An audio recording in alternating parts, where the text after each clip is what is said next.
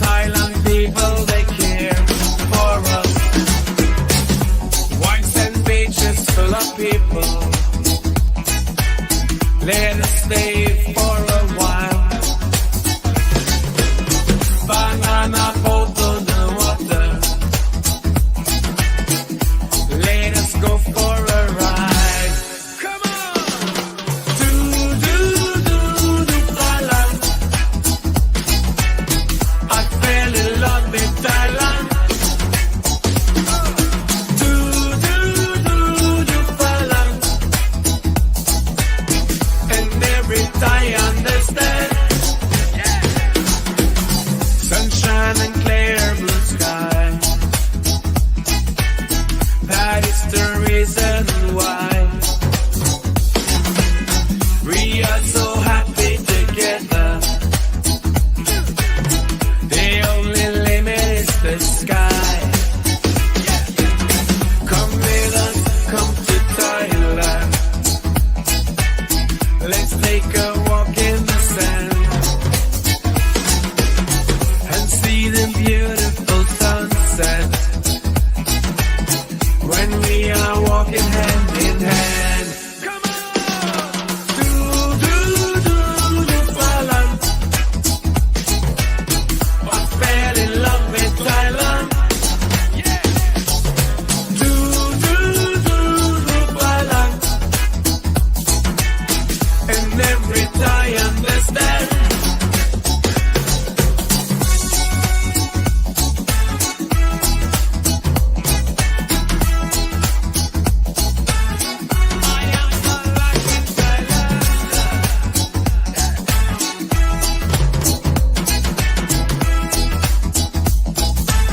Everybody come along. Do Thailand. I fell in love with Thailand. Do Thailand. And every Thai understand. One more time, come on. Do Thailand.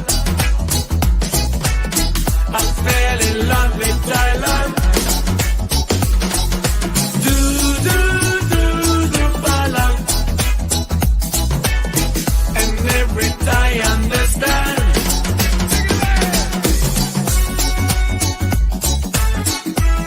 Yeah. I'm the Thailand in Thailand. Come again.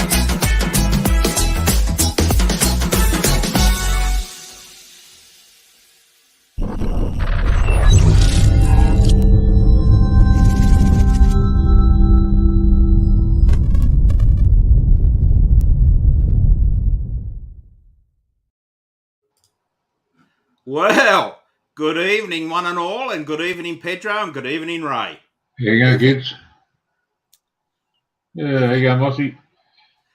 Microphone, Pedro, Microphone working or not? loud and clear. And the camera. Woo! Yeah, the camera's back on. Yeah, right. Beautiful, mate. Beautiful. No Buddhas in the background. No, not yet. Not yet. No. No. I'll send you missus a fucking some of those things for nut and sheep. Fucking stirrup things. Oh, she just looks to me like, I said, I'm going upstairs to a live show. She just like, oh, here we go. Roll her eyes. I'll just give a welcome to some people in the chat, gentlemen, if you could bear with me for a minute. Sol, good evening, Sol. Life Reset, good evening, Zimmy. Joe, you'll be on shortly, hopefully. And Michael Frosty Frost, good evening. And Pumpui Flang, nice to see you've sobered up from the other day, champion. That was a big one.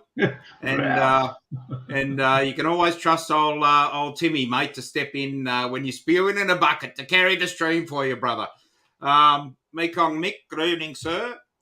And Ray, of course. And g'day, Matt, good evening, mate. Yeah, g'day, guys. Who else have we got? We've got old mate, the champion fella. Yeah, the man. The main man. Stephen K, Timmy. I'm not sure who Timmy is, whether it's Timmy from Germany or another Timmy. but Nice. welcome anyway. And Henry, good evening, Henry, the backbone of the backup of our streams all the time. And who else we got? We got Perd Beer. Good evening, sir. And I think that's about it. I think I might have covered the guys in the chat so far. Thank you for coming back to us, loyal chat members. Yeah, the missus, she's right on top of me now with these live shows. So I was going to break out the bottle of whiskey that Suckerhorn got me for Christmas, but I might wait till later. We might go to bed, you know what I mean? So. Fair enough. Mate, I've got a semblance of a lead pass at the moment because the wife's up in Darwin. Yeah, that's cool. Yeah, up for a wedding, and she's done the crocodile, the jumping crocodile. She's done the eagles. She went to the Litchfield National Park yesterday, and went to some waterfall or something. And today I was saying to Ray before we came on stream, the V8 supercars are up in Darwin at the moment, and she says, she sends me a message earlier today, and she says, I was walking down near these tables, and some bloke went to shake my hand, and a little blonde bloke, you know, and I said to her, well, who was he? And she said, I've got no idea. And I said, that's an utter disgrace, woman. You've disgraced the family, you know. My goodness, you don't know who the V8 supercar drivers are, so I still don't know who shook her hand. Yeah, Joe. G'day. There you go, mate. Testing 1 2 1 2 1 2 2 2. Yeah, sounds good, yeah. 22. G'day, pussy. 25. Tiger. Mike, Went for the long intro tonight, Joe. Yeah, no, it sounded good. It's good stuff. Really good stuff. Look at Mike, won't let me fucking hold her. She comes up and she'll sit beside me. That's about as close as she gets. Give her a scratcher on the guts, you get about 3 1/4 scratches on the guts, and then there's fucking claws into your hand. Look at attack mode. They're weird, aren't they, cats? They're fucking weird. Oh, yeah. They live on a fucking planet of their own. Yeah, I've never been a cat lover, so to speak. Yeah, same here. Yeah, I'm not a real fan of pussy, but not cats. Yeah. Yeah, that one might just adopted me, I think. But anyway, it's all good. I think a dog always loves you, you know. A cat, I think a cat's got a bit of manipulation in it, and it runs the show. I mean, dogs run the show, but dogs will always be there and just go, Dad, I love you. I love you unconditionally. You know, when you I fucking love you, but I'm going to get you. When you walk in, the dog, you know, wags his tail. He's fucking excited that you're home, and you know, fucking wants a cuddle, and you know, a cat comes up, fucking rubs up against your leg, fucking puts its ass up towards you, and fucking what took you so long? Yeah, where you been? Yeah, where you been? No, it's sort of like that cartoon with the 2 dogs, the big bulldog and the little dog Spike. And the little dog Spike, what are we doing? What are we doing, Ralph? What are we doing? He goes, nya. And that's a cat Chester. in your house. He goes, nya. It's all about me. You know? Yeah, sorry, Pedro. Well, they call him Chester. Sorry, mate. They call him Chester, don't they? I forget the name of Chester. Yeah, Chester and Spike, isn't it, or something? Yeah, Chester and Spike, yeah. Look. I'm not big on cats, really. I mean, to me, they're like I like because they're so independent. You know what I mean? You don't have to rely on them too much. You know what I mean? Whereas a dog's a bit different. You know, they need to be with you a fair bit. Where cats are very independent, and I like that in a cat. Yeah, my fucking cat follows me around the yard everywhere. I can't do it without a fucking 10-foot away watching me. Yeah, it's just a rescue thing. Yeah, but anyway. No, I'll tell you what, though, when you got a male cat in your front yard and you walk out and you're cleaning the garden, and all of a sudden, if you're not wearing gloves, you smell something, and you're cleaning the leaves or something, and all of a sudden this putrid fucking smell erupts in your nostrils and implodes in your brain, and it's the smell of a male cat that's done a turd and he spayed himself all over your garden. That must be a feral fucking thing. Mine's fucking good. She goes out the back, finds a good spot, digs a hole, buries it, does a turd, buries it, and wanders off. Yeah, they're pretty good. Yeah, They're pretty good. mine's clean. Can you train a cat, fellas? Can you actually train a cat? I do a degree. I believe so. Yeah. Yeah. Yeah. Why would you bother? Yeah. Yeah, I think it's just routine with cats. Yeah. You know. Yeah. Fucking mine wants to be fed. The minute I pick up my dinner and go to start eating, she wants to be fed whether she's been fed or not. She wants more. She won't eat mine. She wants her food. But anyway, here's what it is. Yeah, but anyway, what else has been happening much? Some good news here. No doubt most of you have already heard. Come July 1st, there's a few things getting dropped. Thank fuck for that. Good. That fucking Thai pass? Thai pass is going, yep. Good. Thai pass is going. You still need to provide proof of vaccination. Yeah. The mask is going. What? When? Oh, Mrs. No, Bart. that's just outside. She's live stream, please, Mrs. Bart. No, she's telling me. Oh, the mask from. Yeah, the mask. The mask. Yeah. Well, she's listening to what I'm saying, but the. Hang on. What? Wake up, Mrs. Bart. Wake up. Yeah. Okay, with the masks, as far as I know, you don't have to wear the masks outside, but if it's in a crowded space outside, even though it's outside, you still have to wear masks. So masks aren't gone completely yet. Yeah, yes. So don't know yet. I've read two different articles, and they said two different things. So I think here in New South Wales on the outgoing, I think you still have to wear masks on an aeroplane, but very shortly public transport, pardon me, and everything else is going in New South Wales. Yeah, look, everything's been gone here for ages. You don't have to wear them at all anyway. I've got my older brother.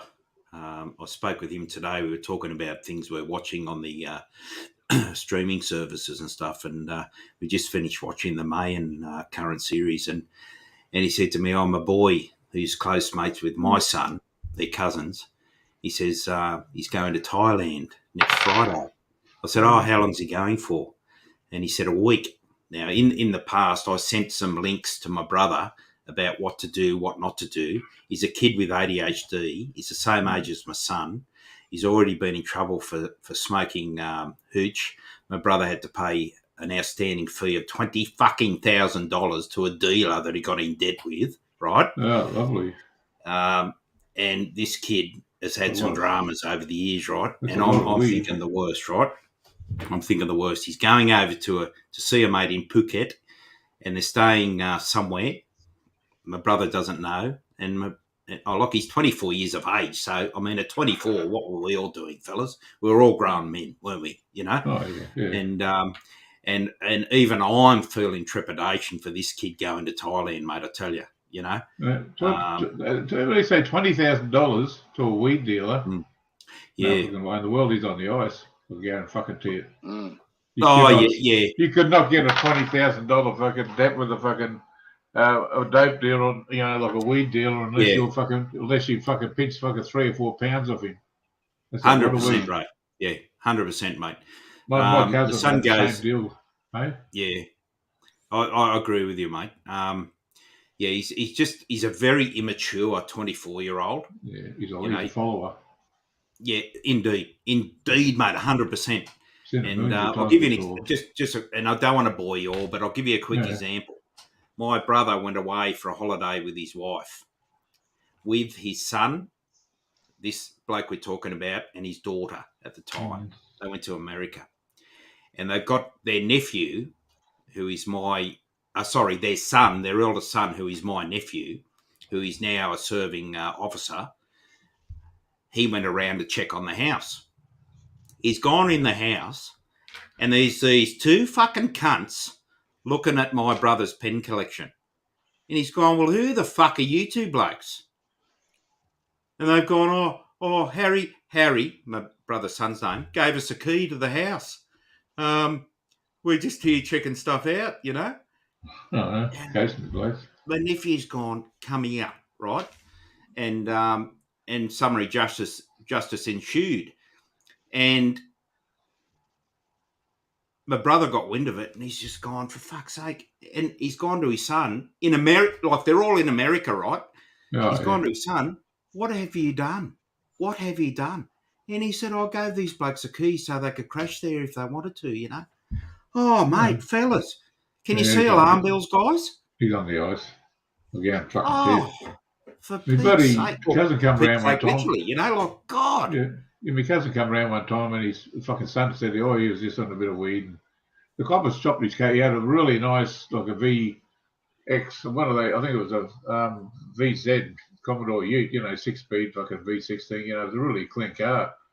Anyway, the coppers are going to chop all the interiors, cut squares out of the interior everywhere, looking for fucking drugs. Anyway, he told bloody my cousin Ross a big bullshit story. He said, no, anyway, I said to him, I said, fucking coppers would have done that. He said, well, why would they do the coppers? Because he's on the drugs. Because he'd already had him in rehab. He said he didn't. He says, of course he'd fucking say that. It fucking, you know, like drug addicts fucking lie, then they don't even realise they're lying, you know. You know, it your becomes fucking habitual. son. Yeah. It's just bullshit. And that other one, look, $20,000, it would have been $10,000. He would have doubled that and made your fucking son, maybe something along with it. Can you blokes imagine if I know what I'd do if my son gave the keys to someone, he'd cop the first flogging, and then I found anyone in my house, they'd cop an unmitigated flogging. Of course they would. You know? Beat them up to death. No, but anyway. Yeah.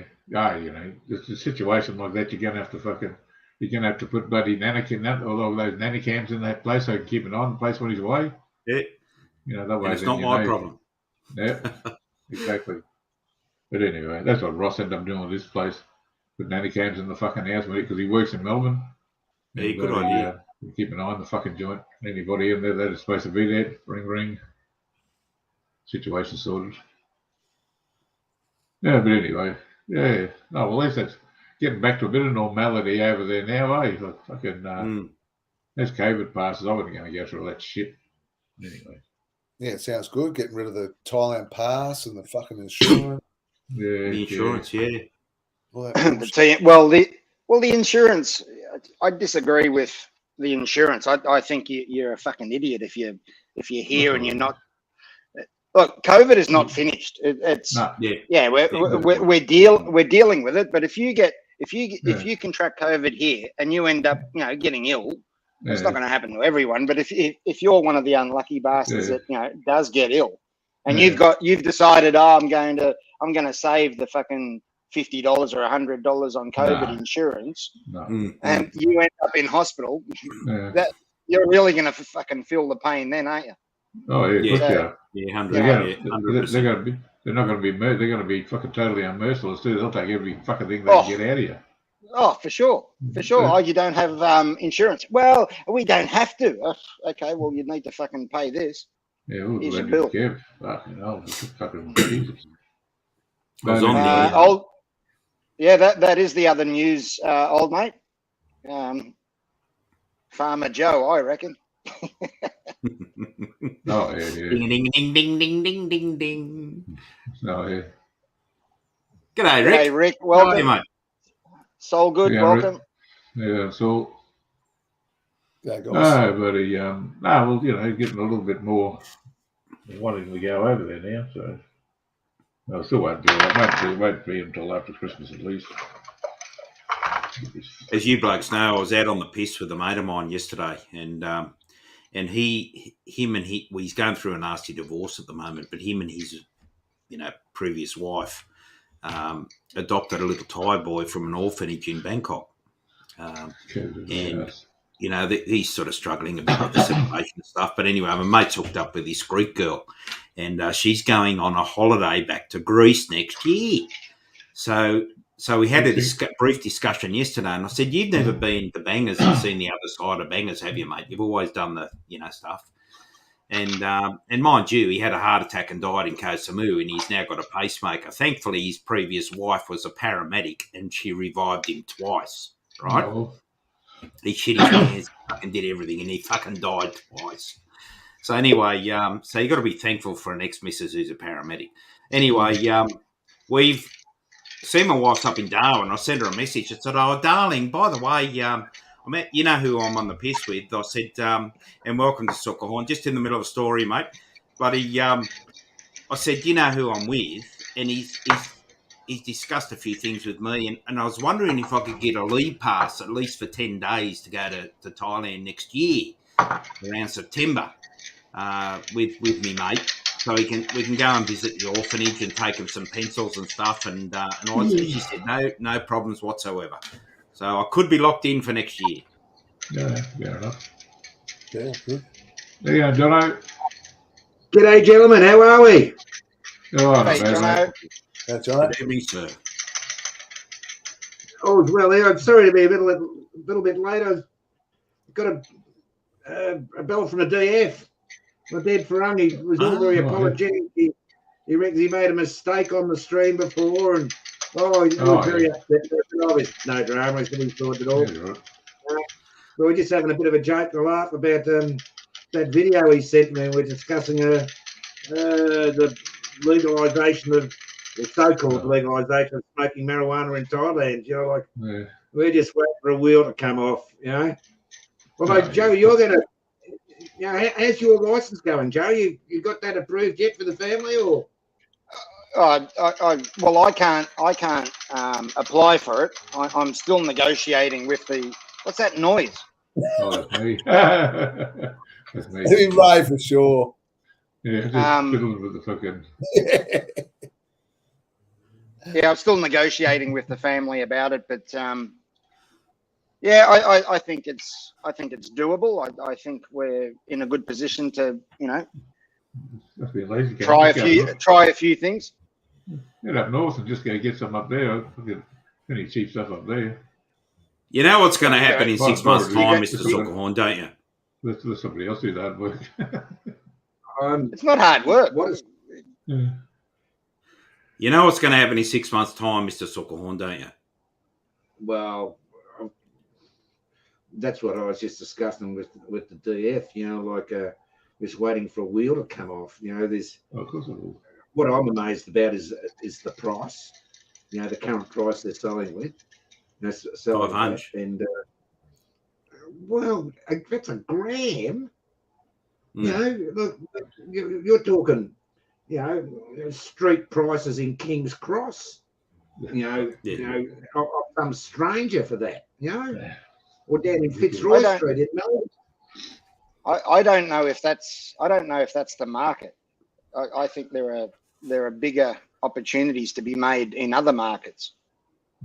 Sure, you can chase the, you know, the selling the buds but everybody with half a brain, well, not even half a brain, but anyone with a couple of $1,000 can go and buy the stuff and just resell it. And that's, I think there's other opportunities for the content now that it's legal. There's a lot of manufacturing starting to be focused on byproducts. And I think there's a lot of fucking money to be made, you know, supplying the world with this shit. Yeah. My prediction in 6 months' time is this: Joe's going to disappear for 4 months. He's going to come back with a Rastafarian wig. He's going to come back with a T-shirt with marijuana leaves all over it, and he's going to be playing. He's going to change the introduction to Snoop Dogg on the channel with a big reefer. Yeah, man. And he's going to be outstanding, mon. Been there, done that. You know, I've done all that shit. I've done all that shit. You know, the mongering and all of that. I didn't do it in Thailand, but I certainly had a lot of fun times in Sydney. Joe, you're spot on with saying, you know, there's going to be other avenues of sales apart from just the smoking smoking of it. Because when I was there in Thailand last time, when I caught up with Pete, my missus, she had she saw some contact on Facebook where you could buy medical marijuana, and she actually went off to the department store next to the Indra Regent Hotel. Anyway, we found this building inside, this office inside there, and she walked in, and with just a table in the centre of this very large room, and she said, I'd like to try this, that, and the other, and the woman said, well, you need to buy so much about this, and you need to buy it in commercial quantities. And my wife said, well, how do I know what I'm buying if I can't even try it? Can I get a few samples? So anyway, she spent about I think it was about 3,000 baht at the time, but she came out with marijuana tea bags, marijuana ointment, marijuana spray, marijuana cream. She came out with about 6 or 7, tea she came out with. She came out with about 6 or 7, 6 or 7, different, products. Nothing for smoking, but she tried them all, and she said, this ointment, was great for arthritis. A little spray ointment, and she, her neck was sore, and she sprayed on the back of her neck, and she virtually got instantaneous relief from it, and stopped her pain. So you are spot on with regards to there being avenues, and this will open up a lot more possibilities for international trade, throughout the world. Because in Australia, it's acceptable for medical use. It was a $1 billion industry, John. Oh, and it's growing, and it's growing exponentially. It's one of the biggest categories textile of that. No. The textile industry has been around for a long time. The hemp industry's been active for many years. Whether it be textile fabrics or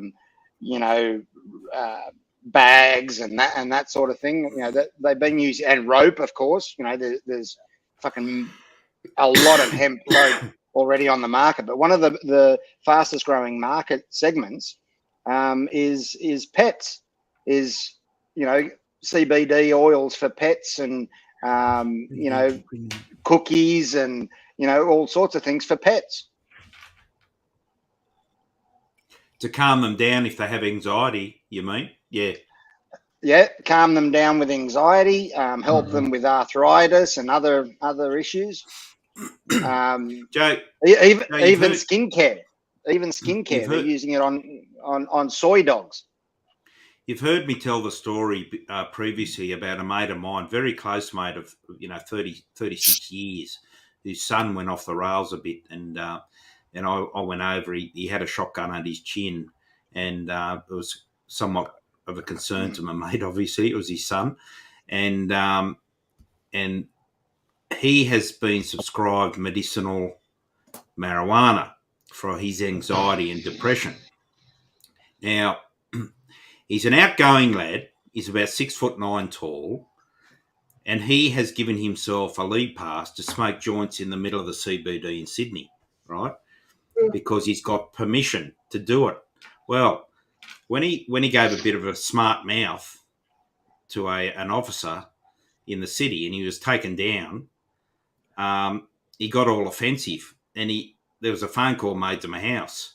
He wanted to make a complaint against the police, and he hasn't made a complaint because we discussed a certain variety of options as to why he did what he did. And he didn't have an understanding that a prescribed medication for medicinal marijuana does not give you the right to parade yourself around the CBD of Sydney going like this to your mates. That's okay. I've got a prescription. You know what I mean? So I think that's Yeah, so that's where I think many numpties in Thailand are going to come unstuck. Do you think, gentlemen? Spot on, Tim, because essentially, Totally agree. from what my understanding of it, the availability of it is for medical use only. It's not for domestic, consumption. You know, it's for medical. You know, g'day, Kana. It's for for medical use. So what happens is like you go off to your circumweed place in Circumvent Road, and you go and buy your 2 grams, and and you might have a couple of tokes on a joint, in the joint, in the place to try it out, and you walk outside, and and the coppers will come up to you and say, "Well, come over here, what's your medical excuse for for smoking this? Because it's for medical purposes only." And they go, but I saw it on YouTube. I saw it on YouTube. They said it was okay.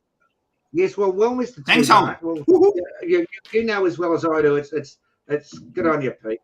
It's for medical use. Now you just come along with me, and we're going to take you off to Bormangrad Hospital, and we're going to test you, to make sure that one that it's below the the legal requirement, for them to sell it, and we're going to test you that you've got a suitable excuse, to smoke this, and you're going to have to be analysed, and your fees at Bormangrad Hospital are going to be 55,000 baht. So just come along with us here now, and and don't worry, there's going to be many ways to the one. It's just, remember the old saying, if it's too, if it sounds too good to be true, it is. Well, at the moment, it just sounds too good to be true. And is there a line in the sand there? I mean, Joe lives there. What's the line in the sand there, Joe? Like, what is the go? Like, can I head down to, say, the bars down in Soy Cowboy and smoke a joint, tomorrow? Well, it's illegal to vape, but many people do it. There's no prostitution in Thailand. Do we? This is Thailand. Yeah. If the coppers, has had a fucking bad day, and he fucking sees a falang that, for whatever reason he doesn't like your fucking head, he'll put, like Suckerhorn says, come over here, let's have a fucking chit chat. You're breaking the law. It doesn't matter what what excuse you come up with. Oh, but I saw 10 falangs down the road doing it, or I saw it on YouTube. Some famous YouTuber said it was all right, and you can do it. And this is fucking fantastic times in Thailand. We're free. We can do put it this. this way: if some fucking idiot is stupid enough to pay the prices they want for it, they deserve what they fucking get, as far as I'm concerned. To me, the prices are just off the planet. You can jump in a car and drive for fucking half an hour, and you pick it up. I know somebody on a. I know one bloke. I know you can get it for like. I won't say that. No, should be right. But you can get it a lot fucking cheaper than that. Fuck. Henry Black has just raised a very fucking interesting point, and the point is this: striking a similar issue here now. Those who are prescribed medical dope want to scream when they're picked up positive while driving. Now, that is a precedent that has not been tested yet in the courts. Yeah. Well, up here, you can't drive. That's against the Road Traffic Act. Yeah. 100%. But up here therein lies the oxymoron, Jono. No, I've got a mate, he wants to go. They offered it to him, but they said, if you're going to do it, you can't fucking drive. You got to fucking, you got a choice. Either you fucking stop driving or you fucking smoke the weed, whatever, That's the way it is, black and white. It's my understanding here. Yeah, well, that's going back to the old Blacktown methadone clinic, mate. We used to try and ping them as they'd come out with the methadone and try and drive in their cars, and they'd all get off because they were prescribed the fucking done. No, I'm talking about the weed, Well, done's worse than weed. Let's face the bottom line. No, I'm not talking about that. Now, the bottom line in Thailand for years and years, if you want to score dope, you'd score dope without too much problem. You can do it, but it was all organised by the police. It was all organised by the police. The mafia up the bush. And do you think it's any different now? It was still organised by the police, but now the police don't have to worry about acquiring it and distributing it. You know, you've got all these, shops, and other people, and every household are willing to do that. They're willing to distribute it. So instead of the coppers having to, procure it, and market it, they're just going to take the cream off the top like they normally do with everything else. Yeah. You're right there, Mick. You're right there, Mick. There's three. Go on. You can go over there, you can buy a fucking handgun too if you want to. Get caught with it, you're fucked. That's the same as weed. You can buy it anywhere, I suppose.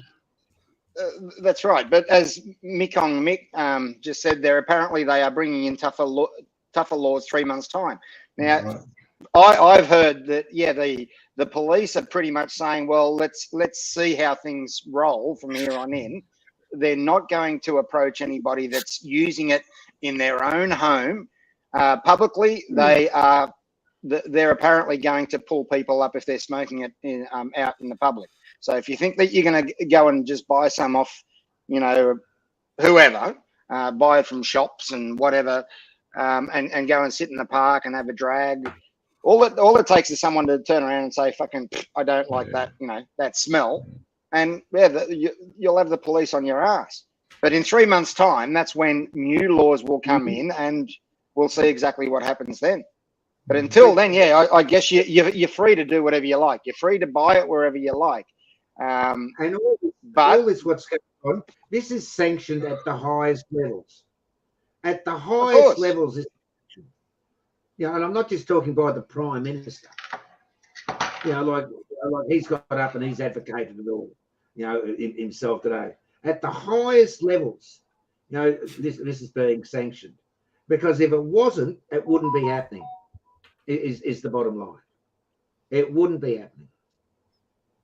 Well, it's also, I found it interesting. I heard also during the week that they're looking at wiping clean criminal records here in Thailand for something not too serious. Murder. Little things. But it's also interesting that you do have a minister that's currently in government position that did time in Australia. So they've released 4,000 inmates that have been charged of cannabis crimes in Thailand. Karma. I just think just play it by ear. If you're willing to take the risk, take the risk. It's like everything in life, isn't it? If you get done for it because you didn't do the research and you saw something on YouTube, your favorite YouTuber said you could do it. Well, is he going to come and bail you out? It all comes down to common sense, doesn't it? Again, that's right. It's Look, smoking every bar in Thailand, every bar in Thailand pays bag money to the police. This is a fact of life. Do you think anything's going to be different with marijuana? Good point. Every successful business, they pay bag money. This is just the nature of life and affairs and business in Thailand. It's Joe, you're aware of it. You come from a nice, powerful family, in Thailand. If you break the law for traffic fines and you speak to one, your dad's uncle, so look, I've got this promise that don't worry, Joe, I can fix all this stuff for you. We can fix up. Do not worry. It's not what you know in Thailand. That's who you know. This is a fact of life, of existence. This is the reality of the exercise. But the thing which just astonishes me is, why would you 500 baht a gram? Hey, Jono, 1 gram. 1 gram. back in my old career, 1 gram was the thing that the kids put in their street directories to mull up in the local park. And you'd flick through their street directories, you'd find the 1 gram that they spread out in the thing, to combine with tobacco and everything. And the best thing you could do, rather than lock them up and have 2 hours of paperwork, was just to pour it on the ground in front of their presence and go in the street directory. And that back then, that was fuck all. Yes, exactly, Tim. Yeah, but they've paid $10 for that gram, not 25. Yeah. And back in the day when I was surfing in '84, 1 ounce was $30. Back then. Not like Henry comment. That bloke who wears the mesh singlets, making all the rules. Yeah. Who's that one? Who's Henry referring to? Oh, come on. I can't remember. Fucking What? No, mate, I've had a mental block. The highest. We're not talking about number 1. We're talking about number 10. We're talking about number 10 here. He's hang on a second. I'll send you a message in fucking thing. Go up to private message, private chat on the right-hand side, Ray. I've had a mental block. I'm sorry, fellas. Somebody's already. Nice stat you got there, Joe. There you go, Tim. Now you get it. You got your vector. Now you get it. No, he's smoking the good German weed at the moment. Okay. Yeah, sorry, fellas. Nothing. Yeah, I know. Fucking. Oh, come on, fellas. You're right. If I wasn't, I didn't make myself clear for this is, being sanctioned at the highest levels. This wouldn't be happening. It was getting fucking tourists there, I suppose, wouldn't it? Oh, as the dead frung mentioned to me the other day when he sent me that, that clip, of that circumweed place. He said, you got to hand it to the Thais. There's many ways to be making money. They'll be making their money back real quick soon. Oh, and that's exactly what it is, isn't it? Really, that's the bottom line, isn't it? Look, work it out. That place, which we put up on before as the link, there was 100 people waiting in the queue, at least 100 people waiting in the queue. Minimum purchase is 1,000 baht. Well, that's 100,000 baht. Well, yeah, that was sold out. Not many bars in Patpong make 100,000 baht a night. And we're talking 10-minute queue line here in Circumvent Road. Bit of fucking weed. The amount of money this is going, and this is all Schwarzgeld. This is all black money, because the opportunity cost of producing 1 marijuana plant, as far as Keynesian economics concerned, it's a weed. It's a weed. It's a noxious weed. You can hardly kill the stuff if you tried to.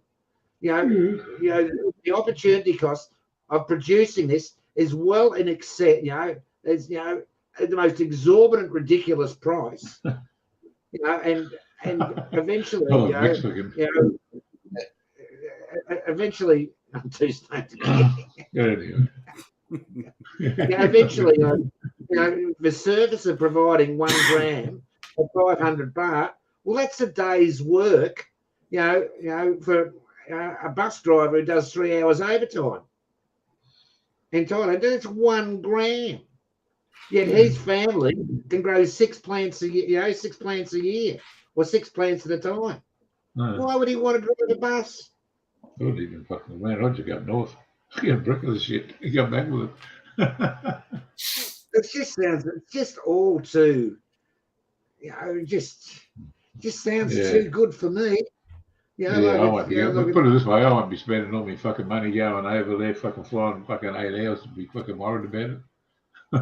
Yeah, exactly. I'm on your side, Ray. Yeah, I mentioned it to a friend of mine. I mentioned to a friend of mine, shame you've given up smoking, Jono. Yeah. A lot of other priorities in my fucking. Yeah, exactly. Yeah. Anyway, the question is which fuckwit's going to be the test case to smoke a joint down Sukhumvit Road? Well, it won't be me. You know, I might be putting my dick in the pie with it. Pot spot. That's just pot spot. Anyway, yeah. We're going to get it done. You'll be back soon. It just all sounds just too good to be true. Too good to be true at the moment. It's yeah, exactly. You can't fucking trust them, can you? You know. I mean, I've been smoking in Thailand. I mean, I was smoking in Thailand back in '93, and I think Jono was smoking before that. You know, like if you want to smoke in Thailand, you can get it. I mean, there's not a problem. But now you can just walk into a fucking shop and fucking, you know, like, and now, you know, paying fucking good money for smoke. Like, it just sounds like, I thought legalizing something made it cheaper, you know. But yeah, but it's all about supplying. It's all about supplying the mando, isn't it? You've got these, you know, you've got these cafes and restaurants and dispensaries opening up and selling it because it's new in the market and they're going to make a fucking killing. They can charge whatever they like, and you know, as you said, people are walking into the shops and they're paying, you know, 500 a gram, but you go back to your dealer or you find a dealer, it's not going to cost you 500 a gram from a dealer. He hasn't got the overheads. He doesn't have to pay fucking the shopping center management for fucking, you know, lighting and air conditioning and fucking signage and, you know, insurance and all that sort of shit. So I think people are just getting carried away with this. Oh, it's legal. Oh, it's Thailand. Oh my God. You know, I didn't think I'd ever see it in my lifetime. But I don't think it's going to be around for a long time. For medical. It's only legal for medical purposes, not for recreational use for you, me, or Tim, or you know, or Ray, or Pete. People are interpreting the law, and they're interpreting to suit themselves. And exactly, because from what I've read on official government websites, the bud itself, the flower, is not for sale. It shouldn't be retailed. They're saying that you can't sell the bud, the flower, but you've got these YouTube videos fucking shooting up everywhere where people are doing it. They're buying it. So I don't know. And just as you say, there's no such thing as prostitution in Thailand, Joe. Yeah, that's right. Well, there's no law for mask wearing either. You know, it's just this is Thailand. This is Thailand. You know. Have you blokes noticed on there's one stream that streams from a bar in Pattaya every evening, and all the girls get on YouTube. And have you noticed all the bar girls are now vaping? They're not smoking. Yeah, that's been going for a long time. Mm. You know, it's kind of the new hip thing. You know, like smoking a cigarette is not a good look these days. It's all about vaping. You know, it looks healthier. You know, vaping now is just tattoos of the 90s. Yeah, that's right. Yeah, 100. All girls getting tattoos in the 90s. Well, you know, vaping is the trend now. Yeah, big trend in Thailand. Look, good luck to Thailand. I hope it all works out very well. But you know, like what my experience is, there's never any easy streets in Thailand. Like you might go down this street and think might be all too well, and then suddenly it becomes a one-way street, or it's a dead end, or you know the traffic's really tough. It's like as Joe's related to us, many times recently, going over to Thailand and being absolutely frustrated with the nature of bureaucracy and sometimes it can be very easy, very, very simple. You've got all the all the T's crossed and all the I's dotted. But if you haven't, watch out, nurse. Your life will become hell all of a sudden. And and Joe's classic example recently, in his catch-22, he wanted to become, get his resident status, but and he needed had to get a bank account, and he couldn't get one without the other, and he's pulling his hair out over it, and he came across this company who was an agency for him, and he had it sorted in a half an hour after he paid the appropriate fee. This is how Thailand works. It's just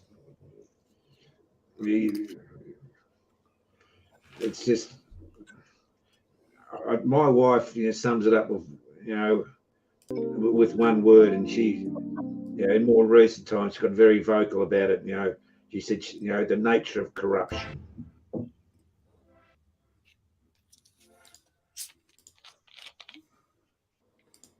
I don't think Thailand's that different to many societies.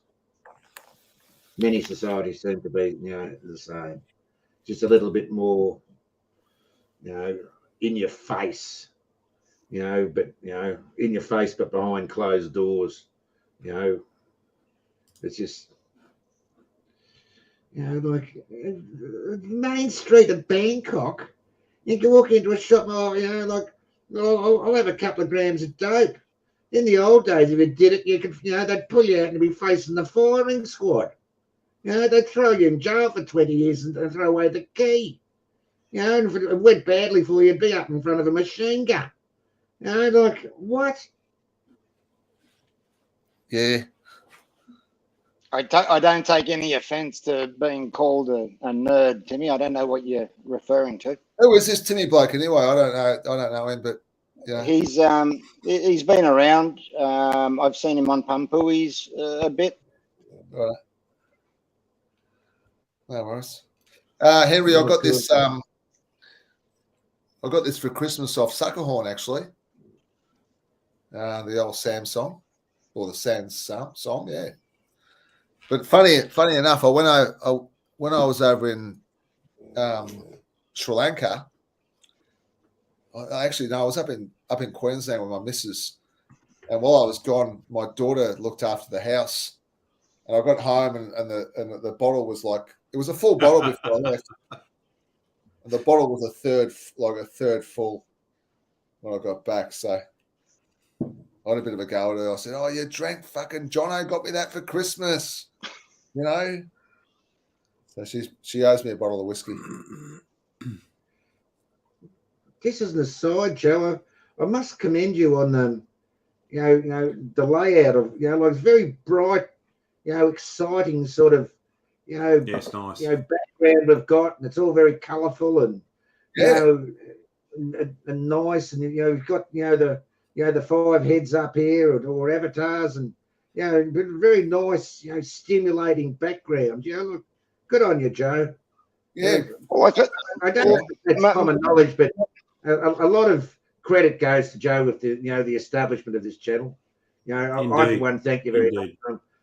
I'm sure the other blokes are very thankful, Joe. But it's something we've all had it like to do. But you finally pulled the trigger and motivated us all and organised it all. So good luck to you, Joe, and thanks so much, mate. You're a toff. No, thank you for being fucking solid dudes. And it's working well, isn't it? It's working well. You need a bunch of good cunts to do this. If you don't have a bunch of good cunts, not worth doing. Hey, Joe, when are you heading down to Hua Hin, mate? I'm hoping the end of this month. I'm hoping Johnny has asked me, and I said to him, yeah, hopefully the end of this month I'll get my ass down there. It's just I don't understand how people move to Thailand to semi-retire like myself. I'm not retiring, I'm semi-retiring, and like I've said many times before, everything just takes so much longer to fucking organize and get done. Things that normally you could fucking click your fingers and just fucking fill in the form or do it online in Australia. It doesn't happen like that here. To get this, you've got to go down there and fucking get a fucking stamp from down there, and then go up there and get another fucking copy of this and get it signed and stamped and put some fucking, a fingerprint on there, and then go across there and get, fuck. You get there and they go, oh, no, someone's giving you a bum steer. You got to go up there and, you got to get that one first. And, you got to be very patient, don't you? You got to be very patient.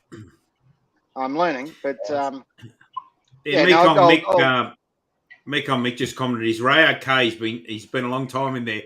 When Ray and I came on pre-stream, he did a couple of big blurters, and I said, "Mate, that's wind off the poo. You better go." He said, "No, I'll wait." And I think the Dalton has been damaged.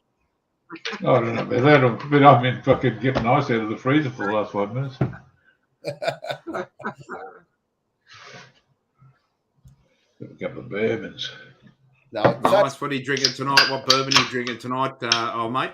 Makers. Nice. That's the one I had at that bar, Jono. The Maker's Mark. Outstanding bourbon, mate. Yeah, nice stuff. Oh, that was a wonderful day out. I enjoyed that immensely. We had a great day.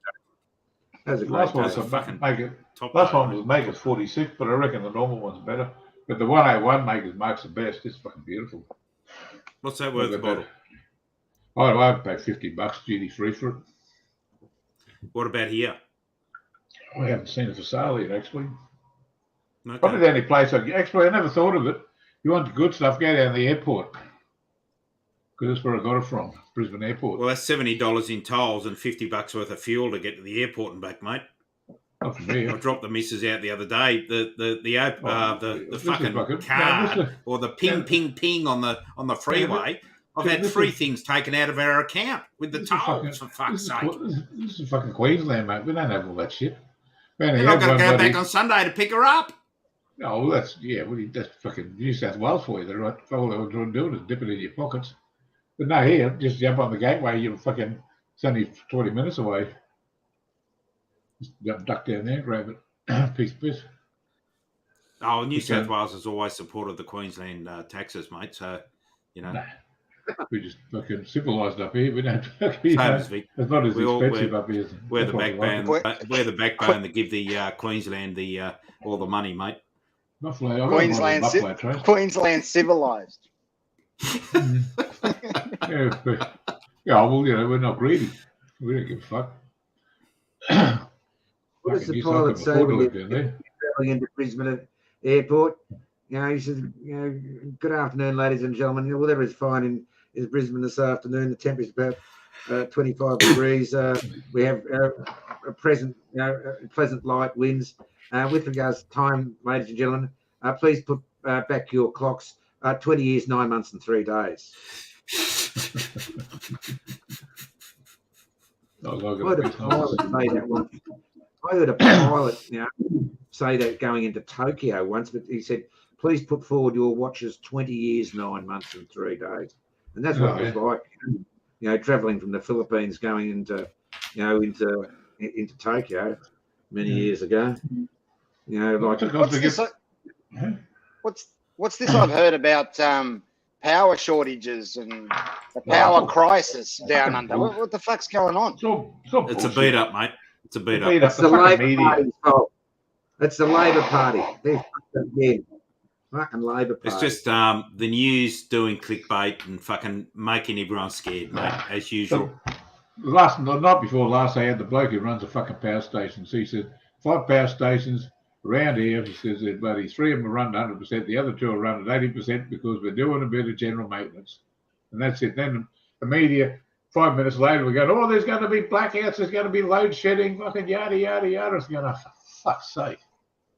They can't get anything. My last time I got a power bill was $250, right? Anyway, then bloody, I paid it. Fucking 3 days later, I got another one for another $130. Oh, we misread it. We made a mistake. They can get fucked. I just paid one 2 days ago, so they're not going to get any more out of me. They get fucked. If I disappear, I'll come back because I fired up the Jenny. There might be a bit of background noise, fellas. Oh yeah. Probably cheaper to run a fucking generator, actually. Not with the price of fuel. Just go nuclear. Right. Just go nuclear and fucking just move on. That is very, very fucking interesting what you just said, Joe, because my brother is a card-carrying member of the Liberal Party. Just stand by, Jono, stand by. And he said that he is going to rescind his membership of the Liberal Party unless they go nuclear or espouse the nuclear platform. Yeah, So that's a very interesting fucking point you just made. As long as they do what Japan does and build as many fucking nuclear power stations on fault lines as possible. Fucking, that's what they're doing. They just build them anywhere. Hello, brother. Nuclear power is the most expensive power you can use. It's certainly far more expensive than coal, or hydroelectricity, or what do they call them, reusables or something. But it lasts a lot longer, doesn't it? Well, the only successful power at the moment worldwide, when you look into the statistics, is nuclear. Coal is fucking up the planet, and it's sending everyone into a fucking frenzy about climate change. Solar and fucking wind. Solar and wind are not reliable. If it gets too fucking cold or too cloudy today, you don't get the fucking the sustained or necessary power input. Nuclear is the way to go. Just fucking build it. It's clean. It's not emitting any fucking shit into the air. It's there. It's reliable. It's more reliable than any other power source. The one thing that they don't talk about. There's fucking world's largest producer of uranium, aren't we? Yeah. Hey, BMW fucking the BMW factory in Germany, right, is built on top of an old landfill, and there's all the methane gas that comes out of the landfill. They use the methane gas to run their generators, and it runs the whole fucking factory. And methane gas, once it's burnt, it's nothing there. It's fucking friendly, but they don't talk about that stuff. They've got so many tips around the place. They could do the same thing. They could fucking run a power station or Parliament House, all the methane gas that comes out of there. Fuck, they could generate enough power to run the world. Just fucking Canberra.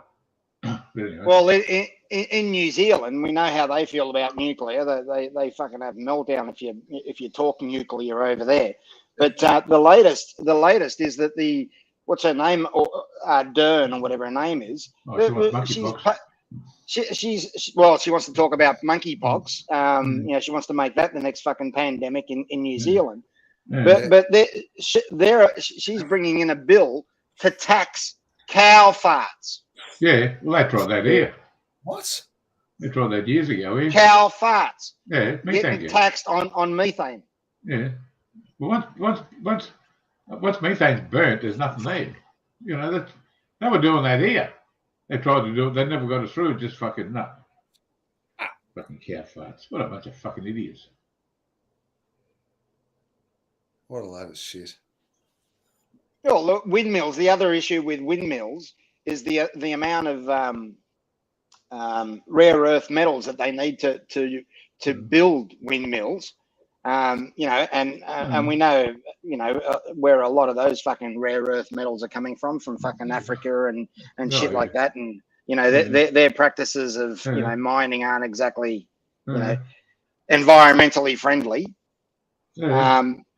And then they're chopping up all the birds apparently. So, environmentalists are going fucking ape shit because these wind turbines are chopping up the birds.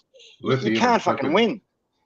No. Lithium, cobalt, and they're mining that here now. They can get it here, but fucking China's got up until recently, China's had the bloody monopoly on it. But they still do. They still have the monopoly. Well, I think we could make but we could produce enough to put a serious dent in that here anyway. But anyway, for fuck's sake, Zibby, do you ever fucking do you ever do any research besides fucking ABC News?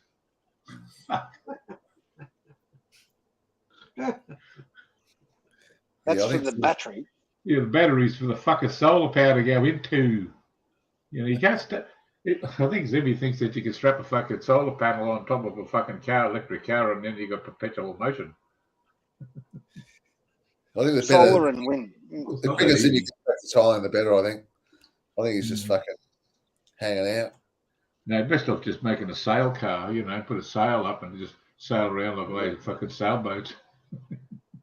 to generate, you look at how much area a nuclear power plant takes up compared to a solar plant. Look at the area that all you need to do is go to fucking California, where they're pro, solar and wind, power, and the clearings that they've had to do over there to, it's fucking kilometers wide and long, these fucking solar farms, and one nuclear fucking power plant takes up 1/10 of the area.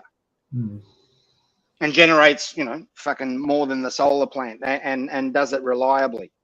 Yeah, well, they've got to do it a bit sensibly, just they've got to take into account for the fuck ups, because there's usually a fuck up. That's just human nature, somewhere along the fucking line. So they'll don't build them on a like bloody, what do you call Fukushima? That was on a bloody fault line. It'll never happen. Just gonna eat my dinner, boys. Just gonna eat my dinner. Right. Just before I go, Zimmy's suffering from Foxtrot Sierra full sack syndrome, and Tango Sierra Bravo terminal sperm build up. Get back to Thailand, brother. Back in a sec, boys. Have a good wank, you'll be right. It'll never happen in Australia. Well, nuclear submarines would never happen in Australia either. No. Seems they're going to happen. Well, really, we got nuclear power stations there, haven't we?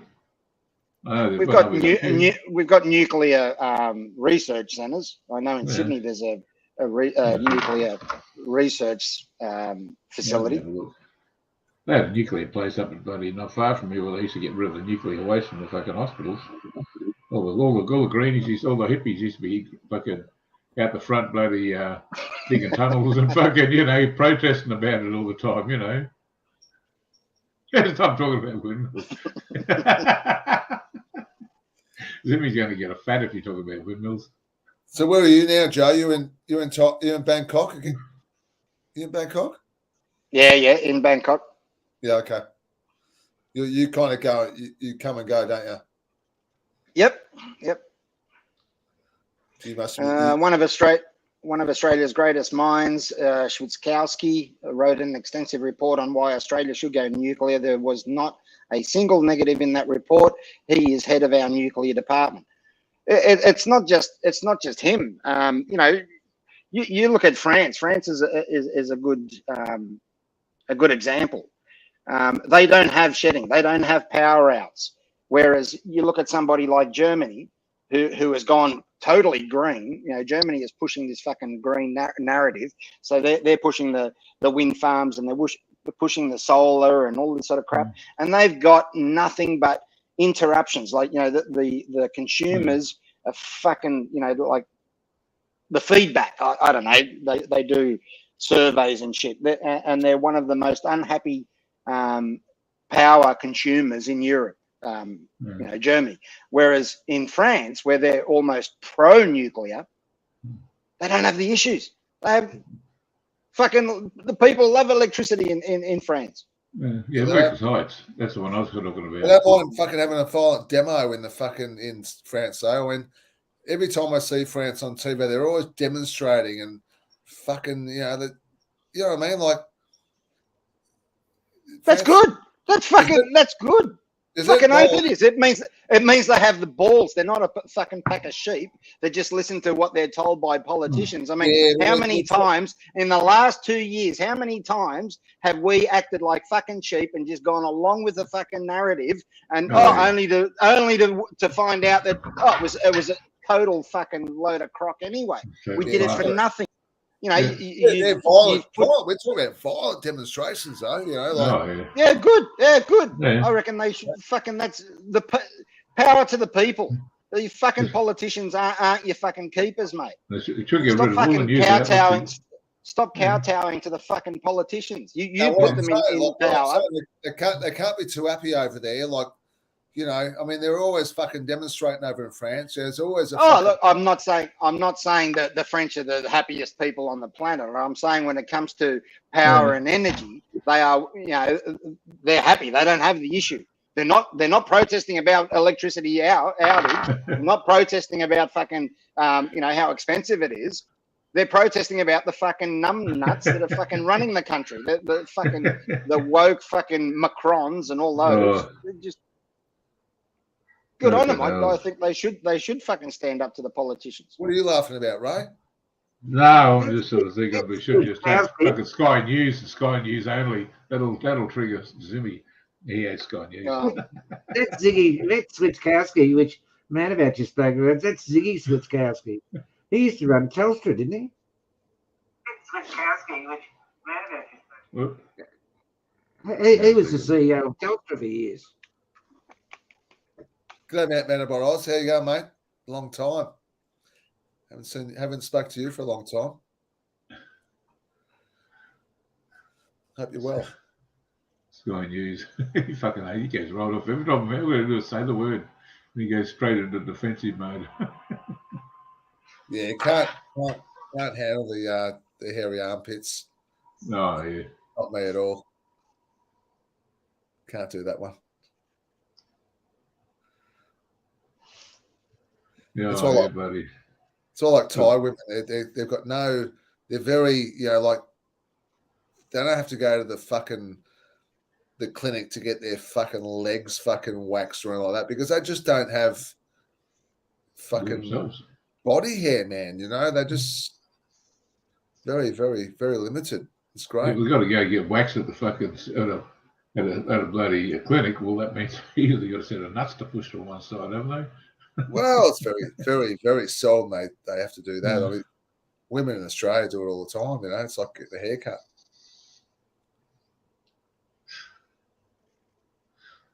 Catch you later, Zimmy. We know you're going to go to, mate. See you, Zimmy.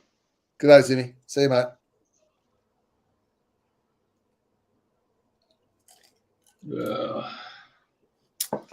Oh, the old Sangsom's going down pretty well, I must admit. It's not a bad drop.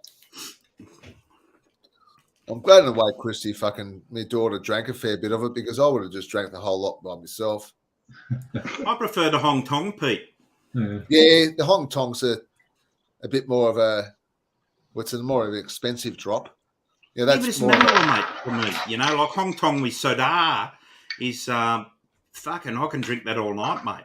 All night, bottle and a half, easy. Yeah, the sodas are go. You got to drink with soda or water, like yeah. Not Pepsi. Oh, Zimmy's gone. See you, Zimmy.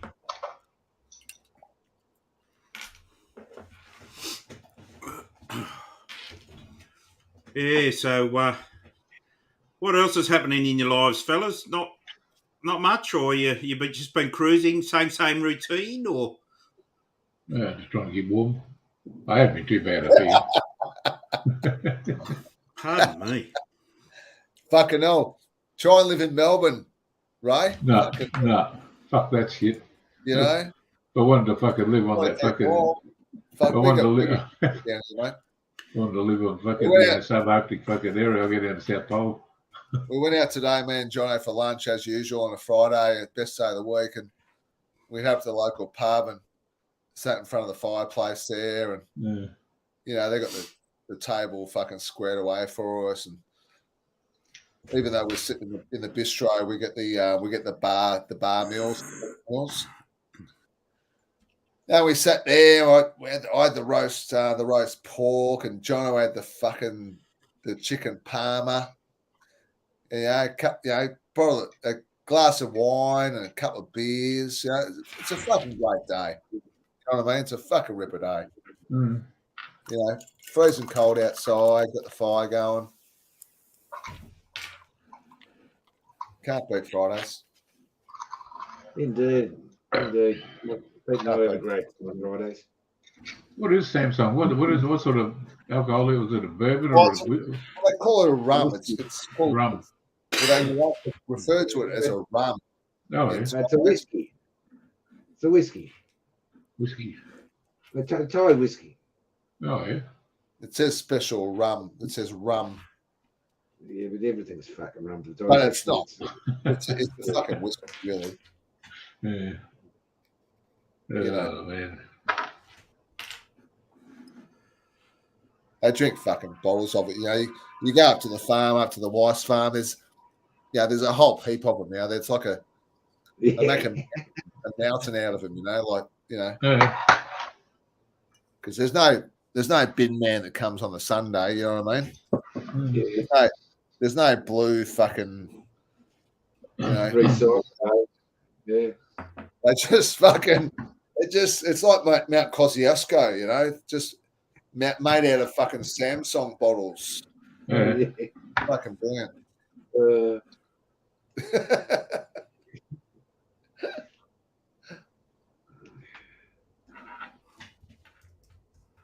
Yeah. Now, gentlemen, we've still got royalty in the chat, and Joe's just slipped off for a cigarette. Are you guys prepared at this point in time? We've been going for 76 minutes. Are you guys prepared as a collective to open up the link at the moment to selective people? And I'll cover the screens that go over the thing just to make sure we haven't got any penises or ball bags appearing on the said stream. Cool, Well, Bonnie. All right, so righto. I just thought I'd get Jono before he's. I can tell by his body language he's starting to go. I've got to go in and talk with the terrorists shortly, otherwise we'll be in trouble. So, Getting a bit so bloody. So, lady and gentlemen in the chat, if anyone would like to come on within reason, if you think you're not going to be welcome, don't even bother applying. If you think you're going to be welcome, then please do. You don't blame me, do you, Tim? I'm blessed with that little bloke. You know, like he's a gift from God, that little bloke, and you know, indeed, mate, he's a good young man. He's a lovely little bloke. You know, loves it when Pete comes over. He loves Pete. Got a lot of time for Pete. Yeah. You know, we got home. He's run to the front door. G'day, Pete. How are you? Not hello, Dad. You know, like how are you? Yeah, he's all over Pete. You know, he's all over Pete like the rest. You know. He's a good little kid, you know, makes it worthwhile, makes everything worthwhile. And as my wife says, you know, not that she's over religious, but when we found out we have a little boy, she said, God has blessed us. And I thought that was an amazing statement from a religious Buddhist. You know, God has blessed us. That's sort of like an oxymoron, isn't it? Yeah, God has blessed us, she said. Yeah, right, eh? The terrorists. John Fisher asked if Joe was having a cigarette or a joint because he's in Bangkok. Well, I do recollect he might have had a bad back at some stage, but I don't think he's on the gunja, mate, just quietly. Yeah.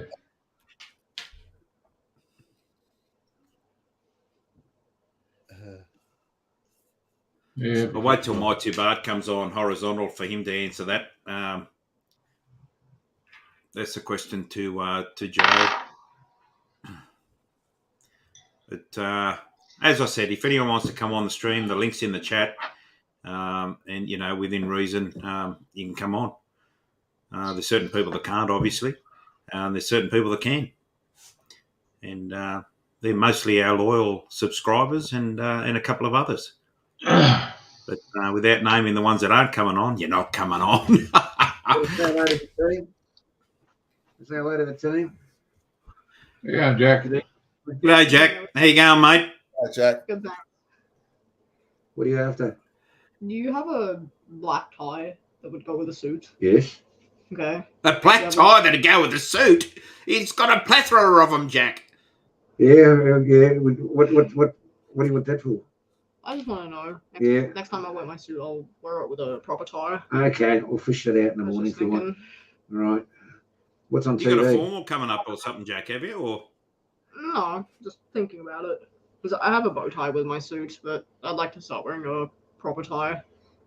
Nice, mate. I've got an old set of tails which I had, which fitted me when I was younger, but I never got any use out of them. But I tell you, when he plays his flute and he puts his tails on, he certainly looks the part. Tails. Yeah, so That might go too well in fucking. That might go too well in court later on. Now, I just heard something that piqued piqued a bit of interest. No? I heard that Jack may be a young flauntist. And the What? second question is, how well does he play the flute? you tell them. They say I'm the best in my school at the moment. How do you feel, young Jack? You know where this is going, don't you? Get the flute out, Jack. Bring out the flute and give us a tune, brother. I'll go out and get it then. Please do. Think of this as an audience. He's probably performed in front of hundreds. We want the what do you call it? The Thai was it the Thai fucking national anthem, Hotel California. Yeah. Yes, it is the Thai national anthem, isn't it? Hotel California. Yeah, nearly all the bloody, what do you call it? All the karaoke, someone's killing and murdering the song Hotel California. Buffalo Soldier's another anthem, isn't it? Who? Buffalo Soldier. He was a Buffalo Soldier. It depends when you go to Thailand. Like, you go one year and you'll just hear this song everywhere. It's always played. It's always fucking the second, third song, and then 4 years later we go and you'll hear a different song, but they just play that song over and over and over. Oh, Lowell has been completely destroyed. I never want to hear that song ever again. Yeah.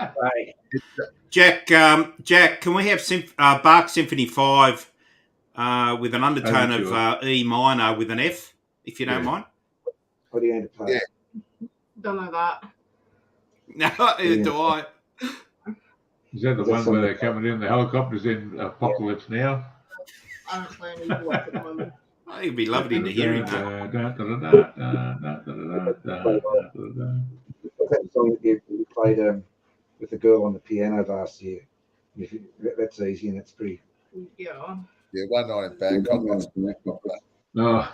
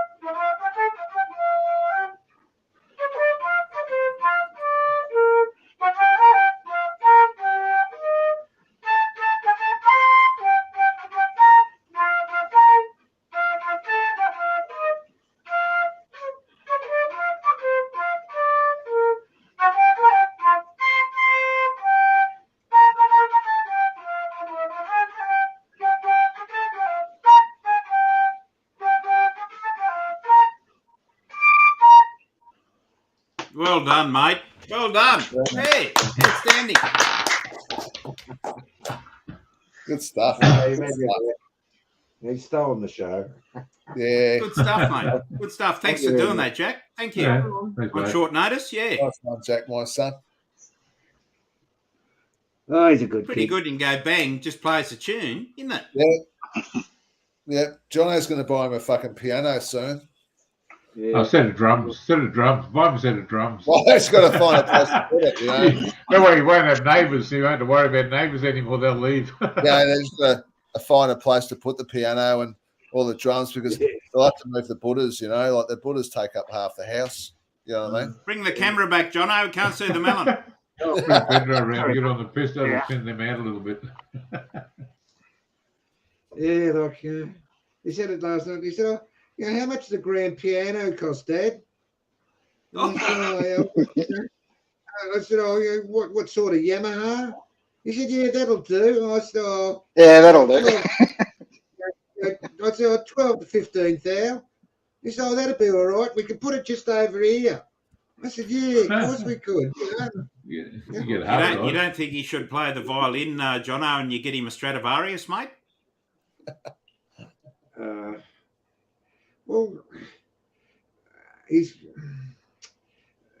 with the Stradivarius. They're great. I saw one at auction actually recently. How much? Recently. It was. I doubt whether it was genuine, but it sold for $4,000. $4,000. Oh no, genuine Stradivarius are over $1 million, mate. Yeah. This one sold for $4,000. But as far as flutes concerned, that flute he's got, like that's $1,500, but it's only silver plated. But he's playing okay, but he'll need an upgrade soon. So I'm going to buy him another flute.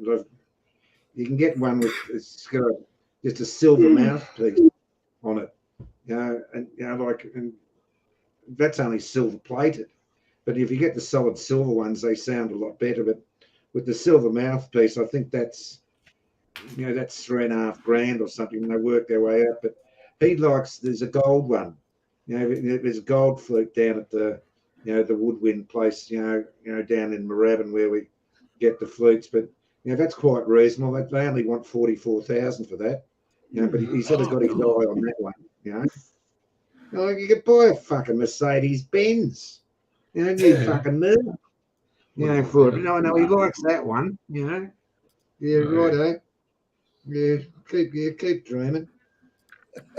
But, Has our mascot hasn't made an appearance yet tonight, has she? No, not yet. No. Haven't you seen that mascot? She might be.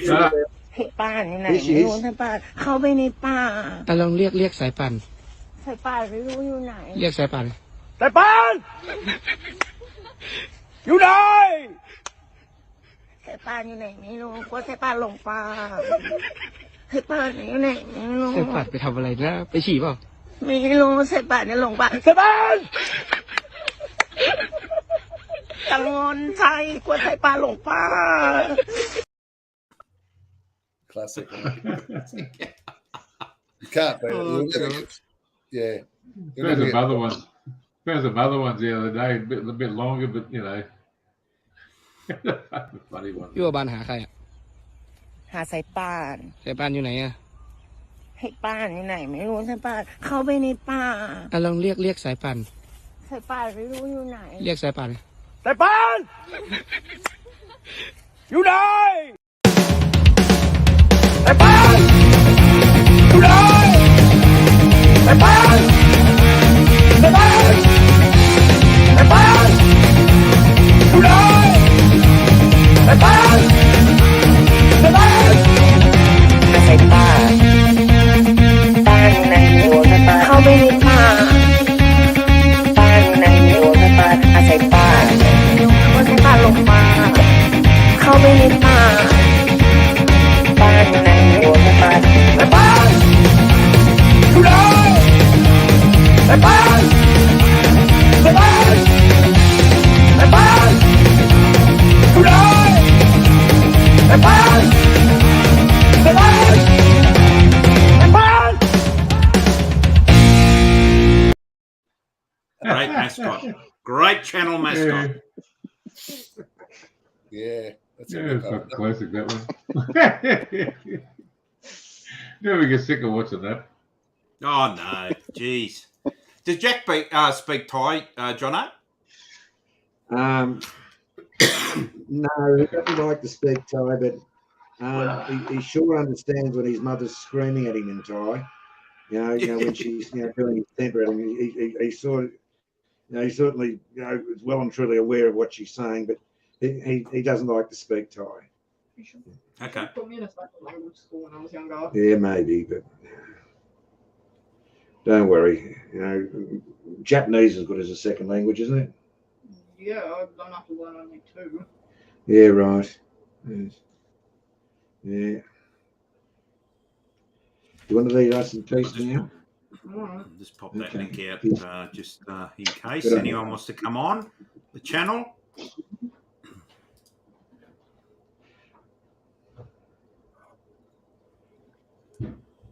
So I've worked out what kind of visa I need, Joe.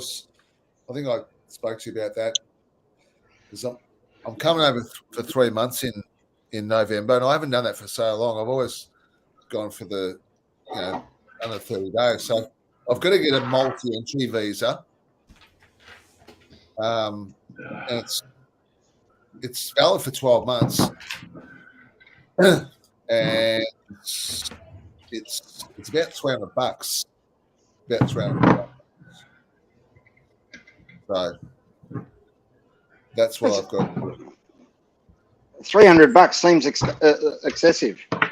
Yeah, well, but it's valid for 12 months though. Like, I don't know too much about it, but I know you can enter and leave Thailand within that 12 months, but you can only stay for 60 days. So I don't know how that kind of works. I need to do a little bit more homework on it, but that's the kind of visa I'm looking at. Would you be better off coming in as a tourist and just applying for a visa here once you're here? Well, the thing is, when I come to Thailand, I'm only there for a couple of weeks, and I'm going to fucking Cambodia. So I really but you don't.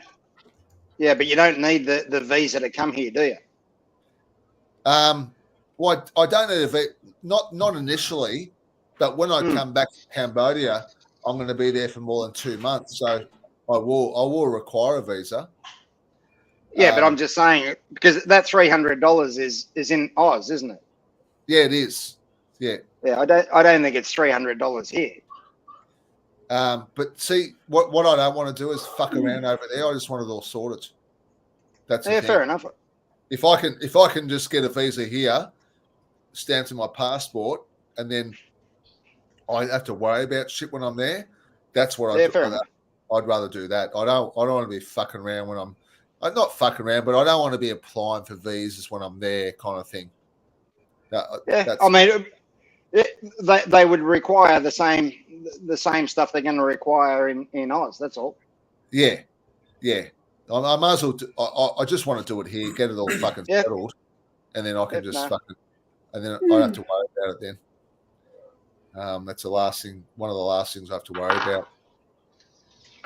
So, because there's so many, I haven't done it for so long. There's so many different visas you can get now, isn't there? Visa for this, visa for that. Amazing. What visa have you got, Joe? What are you on?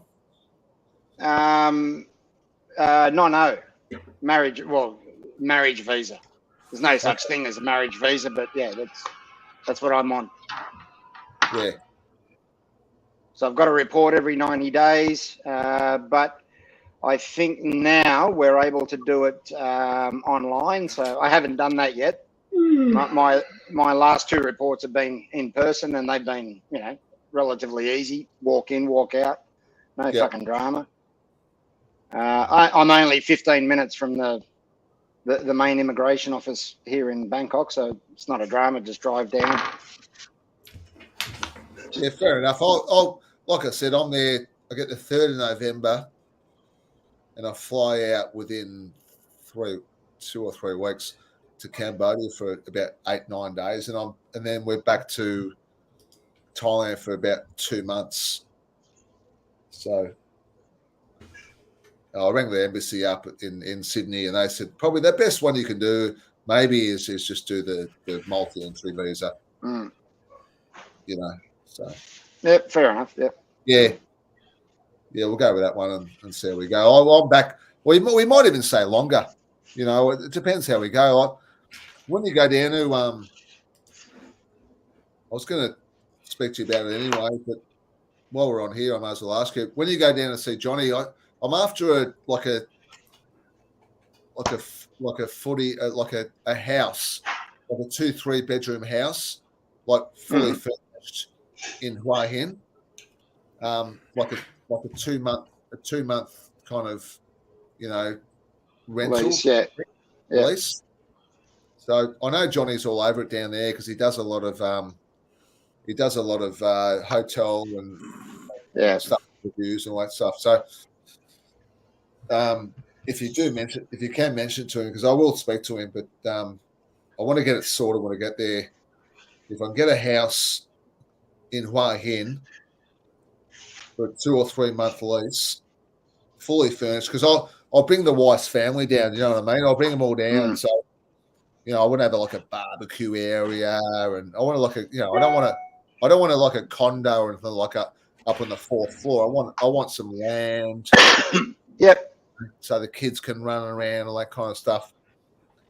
Yeah, even with a pool and all that kind of stuff. I don't mind. I want to pay. I'll pay $1,000, $1,500 a month or something like that. So I know. I'm sure you'll get something decent for that sort of money. Yeah. So I need to get that squared away before I'd like to get that squared away before I come over. So if you can, yeah, I'll mention it to him. Yeah, I'll mention it to him. Yeah, cheers. Just address a comment in the chat, gentlemen, from the Big W. Gents, sorry if this was already covered. However, did anyone see the poor bugger that was bashed with a dumbbell in Pattaya gym a few weeks ago? I may have seen it on some of the news. Yeah, I saw it. I saw it. It was Yeah, it's all over. It was all over Nick Dean's channel. A lot of channels in Pattaya. So what was the outcome? What?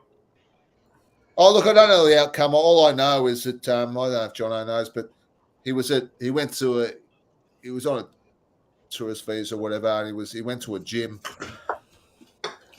and some fucking arsehole English guy. They're both English guys. Had a bit of a fucking row in the gym, that kind of thing, and like the offender, the crook, just got a fucking weight, and the guy, they had a bit of a fucking verbal dispute, and anyway they went back to what they were doing, and the bloke, the crook, just walked away, and next he come back into the camera. He's got a fucking barbell in his hand, and he just the bloke's doing some fucking curls or something, and this fucking this fucking cunt. Gutless hero, cunt, mate. Hero. Just clobbered him and fucked him, man. He broke his fucking eye socket and fucking Jesus. Yeah, it was pretty bad. And he did a runner, but the coppers got hold of him and they've charged him. I think he's been charged and bailed. Mekong Mick just said he believes it's been settled with cash. Oh well, there you go. Yeah, a lot of stuff that does get it, That's always the way, isn't it? In Thailand. Look, he was. If that was in Australia, you'd be probably looking at fucking murder one, attempted murder. Yeah, well, they give fucking nothing. Murder, wouldn't you? There's some little shit staying up here, right? Fucking with a stolen car, ran a couple off the road, killed the fucking couple and the newborn baby. The maximum they can give him is 10 years. And he's got 5 left. He got 5, and he's going to get out after 5. What do you do over there, mate, with people like that? And I've been there fucking many times, like everyone else. And you align yourself with the locals. You align yourself with the locals, right? They know what to do. So if you get beat up like that, I would just go to a friend of mine, like a Thai guy, and it would be settled. It would be fucking settled. That bloke would be fucking. He would receive the same retribution that he gave out. You know what I mean? Yeah, he wouldn't do it again. Teach him a bit of respect. Exactly. But you've got to be aligned with local Thais. It's all right living a British life over there or Australian life. Eating your fucking roast dinners on a Sunday and your fish and chips on a Friday. Yeah. But when I'm in Thailand, I always align myself with locals because it's their country, and I fucking go there to meet. Really, I go there to meet the locals. You know what I mean? Yeah, exactly. Don't go there to meet fucking Marines. I don't go there to live a Falang life. You know what I mean? So, no, summary justice Thai style, Pedro. That's what we're saying. There, that's what I'm saying. Summary justice Thai style, and Mick knows all about that. Any guys that live in Thailand would know that. But this guy was obviously just a traveller. I'm talking about the victim, Ray. He was just a traveller. Didn't really know anyone. Yeah. But I'm sure there was locals that would have said to him, "Look, you pay us a fucking couple of dollars and we'll get it fucking sold. You know what I mean? Yeah, I wonder what the background of the story was and why the coward had so much rage to do something so cowardly. Steroids. Well, yeah. Well, apparently. Okay. Probably a bit to do with it. Oh, okay. Yeah, who fucking knows? But Brownie, there you go, Brownie. G'day, Brownie. Is that the real Brownie? Is that Brownie? I think so. That's right. He's a good guy. Well, it is until he, doesn't act like Brownie. But that's what you get. Yeah.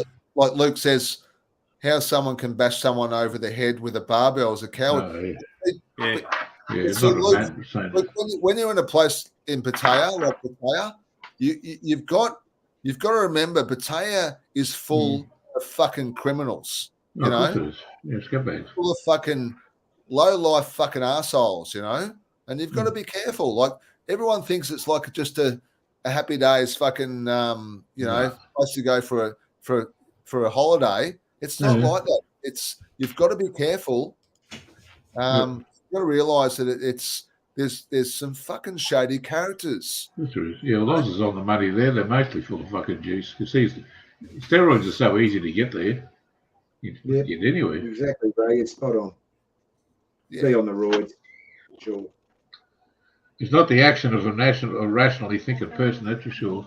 No, it was absolutely ridiculous. Like all it was just a verbal dispute. That was a bit of a fucking argument about who was using the bench or some shit like that. Something like that. And then the bloke just went fucking crazy. Yeah. You know? What was the name of that? What was the name of that fully tattooed dude that used to feed the soy dogs? That was quite ill. Sharky. Sharky. That's the one. I think that's Jeremiah's mate. Is he still around or? I don't know. Back in Queensland, I think. I think he got crook, John O, didn't he? I don't know.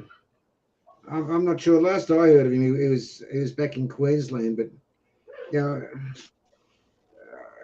he was very much an identity, over there in Thailand. But he was framed by the coppers. They attempted to frame him, and he was a bit smarter than that and got himself a good lawyers, and he got out of it. But fucking big he's unit, mate. operator. I think he's back at home in Queensland now.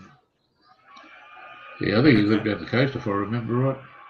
Yeah, that's right. You Gold Coast, I think, Ray. Yes.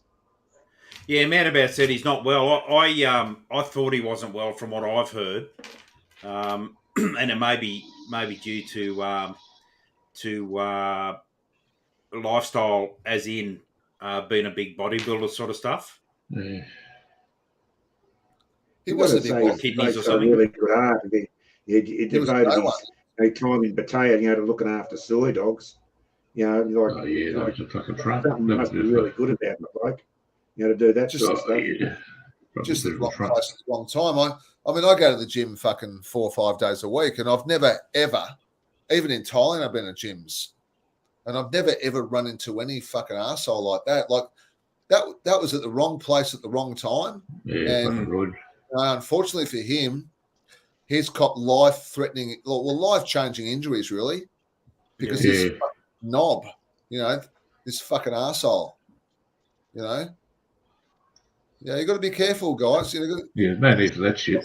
There in places like Pattaya, you've got to be careful. And like this wasn't alcohol related, This was like at a gym. Yeah. You've got to be really fucking careful over there. You got to pick your mark, haven't you? Yeah. Stay out of something that's none of your business. Oh, look, I mean, he didn't know it was coming. Like they had a bit of an argument, and he didn't realise it. He thought it was resolved, and the bloke's just fucking grabbed a fucking weight, and unbeknown to him, he's fucking copped it. But fucking haymaker with a weight plate, mate. How cowardly is that? Jesus. Yeah, but can you imagine the stuff that goes on there, TMW, like without even like getting on TV or on the media, like shit going on all the time there, man. Yep. And this is the thing, Pedro. All these guys that talk themselves up on YouTube and things, and and all that sort of stuff, their face is known. And all of a sudden, one of them's going to be sitting at a bar stool and they get a haymaker from the right-hand side of their head and then knocked off their bar stool because they've been fucking assholes on YouTube. Yeah, it happens. That fucking, there's no need for that shit. No, not at all. I've never been to a fucking gym either. I've never needed to. I've always had really highly physical fucking work. Yeah. Rolling around other people's sweat doesn't really fucking, interest me a great deal. You know what I mean? Brownie, a question without notice, mate. I've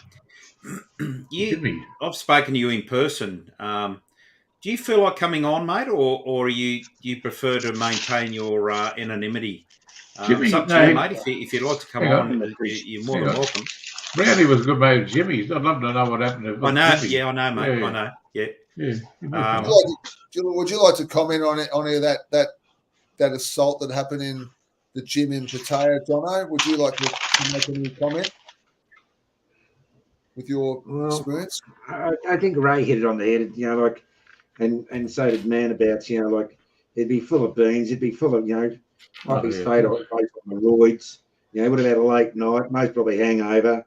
He's mixed a few words, and more than likely his girlfriend, was sitting there looking on, and he's most probably said, "Oh, what am I going to do to this bloke?"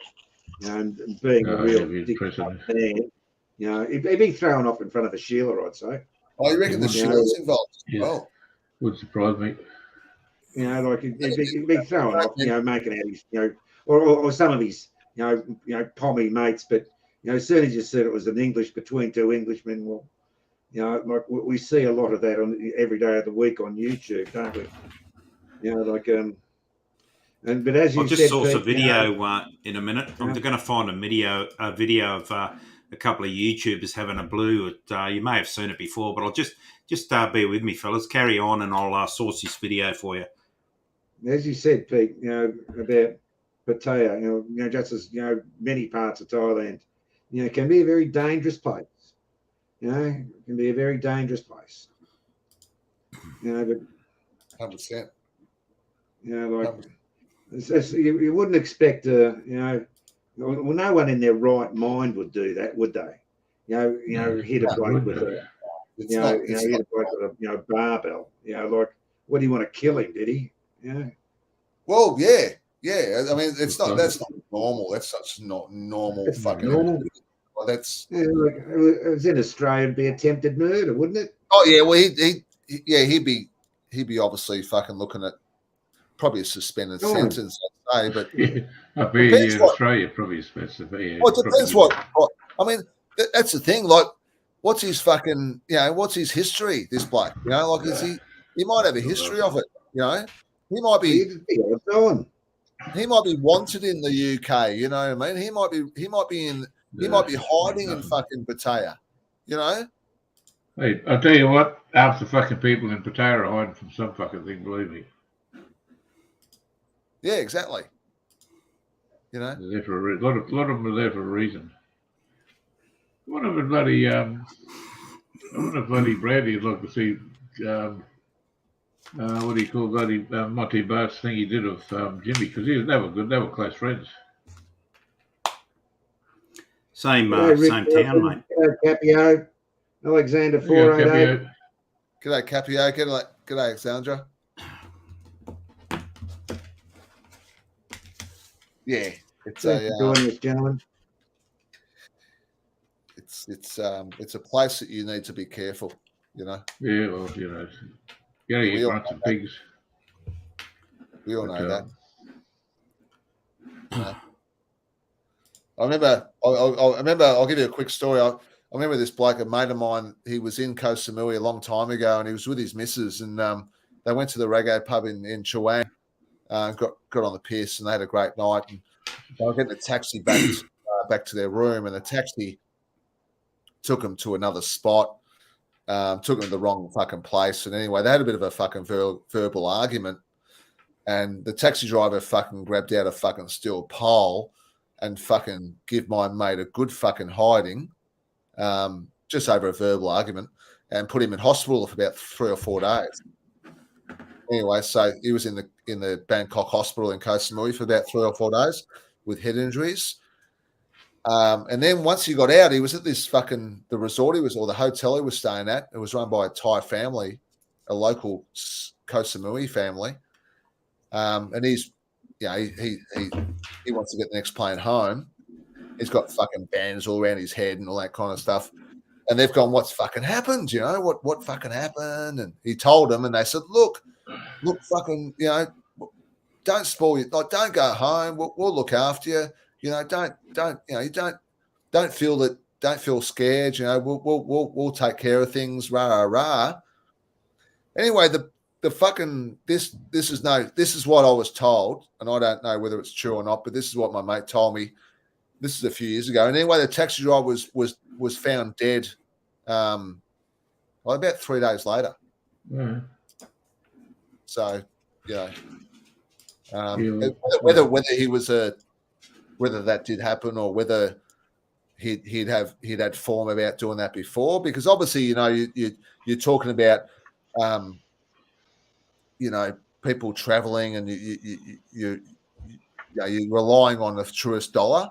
So if a guy gets seriously assaulted by a local, well, it's going to put the tourism off, and people are going to lose money out of it. Yeah, of course they are. So apparently this guy and I suppose everyone who's been to Thailand has heard the same story, a similar story. But he was apparently they took care of him apparently. Yeah, there's some fucking people hiding over there. It's not the Philippines. I don't know much of most of the Philippines. You just don't, they don't want to come back here. Yeah, you're right. Yeah, often in those circumstances, when there's an evener in Thailand, they send the Sheilas in.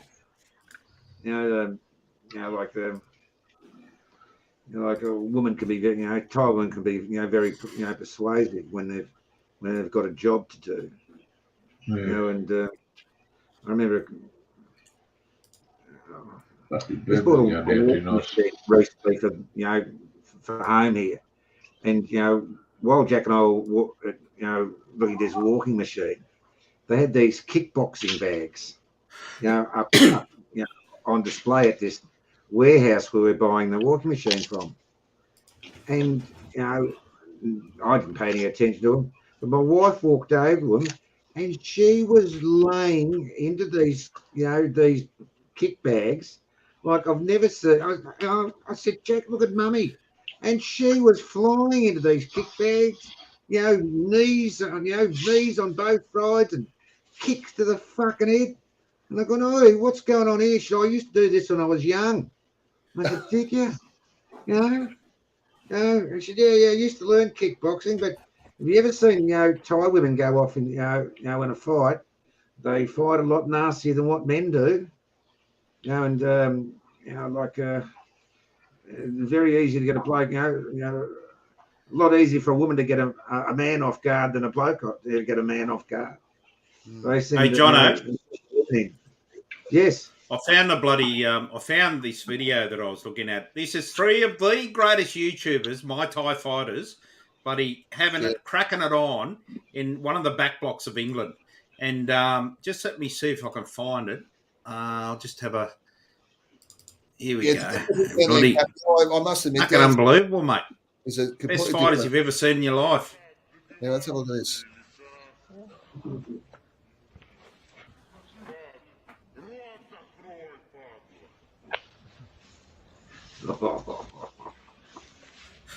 Right? They've all had a few, I think, don't you? I'll put the boots in. Yeah, the slipper. You're all blind. Right? YouTube royalty there, fellas. Yeah, they're the kind of blues you want to be involved in.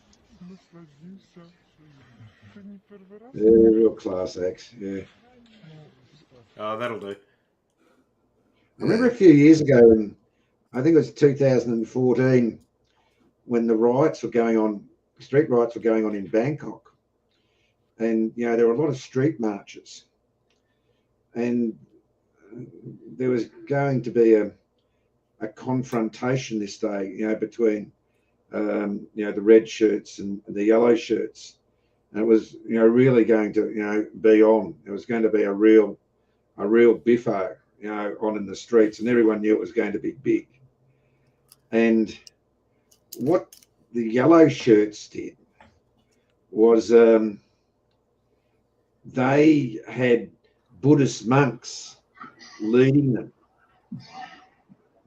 And they had Buddhist monks in front of this procession.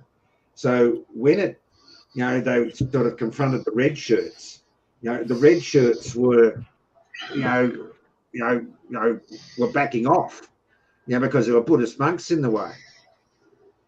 So, the red shirts are, leading up on, the yellow shirts are leading up on the red shirts, and the red shirts are backing off. And then the Thai police intervened. And what the Thai police did, they sent in the women. They sent in the women riot squad to attack the Buddhist monks. And what happened, Buddhist monks can't be, touched by a woman, and the Buddhist monks ran like buggery. The Buddhist monks ran away, and the women riot squad belted the living daylights out of the yellow shirts. I think it was outside the police headquarters. But have you ever seen the Thai riot squad, how they work? They can be a little bit tough in street riots, but when they want the real tough ones to go in, they send in the women's squad, and you reckon they're not nasty fucking bitches. They hold back for no man. Where's this? Should have seen these Buddhist monks run like buggery out of the joint. Fuck, It was hilarious. Whereabouts was this? In Bangkok, I think it was out at the front of police headquarters. Fair I've got a tape somewhere, right? In my archives. I had it on a news channel many years ago. Yeah, should I? Fuck. Crazy. But they're smart. Like the red shirts weren't going to confront the Buddhist monks. So the coppers said, "We'll fix this up," and they sent the Sheila riot squad in. Oh, the Buddhist monks scattered like, they ran like mangy dogs. They got out of there like a flash. Yeah. When it came to the women riot squad, just what year them. What year was it? Yeah, 2014. 2014. Okay. Yeah. Just trying to find it. Yeah, they must have been all lady boys. I'm not sure about that. It could be. I don't. I think Henry's just been a bit funny. These are women, all right. I can't find the. Can't find her on YouTube. Yeah, you're there somewhere. Everybody, plenty of stories about blokes playing up on their tight misses, ending up with a fucking accident in the skull. Plenty of those sort of pictures. Oh, fuck yeah. Yeah, you don't get fucking rattled, that's for sure. You don't push them. Yeah, they don't last long. Oh, chop. Oh, yeah. A couple of blokes up at my wife's farm that, they're no longer around, you know what I mean? Yeah. They're gone. The bloody, they have fucking accidents. Yeah, they just kill them, don't they? Oh, yeah, they get missing. I don't know if they do it anymore, but in Walking Street, they used to have the boxing on, and, they used to have, demonstration boxing. But, the women would get on and box. And, oh, God, yeah, they'd go harder than the blokes. Yeah. They'd go hard, like that. They used to have the girls kickboxing in Lamai in Samui. Yes, I've been there. Been there for that. Yeah. So the boxing ring's in the middle, and they've got the bars around the outside of the boxing ring, and they'd have like the girls from each of the bars, and they'd box on. Right. Like if you were sitting in the bar where that girl came from, you go for that girl. And they used to punch the fucking shit out of each other. Oh, That little kid street eats food, something. the little street food alley on the other side of the boxing ring, Pedro, is fucking outstanding for street food, mate. Yeah, yeah. I seen a good punch up on Soy 4 one time. I was sitting at Hooters, and there used to be this bloody. I always thought it was like a ladyboy moderator because this thing was big and it was a fucking like a fucking orangutan. You know, it was a monster. And he was always dragging fucking other ladyboys around and slapping them around and all this sort of shit. And there was a big brawl there one night. Going, holy fuck! But they could, did somebody bloody get off on that? You know, like fuck, it was a monster. She was the size of the fucking thing. I've seen it on a few vlogs. Yeah. Scary. Yeah, you'd never pick a fight with a lady boy, would you? Oh, some of these Thai girls, these boxers, they were fucking killers, you know. They do three 3-minute rounds. You know what I mean?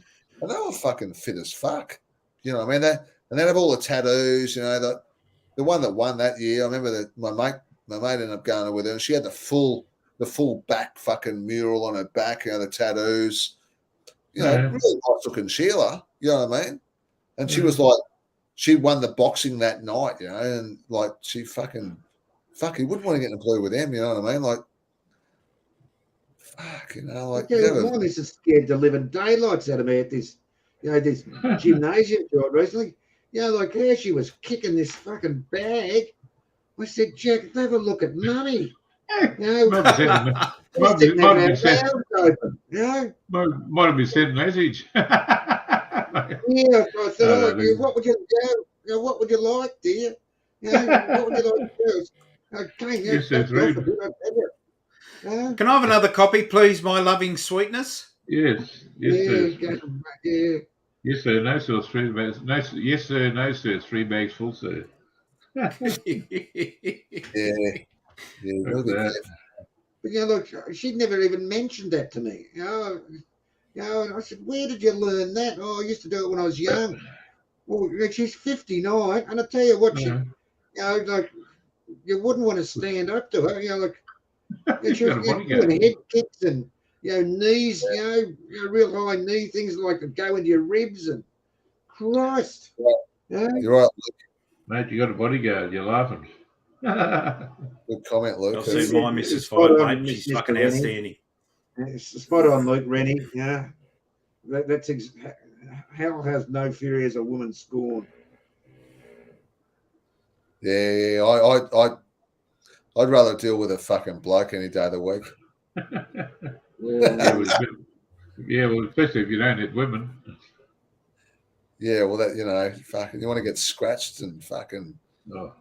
Oh no. These are pretty mean ones over the years. Yeah, oh fuck yeah. Don't you love it when, you know, like there's a blue on in, you know, between a couple of Sheilas and off come the fucking high heels. They just aim between the eyes. I was at Sexy Night. There's a bar in Nana Plaza called Sexy Night. I don't know if you guys know it, but it's the only original bar that's still open in Nana Plaza. It's up on the first floor on the left. I don't know if you guys. That's where we went with Johnny that night. That's where we saw 911, wasn't it? It's a very small bar. I don't think I've been there with you, Jono, but I used to go there all the time. And I was in there one night. It was pretty quiet, and there were girls up fucking doing their thing. Next thing you know, a girl coming from the next door bar. And they had a fucking blue. It was fucking, should have seen it, mate. It was full on. Like, I sat there and watched it all. There was like lady boys, they were kicking the fuck out of each other. And like, seriously, it was on for young and old. Young and old. And I just sat there and one of the girls said, no, it's okay. You're okay, you know. And within 5 minutes, it was all sweet, you know, that the Sheila, the one that fucking Corset went back to her own bar next door, and the coppers turned up about 45 minutes later. You know, they walked in, you know, and they go, you know, being called, you know, 5 minutes ago. But it was a fucking classic, mate. You should have seen like some of these girls and the lady boys. These lady boys are big guys, you know. They're fucking big, you know. Obviously, you know, taller than us. And I'll tell you what, I'm spewing I didn't have my fucking camera with me, but it was on for young and old. So it was an all-in fucking blue between two bar girls. Big as an American fucking female fucking wrestler. They're all blokes anyway. It was a fucking pisser. I was shit myself. Fucking shit myself that night. But I never got touched. No, it was that I had no dramas. Yeah, it was just between the Thai girls. You know, that was it. You know, none of the punters got touched. You know, it was just between these fucking bar girls, mate. Like they were just fucking at it, mate. The interesting thing about when it is on, you know, between a couple of Sheilas, no one intervenes. You know, like let them sort it out. If someone's sort of starting to get really hurt and there's too much blood, you know, that's when they'll be pulled apart. But you know, up until then, you know, like you sort of, you know, they've got little referees and you know, let them fight it out. But you know, like you see it on YouTube, search, Thai women fighting. Oh, some of the blues, they're spectacular. Yeah, they're grouse. Yeah. They just watch two Sheilas like two blokes fighting Thailand any day of the week. No headbutting or fist thrown.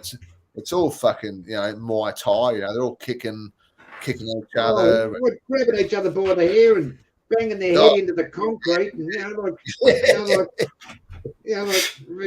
fucking, grabbing, kicking and kneeing each other in the head and kicking each other, trying to rip their hair out, grabbing handfuls of hair. Oh, Jesus Christ, crazy stuff.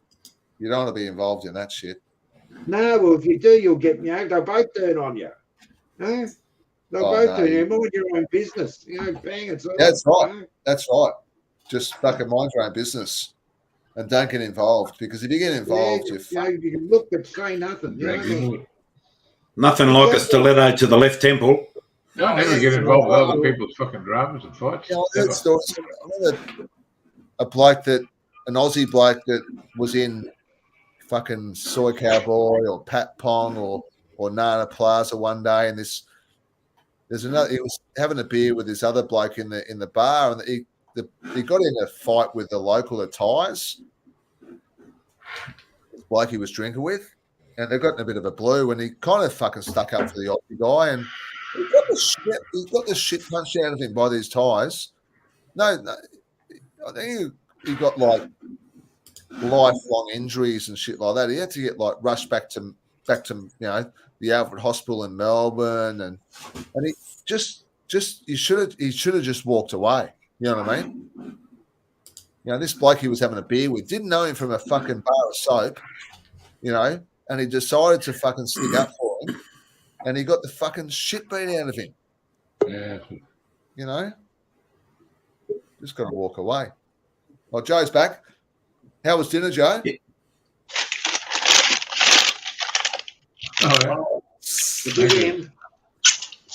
Big end. Keep it simple.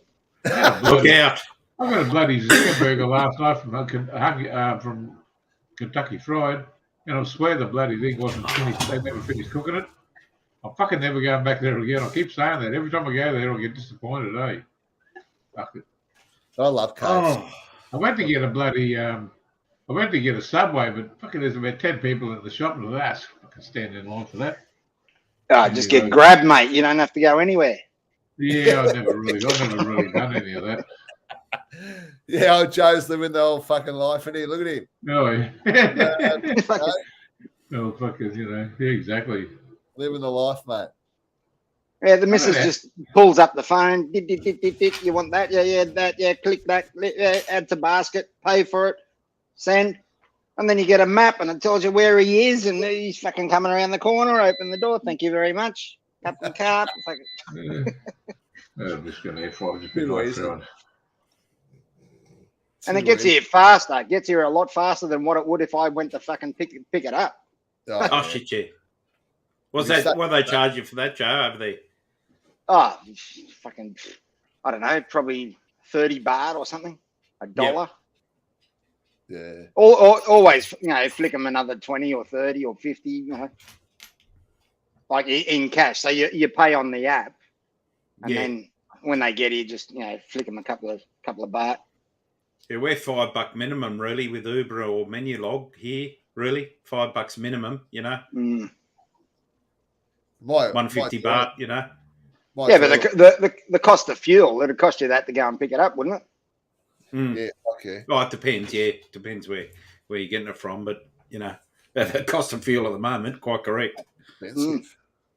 Mate, I'm on Monday morning. I'm leaving home at 5 a.m. driving to Lismore, 700 k's, and up to see a mate. I'm away for the week, and that sojourn for the week, and I'll probably do about 1,800 k's for the week. I reckon I'm in for a $400 to $500 fuel bill for that. Yeah. Because the car I drive's a box. It's like a tank, so it's no wind resistance. It's got a 160 litre tank, but it's not good on fuel economy. It's not going to get any better either. It's fucking. No. Well, once the excise, the tax comes back on here in September. Well, I reckon we're looking at $2.40 a litre. Got to be. It's $2.20 down here in Melbourne at the moment. What's it worth over there, Joe? How much a litre over there? I think it's been hovering around the 44 baht for the last couple of weeks. So what's that, about $1.80? Yeah, $1.70, $1.80, something like that. Yeah. So it's starting to get up there, mate. Oh, yeah. I mean, back in December, I think I was paying 36, 37. Yeah. And have you got a putt motorcycle you can get around on, or? Nah, fuck that. I not in Bangkok. Fucking mad. Yeah. If you want to get around on a motorbike in Bangkok, just jump on those motorcycle taxis. That'd be the go. Try riding a bicycle. Just think it's nice. It's getting a little bit close to my bedtime. I'm going to spend a bit of time for little boys. I'm going to call it a day, guys. So thank you, Sukahan. Thanks, Jono. We'll all catch up again soon. Love it, Jono. Thanks for hanging in there, Jono. Yeah, mate. Have a good weekend, mate. Thanks, guys. Buddy. Check you soon. Yeah, catch, mate.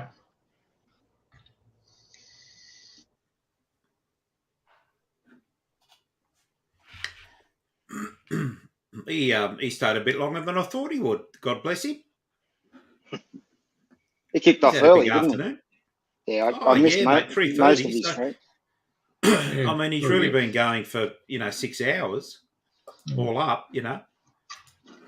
Just post a link in the chat there again, gentlemen, lady in the chat, if you have the desire to come on. No, it's not Big W. It's Putin's fault. It's Putin's fault, for the fuel prices and inflation and COVID and everything. Between Putin and Trump, they've fucked this world. Wouldn't have anything to do with bloody what's his name, Biden, bloody printing money, would it? Oh, printing money, is he? Is he really? He was. Oh God, the quickest way to bring inflation up. Got the money to trade around. No, Biden will tell you that's not the cause. The cause is Putin. Putin is responsible for all this inflation. Didn't that happen in Germany, fellas, where they decided to get themselves out of it by printing money and the cost of a loaf of bread went up to about $250 or something? Yeah, that's about right. That's what happens. They started printing fucking money and giving it away to everybody and all this shit, all it is, they're just greedy fuckers, half the time they reckon they're just doing it to launder the money to somebody so it comes back into their pockets. During the week, there was a female senator, a Democrat senator, that was interviewed or, questioned by a certain reporter about inflation. And she said, well, in effect, she pretty much said, stop your whinging. If you're paying too much for fuel, maybe buy yourself an electric car. What's the problem? You're going to save $60, per fill if you had, buy yourself an electric car. I saw a bloody thing on Facebook. And I said, bloody, you can't sell electric cars at fucking beginning you get cheap fuel, can you? Fucking makes you think, doesn't it? Well, the thing that I don't understand in Australia with all this diatribe about electric cars and everything. Like, you blokes know, I've got a 4-wheel drive with the caravan. I like going around Australia and exploring stuff. What have they got? They got an electric fucking Bowser at the Birdsville pub, so I can top up my thing after travelling 2,500 k's, which I wouldn't be able to get there. You know, like. And then what are the battery? The battery lasts 10 years. To replace a battery in an electric car is over $10,000. I looked into hybrids, over here when I was looking at Hondas and things like that, and they're talking in forums. They're all saying that at minimum $7,500 to replace a hybrid battery, and they've got a lifespan of about 10 years. So that's right. What the fuck, $7,500? You can buy a fucking car for that. Yeah. The only way forward that I see is if they embrace the Formula One technology from kinetic energy that recharges the batteries as you're driving.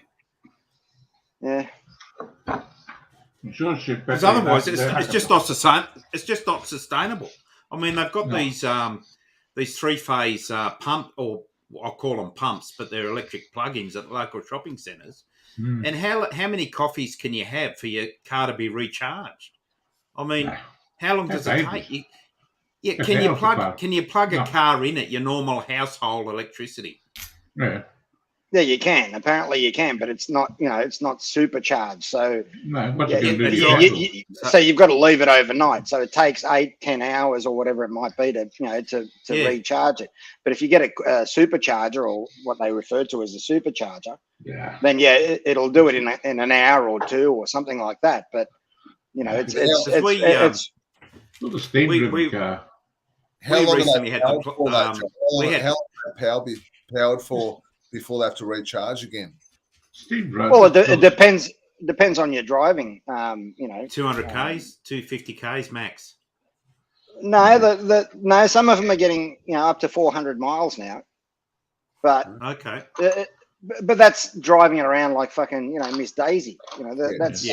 That's just touching the accelerator and just being and not mindful towing or anything. Yeah, exactly. If you tow, then you fucking you're going to rip up the charge in no time. And the other interesting fact about electric cars is they're not very good in the cold. So in Northern America, in Canada, places like Canada, and a lot of the Baltic states in Europe, in Europe. When that cold weather hits, they're useless. They don't hold charge for long. Really? Our oven and bloody cooktop shit itself recently, and mate, it was fuck. Once we went to the place and ordered the new product, it took 2 months. So we were without an oven for like 2 months or so, and we were gonna go the inversion for the cooktop, the inversion stuff, and our circuit board in our thing beside the house is not strong enough to power the inversion technology on the cooktop. So we had to go. We went a glass top, new sort of. We had the old, those old ones that you had to go to Coles and buy the stuff to brush onto the metal things that started rusting, the metal round things on the top of the cooktop. After a while they'd start rusting, and you go and refurbish them and stuff. Yeah. Well, this one's a glass one, but it's not an inversion one. It's induction. It's fucking fantastic. Induction. Yeah. So our household power cannot power an induction cooktop. Yeah. It's not. It hadn't got we're 20 amp or something, and it needs 30 or something like that. Yeah. Well, I just went through that here with the meter. The meters here in Thailand, as you might have noticed, they're not actually on the house. They're on the electricity poles. So the nearest electricity pole outside your property, that's where all the meters are. So you'll see them lined up, 4, 5, or whatever it might be. And the ones that are, that were issued 30, 40 years ago by the government, they're all 5 to 15 amp. So you can't run a lot of stuff off them. So, you know, when I did the renos here and we put in big air conditioner and put hot water system and that in, we couldn't have the two going at the same time because there was just no way that the meter would have, you know, coped, and the wires, you know, weren't built for, you know, 15 plus amp. Like the air conditioning, I think it runs up to 20 amp on full power. So we couldn't run it at full power because it would overheat the wires and shit. So we had to get electricians in, rewire the wires from the road through to our switch box, you know, with heavier core, change some of the switches, the fuses rather, in the switch box. We had to get a new meter put in by the city out the front on the pole. So that was ramped up to, I think, 45 amp. Oh, shit. Yeah, so now not a drama. Yeah, like a transformer thing. That cost much? I think the meter itself, fucking nothing. I think. Yeah. I don't think it costs us anything. But you try getting a big transformer here, it costs you fucking thousands. I think we paid about 15,000 or something for all the electrical work. 15,000 baht. Here. CBW, take it easy, mate. Yeah, CBW. The bloody you get one of those transformers here to run 3-phase. That just cost you fucking. Well, it used to be about $3.5 grand. I don't know what it'll be now. It'll be fucking terrible. See, if you had 3-phase, you'd be able to charge an electric car like that, wouldn't you? Yeah. Fuck the electric. Electric cars fair up their ass as far as I'm concerned. But you still need the charger itself. You're fucking unpractical. That's right. The dongle that goes in. Yeah. Yep. Exactly. They can shove their fucking electric cars so far up their ass they can't even fucking see the. I mean, there's a lot of benefits for electric cars, but the infrastructure's not there, and I can't see it being adopted mainstream outside of the big cities at the moment. Exactly. They're not practical. It doesn't make sense. No, I mean, they're pushing. Tell you, not in a country like Australia. Not in a country like Australia, because everything's sparse. You know, like, you know, you might be right around the cities, but apart from the cities, you're fucked. You know, like you're not going to go to another capital city. You're not going to make it there. Fucking miles. Well, in 2020, when I did that, when I hired that 4-wheel drive, and I went across from Chiang Mai to Mukdahan and Kamarat, it was really weird. It was a diesel Toyota, and it had that.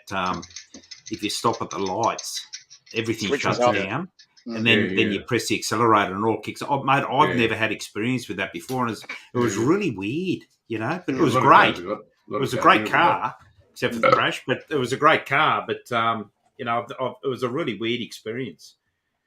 Well, Toyota are toying with the idea of hydrogen-powered cars. They're probably the furthest down the track in developing. I think bloody what's his name thought all that shit up. Tesla thought he was playing with all that shit years ago, wasn't he? No, not hydrogen, but he was right into the electricity, the electric cars. Yeah, well, they bloody had steam cars years ago. The old Stanley Steamers and shit like that. You know, they made an incredible amount of torque, but they're bloody volatile. You know, back then, sort of thing, the fucking things can blow up on you, sort of thing. But you know, technology now they can do something with it. But you know, well, that's one of the biggest issues with hydrogen is the fact that it's under high pressure. It's stored under high pressure, and in the case of an accident, if the tanks are ruptured, you could have an almighty bang. And you know, we've heard of hydrogen bombs. It's going to happen. It's going to happen. It's the law of averages. It's going to happen. You know, eventually. So Toyota are working on tanks made out of carbon fiber. So they're near bulletproof. You can fucking shoot a bullet at them and you can't puncture them. So I don't know. I wouldn't hold my breath of carbon fiber. It's strong, but you can still puncture it. You know, buddy, Victor's got a dude down there making carbon fiber stuff. He makes all sorts of stuff out of carbon fiber, but it's not, you know, it's lightweight and all that sort of stuff. But, you know, like in a fuel tank, he would never build one out of fuel. You know, I was talking to him about it. And he never built a fuel tank with it. Well, as I said, Toyota are, you know, they've already manufactured cars, but they're in the testing phases at the moment, and they've done crash tests with them and all that sort of stuff. I don't think I'll be the first one to buy one anyway. You know. So but the emissions, it's zero emissions. You know, what comes out of the tailpipe? Water. Now the big question is, when are we going to run out of fuel? That's all. Well, that's up to the politicians, isn't it? If the politicians keep fucking putting restrictions on, you know, on this shit, we're going to run out of fuel fucking next year. Biden was going to take bring in wartime bloody legislation to fucking pull up the bloody the oil companies. For what? You know, like you can't overnight just shut everything down and throw away all the petrol-driven stuff. You know, you got to merge into it sort of thing. It's just bullshit. It's all fucking garbage. Like everything else they tell us, it's all crap. You know. All double fucking. You know, I don't know. That's all. Are we running out of oil though? Or is it going to be? No. Is it going to be a day where okay. No, there'll be an alternative. You know, the technology they've got these days. They've got LP gas, but they sell it to fucking China for nothing. Eh? Orange man bad. Supposedly got kicked out of office because he was doing a terrible job, but they were paying $2 a fucking gallon when he left office. And the USA was looking at exporting fucking oil. Now they can't export oil because fucking Biden has closed down the fucking pipelines and fucking you know cancelled all the permits and shit for drilling and hacking, and so he got behind one in fucking, I think it was Holland or Sweden or something, didn't he? He backed that one, not in his own country. It's all about this. It's all about, you know, money. They're making money. You know, they've got shares in electric and green, you know, going green technology. That's where the money. And for them to make money, they need the fucking oil industry to hurt, and they need people to fucking, you know, not want to buy, you know, oil. How selfish are these cunts to actually do that? To fucking hold the whole fucking millions of people to ransom just for the sake of them making some fucking money. Because they're career politicians, and you know, after 5 years of being a politician, that's all they know. How to rip the fucking. How do you make money? It's all money under the table. It's all, you know. Well, if I approve this, I'm going to get fucking, you know, $1 million in my wife's fucking bank account, $500,000 in my. How much do they need? That's the thing. Another thing. That's another question you can raise too. How much fucking money do you need to live? You don't need every fucking dollar. Greed. That's all it is. It's greed. Look at the Rothschilds and all that sort of shit. They take it to a whole new level. They're that fucking rich. They can finance both sides of a fucking in a war. You know.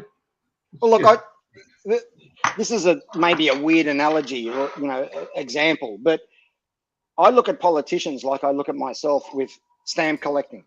I started stamp collecting and I was looking at stamps. The first stamps that I bought were, you know, 50 cents each, were 10 cents each, were fucking, you know, but it goes up to $1. Then I'm looking at fucking $10 stamps. Then I'm looking at $50 stamps. Then I'm looking at buying $100 stamps. And now we're looking at fucking stamps that I want to own that cost thousands of dollars.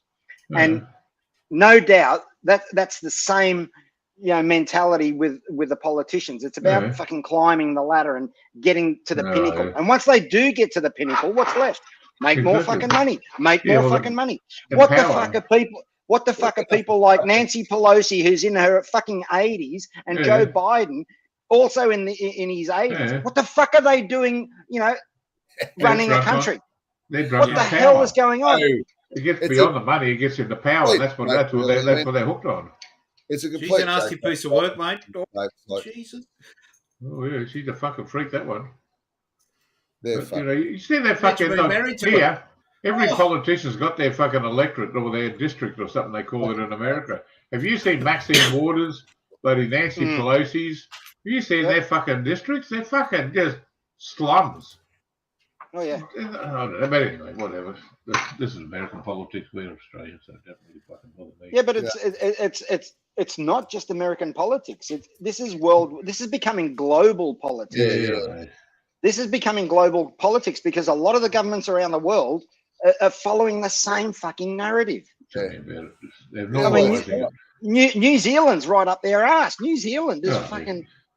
They're normalising that shit. That's the thing they shouldn't be doing, you know. But anyway. Well, that fucking buck-teeth bitch over there, fucking, I think her biggest fucking. I reckon she could be in an apple straw tennis racket, that one. Yeah. I was hoping to get to some stage, but I don't think I'll be going there for a while. She fucking stopped that shit. No, it's fucking crazy, You know? bitch. Anyway, fucking. Paranoid about fucking COVID. You know? Yeah, tell us more about monkey virus. Yeah, did you see that interview the other day where the reporters wanted to ask different questions, and she said, "Oh no, let's concentrate on the monkeypox. Is there any more questions on the monkeypox? Because I've got the health minister here, and you know, exactly. Monkey fucking what pox? What are you talking about? Oh, monkeypox. It's the new pandemic. Yeah, I think they're checking for it at Bangkok Airport now, don't they? They're taking temperature monkeypox now. Fair dinkum. Left field. Yeah, apparently they check for monkeypox in for fuck's one of them now. You know? Well, Trump was a billionaire before he got involved with politics. He didn't even take a wage. Well, he gave his wage to charity, but whatever. I'm going to get off here. I'll get back on my tablet. This fucking chair's killing me back. Get back and I'll come back on in a minute. See you in a minute. Henry says, here's one out of left field. Are you telling me that the Trump clan hasn't made $1 over the past few years? I don't think it's out of left field, Henry. I think it's pretty well known that the bloke's fucking making fucking heaps. Like, you know, he's a fucking will he become president again in America? I don't think so. I don't think he'll run again.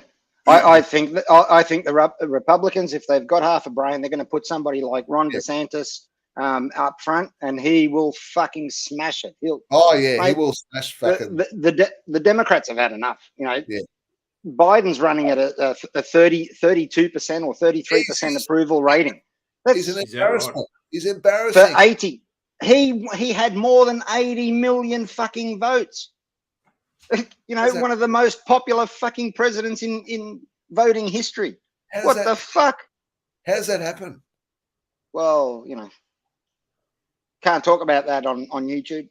I've tried a couple of times. Okay. How's that happen? My brother follows the US politics. If you probably wouldn't talk to a more knowledgeable bloke. Personally, like you're saying things tonight, I had no understanding. I only cursory read American politics stuff. And, you know, I'm a little bit more knowledgeable about Australian stuff, but my brother, mate, he's a fucking encyclopedia, you know. And it's interesting to hear the points you're raising from my perspective. The media play a huge role over in America in the narrative that they're pushing. You know, Donald Trump was always out in social media, and he was, you know, communicating with the public, with the people via social media. But the Democrats, it's more the mainstream media. So your CNN, your CNBC, and, you know, these far left wing run, you know, media outlets. They're just lying. They're lying. They are pushing the narrative that inflation is because of Putin. Like, so hang on. In America, who's the happy medium? Have you got a far left and a far right? Have you got anyone middle of the road? I don't think so. It's really gotten to a state when they wanted to oust Trump. That's when they went far left. You know, the Democrats just went fucking way too far left because the far left wanted, you know, stuff done in America, and Trump wasn't having a bar of it.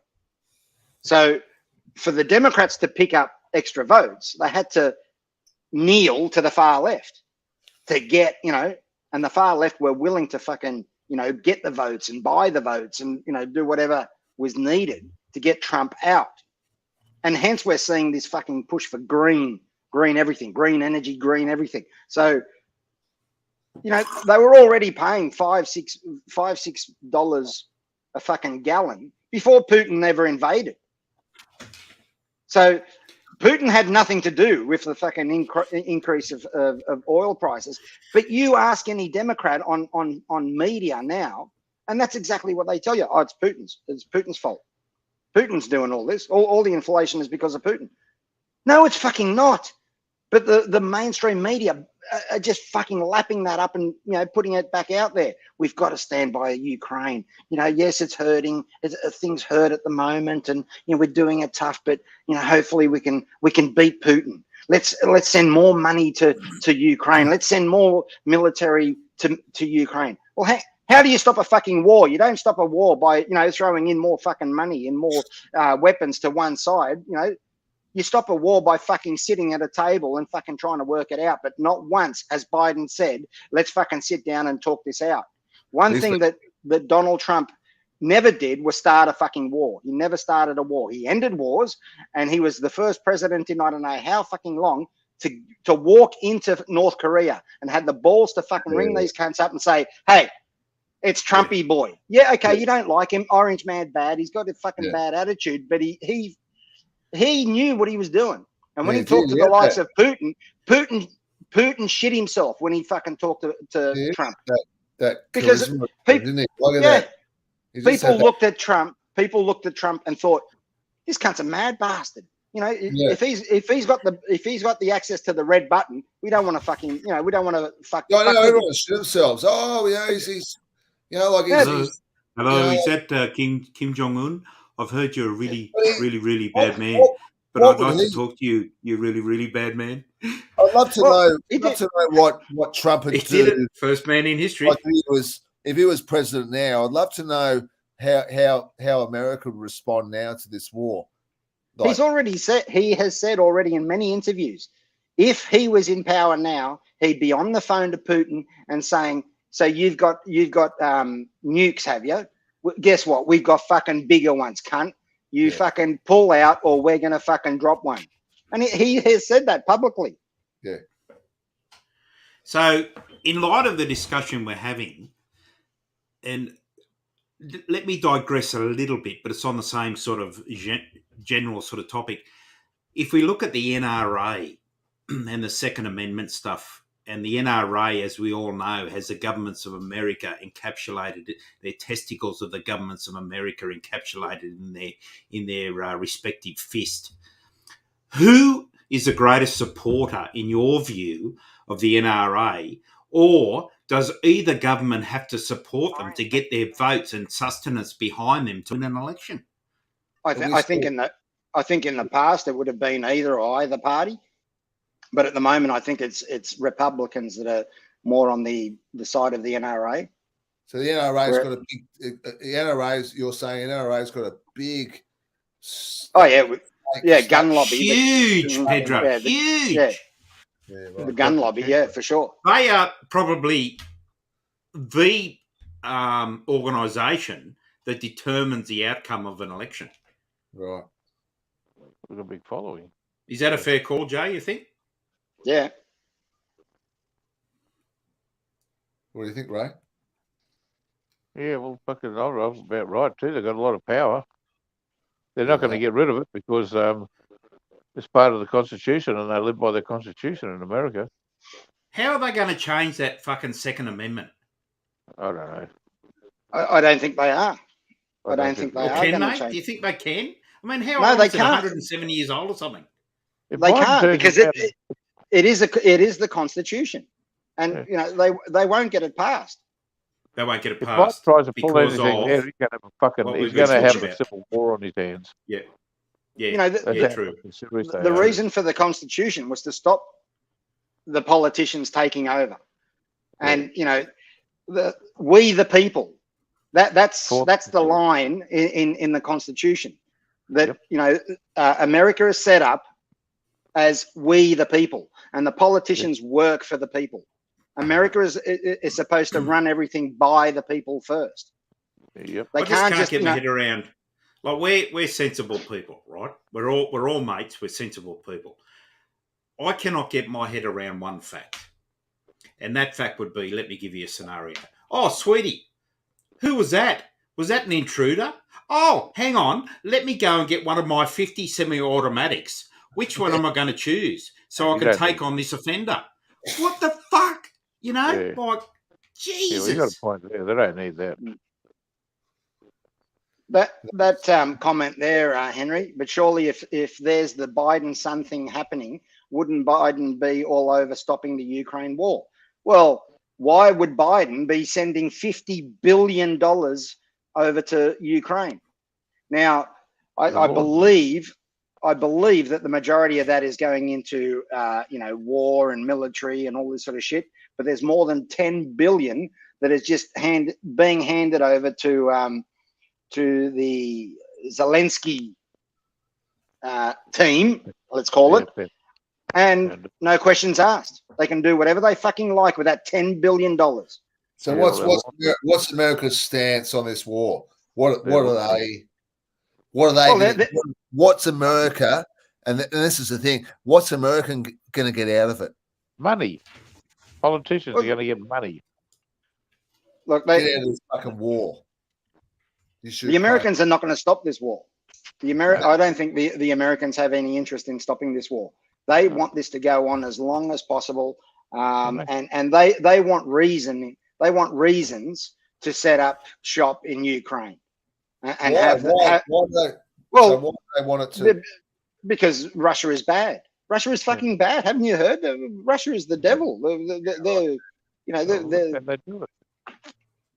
They've always done that shit. They've always blackened the other fucking side. Always. You know, when the Berlin Wall came down, NATO wasn't anywhere near Russia. You know, because you had the buffer zone of the USSR. But since the Berlin Wall has come down, NATO has been pushing towards Russia. Now they're on the doorstep of Russia. So they're within now, I believe, 35 miles, whatever that is in kilometers, from Moscow. So they can set up a fucking missile 35 miles. NATO, America, the Europeans, you know, can now set up fucking... The good guys. The good guys. Yeah, the good guys. Because, you know, America and the West have never done anything wrong. They haven't invaded any countries like Russia. You know, Syria, Iraq.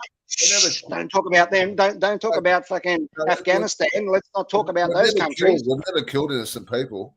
They've never killed fucking civilians. The Gulf War. That was a classic. But when Russia does it, fucking devil. I get it. But I don't think a lot of people get it. I think, as we all know, I think a lot of people get sucked in, don't they? What's that? Media. The Gulf War. Media. Cheney. You know, what's his name? Bloody Tony Blair and fucking that bloody Bush. They made a fucking gazillion out of that war. Fucking they didn't need to be there. Fucking weapons of mass destruction bullshit. Fucking joke, and they will get sucked into plenty more too. You know, like it's ridiculous how much people get sucked into things through social media, through Biden's son is now under investigation. Biden's son is being called up before hearings to answer, and they're looking into this money laundering shit. This $400 million. He's got no qualification whatsoever to run an energy company or an oil company in fucking Ukraine. Or who's looking into it? The fucking Democrats. The fucking Democrats. Fucking hell, that's the medicine of man, fuck. But anyway, Henry, that bloke with the buffalo horns is a Democrat, mate. He wasn't a Republican. He's not a right wing. He's a left wing.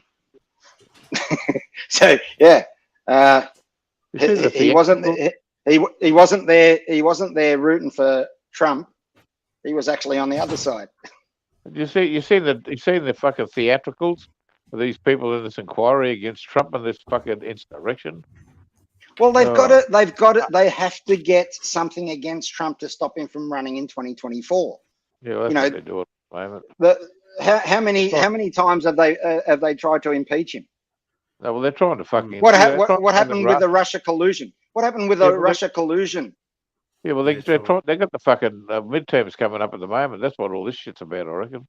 For 4 years, the mainstream media of America, and not just America, but around the world, kept pushing this bullshit narrative that Trump only won the election against Hillary Clinton because of the Russian collusion. The Russians were in there, and the Russians fucking did it all, and Trump was in bed with the Russians. It's been proven. It's been proven that it was Hillary Clinton, in fact, that started all this shit and this bullshit narrative in the media. Yeah, I know. So why is Clinton still walking around free? Why isn't Clinton in fucking jail? Yeah, well, like but the media, but the media won't fucking talk about this because it goes against the left-wing narrative. You don't want to talk about this shit. He said to her in a debate discussion we're having, Phil. Look at my way. He says you'd be fucking jailed. Yeah, and he was right. Just rolling back the topic of discussion, and I'm sorry to interrupt. Just back a bit to the firearm thing. I'm an admin of a certain forum on a certain platform. I'm not going to give away too much for obvious reasons. People are going to go searching. I'm on it. No. I'm on an admin of a certain forum of a certain career I used to have that has over 700 members, and it's a worldwide group of worldwide specialists that were in my field. Illuminati. Yeah, no, nothing like that, mate. But the interesting thing is, even as like-minded brothers around the world, you bring up the topic of firearms in this particular forum, bearing in mind it's a worldwide forum, right? And the vitriol and the nasty things happen, and it ends up you have to close off the comments because people in America are different to people in Australia.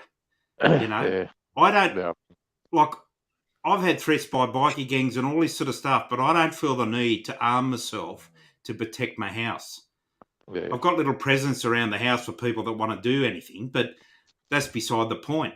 I don't need to arm myself. In fact, when my son was born, I gave up all the firearms I had, you know, because I didn't want firearms in the house.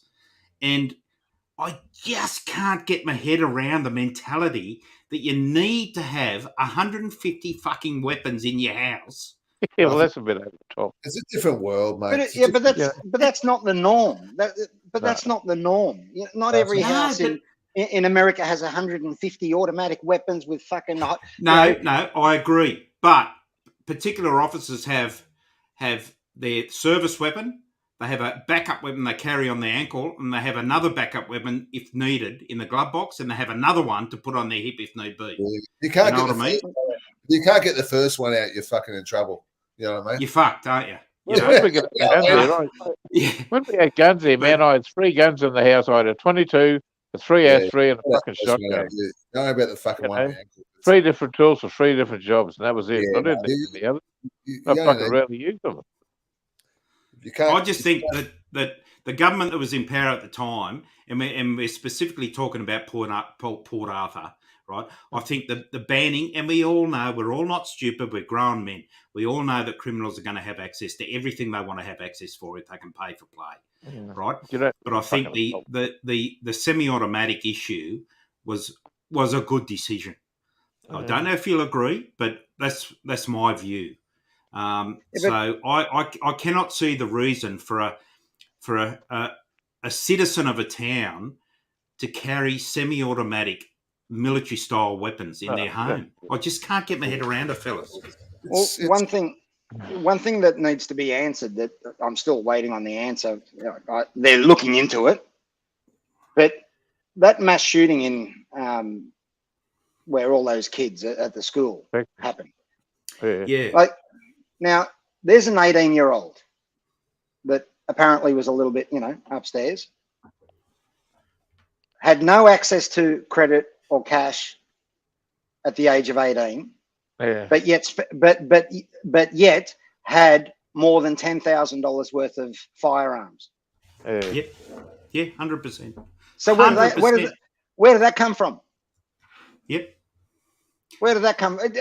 And then the police hold back and waited 44 minutes before going in Yeah, that was wrong. Yeah, well, that was. I can't That get was my head around that one. Yeah, that was to me, as someone with fucking half crazy brain.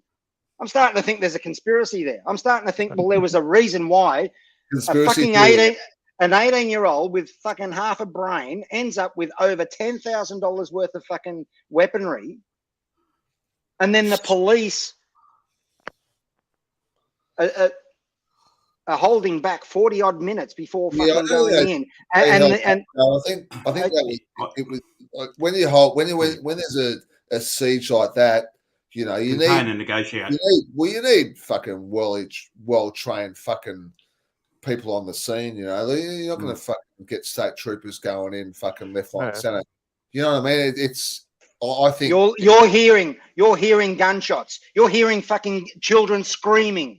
Exactly. And you're going to fucking sit there and go, well, I don't want to go in there because fuck me. I haven't had the training. I haven't had the training of a police officer. But give me a fucking gun. I'm hearing fucking children dying. You think I'm going to fucking stand there and talk about protocol? I'm going to go in there and I'm going to fucking shoot the motherfucker in the head. And if I die for it, a father went to do that. I know exactly what you're alluding to, Joe. And I have some tendency. Again, not having been there, not being participant to the circumstances, but as you say, if you heard kids screaming and things like that, is it cowardice that they didn't go in, or did they want to contain and negotiate? Fucking stupidity. They didn't go in. There was something going on there. How many children died after that call was made? How many children were shot? And you're not going to get an argument out of me. You're not going to get an argument out of me. And they heard the gunshots. They heard the screams. Yeah, it's very distressing all around. What I'm trying to find at the moment is a video that presents a possible solution to future events. So bear with me for a minute, and I'll try and find this video, and I'll try and download it and just see if we can have a look at this and give it an unbiased opinion on what you guys think of this solution. What the fuck's going on? It was, we don't need to be convinced. We know what the fuck happened. But there's a fucking father. A father was trying to get in there to stop this shit. They fucking arrested him and dragged him off to the police station. Yeah, you don't need relatives at a scene, mate. I'll tell you that. I can tell you that now. That was a fucking. I know if I had fucking kids there, man, I'd be in there like a fucking bullet. But you can't do that, mate. You can't just say 50 parents turned up and all wanted to go in. What happens then? I'd be in there like a bullet. Yeah, but what happens when 50 parents go in? Well, fucking he's dead. Put this way, if you rang up, and then what happens when the parents get killed? The police get blamed. No, well, they should have done their fucking job. They should have got in there, listen, I hear what you're saying, mate. Completely. I think I've got it. Just let me play it to make sure it's the right video. Anyway, whatever. That's just the way No, come on. If we're talking about stuff, we may as well present everything, shouldn't we? It's the most logical fucking thing, as far as I'm concerned. He's got to be fucking stopped. The cops are the ones with the guns, and they're not fucking using them. Somebody else should be going in there doing the job for them. But listen, keeping an open mind. Here's a video. Hang on a minute. What's this saying for argument's sake? There's a trained soldier in there that's fucking highly trained and more fucking capable of doing the job than these fucking nuppies. Why couldn't he go in there and do the fucking job? He knows how to fucking, So that's all what ifs, isn't it? Yeah. Well, so exactly. But anyway, everyone has an opinion, and everyone's more of an expert than the people that are there at the time. I agree that the people that were there at the time, they even admitted obviously, it sticks out like the proverbial that they made mistakes. Right? It was just crazy. There's no fucking argument that they made mistakes. Yeah, but they admitted maybe the officer that was standing at the door and heard the kids screaming was thinking, well, is it better to be judged by 6 or carried by 12? I don't know. Or carried by 6 or judged by 12? I don't know. But listen, with an open mind, have a look at this possible solution to future events in America. It costs $400,000 per school, right? So I'll put it up now, and I'd be really interested to hear what you all think.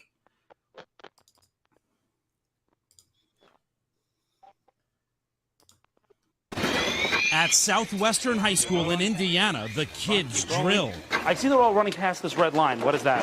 The red line is a security measure, and that's in place because if we stand behind this red line, if there's a shooter at the door, they cannot see the children. And this is something schools can do right now. There's a red line on the ground. Absolutely. But here they go high-tech too. The classroom doors are bullet resistant and cameras, so many cameras everywhere. And it's not just school officials watching either.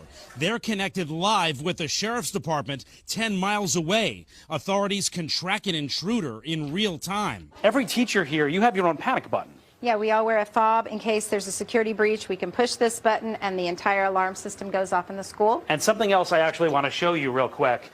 When that happens, every classroom has a box like this, also hooked up to the sheriff's department. The teacher can flip help if they actually see the suspect or they're in danger, or they can flip safe if the kids are safe.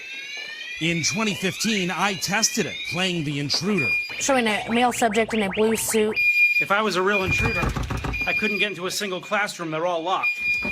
Every last one of them.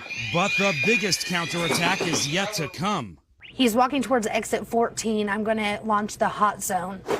The school's secret weapon called hot zones. Exploding smoke cannons hidden in the ceiling.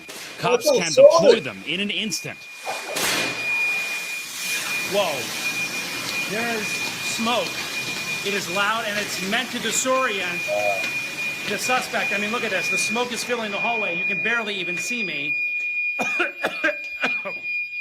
Whoa. The other amazing thing is they're watching the suspect on real-time cameras, so no matter where the suspect goes, they can keep setting off these hot zones so he stays blind. The system is expensive, $400,000, but school officials say worth it in this scary new world. Jeff Rawson, NBC News, Shelbyville, Indiana. Hey, NBC. That makes a lot of sense. Makes a lot of sense to me. That's crazy, isn't it? Fuck. They give billions and billions of dollars to a company on the other side of the fucking world. They can look after their own, can't they? Exactly. I think the most important point in that whole video is the locking doors that are bulletproof. Yeah. Meanwhile, they could have cops going there. They know exactly where it is to go in there and shoot the motherfucker. Yeah, but it wouldn't cost $50 billion to do it. Exactly. Yeah. But or $400,000 per school. I mean, but we can send $50 billion to prop up the Ukrainians in. That's exactly right. A little country like that, one of the major superpowers in the world. Yeah, you know what I mean. The crazy oxymoron between the two fucking things, mate. You know, Putin's got cancer. I think I reckon I agree with Henry. I think it'd be $500,000 well spent. Of course it would be. For sure. As a you know, it's got to be better than nothing. You know, we know there's billionaires in America, but somebody like Mr. Zuckerberg, who spent nearly $500 million on the fucking election to ensure that the Democrats won the election. Well, he could throw a bit of money at the schools, couldn't he? Isn't that a better fucking better spent? That'd sort it out. That'd fucking fix the problem. $500 million. As they say the word philanthropy, I think these multis in America could philanthropize themselves by looking after their own kids. Yeah, well, well, these kids wouldn't be going to a fucking school like that. I can go and fucking tell you. But still, you know, they get a fucking big picture. The issue is that most of these billionaires in America are not nationalists or patriots. They're globalists. Exactly.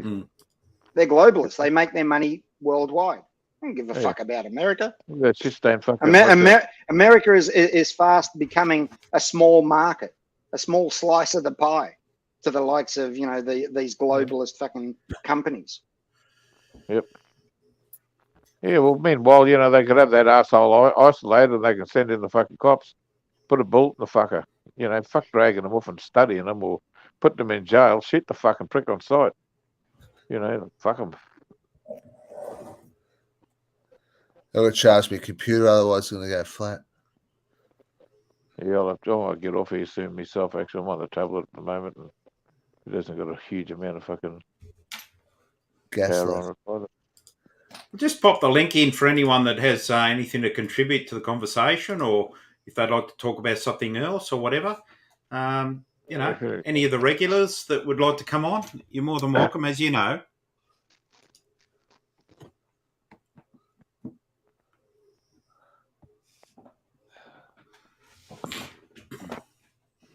It's an interesting video, though, eh? Yeah, it is. It makes a lot of sense. Yeah, exactly. I isolate the prick and smoke, you know, keep the kids safe, and fuck, you know. Yeah, the best thing I drew out of it was two things, and it was the line, so the offender can't see the kids through the door, and then the bulletproof door that he can't break or kick down or shoot through. They've got to go to that extreme, but you know, it's the world I live in. But you know, if they can't get rid of it. How many? But the shooter didn't find those weapons sitting at home. The shooter didn't kill those children because of the laxed gun laws. You know, the shooter did it because he's not a fucking nice person. And most of these and most of these fucking mass shootings that happen in America, they're all fucking nutters. Yeah, you can't rehabilitate them. Shoot the fuckers on sight. That's correct. And that's the argument that the gun lobby use. It's not the person that kills. Sorry, it's not the weapon that kills. It's the person. Yeah. Well, the people that kill those nutters, they also have guns, and it took a gun to kill the nutter. Yeah, it's a tool. You know, so exactly, Ray. It's a tool. I'm not saying that everybody should have guns in their house. There's a lot of that was the point. That's the point I was trying to get across before. I had 3 guns when I had before they banned guns. I had a 22, a 303, and a shotgun. If I wanted to shoot fucking flying foxes or whatever, something that's fucking bugging me, I'd shoot it with a shotgun. If there's fucking something in the backyard, I wanted to like a fucking snake or something like that. I wanted to shoot. I shot it with a fucking 22. You know, if I wanted to go down the rifle range and do a bit of target shooting, I took the 303. That's what I used to do. You know, I never used to go shooting animals, but you know, anyway, I had to get rid of them. Yeah. And a lot of don't forget a lot of the mass terrorist or school shooting stuff. A lot of them top themselves as well. Before the police can actually get in there anyway. You know, a lot of them get in and do the job for them. Saves them the energy. Save a few lives too. You know what I mean? Indeed.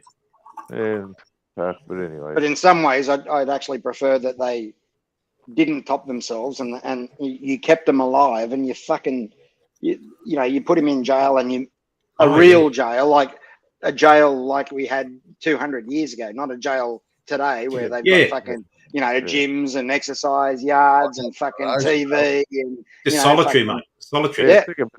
Remember the same as kiddie fiddlers. Yeah, sodomites and fucking the solitary. Yeah.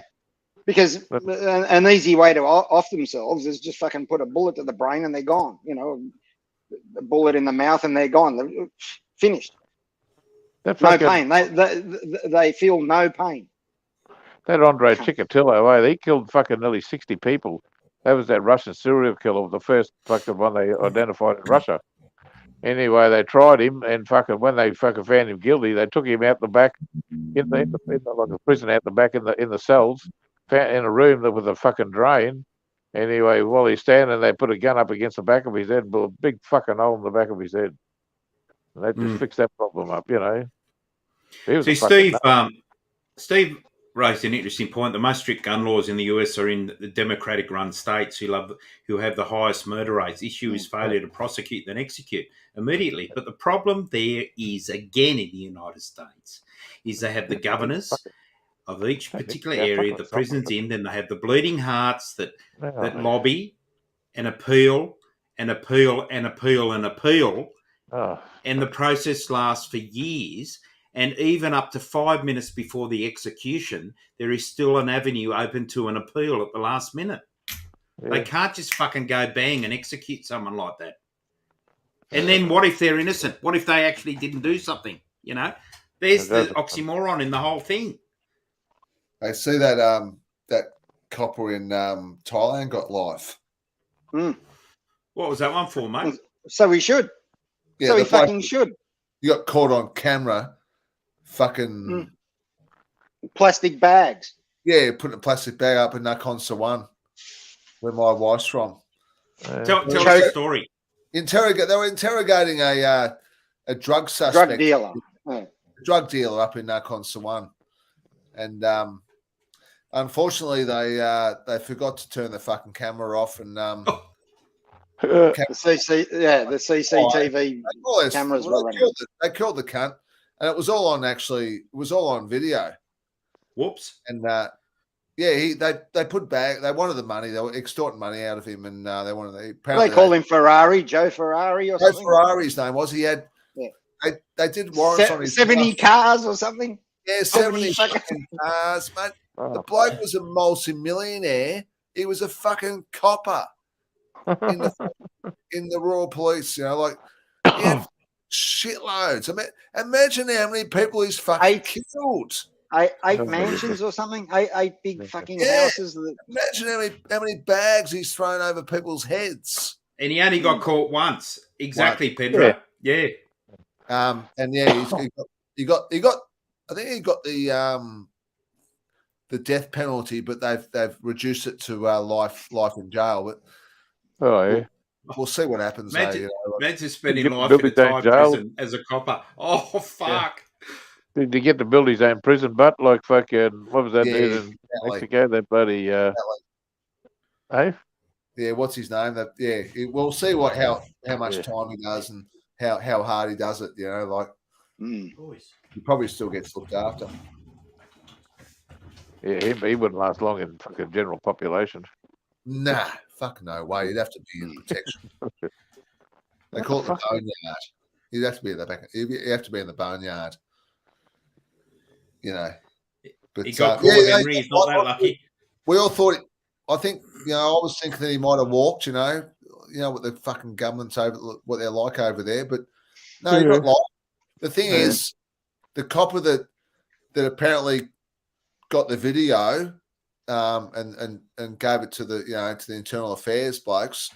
He's a wanted man. You know, like he's in protection for the rest of his life. You know what I mean?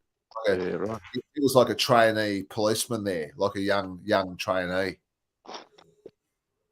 You know. Well, another thing I read during the week was an article about it's against the law to videotape or record, video record somebody breaking the law and uploading it to social media or posting it on YouTube or anything like that, because even though they're doing wrong, they can sue you.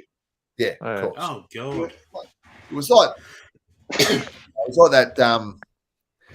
Not similar, but crazy enough. Some bloke in I think it was Melbourne. He unlicensed fucking pissed, and he killed someone on the road. He fucking killed some fucking family. But he reckons his defense was the fact that the car was full of fucking marijuana smoke and he couldn't fucking see. Yeah, well, and that was his defense. That was his defense. Yeah. Fucking spare me.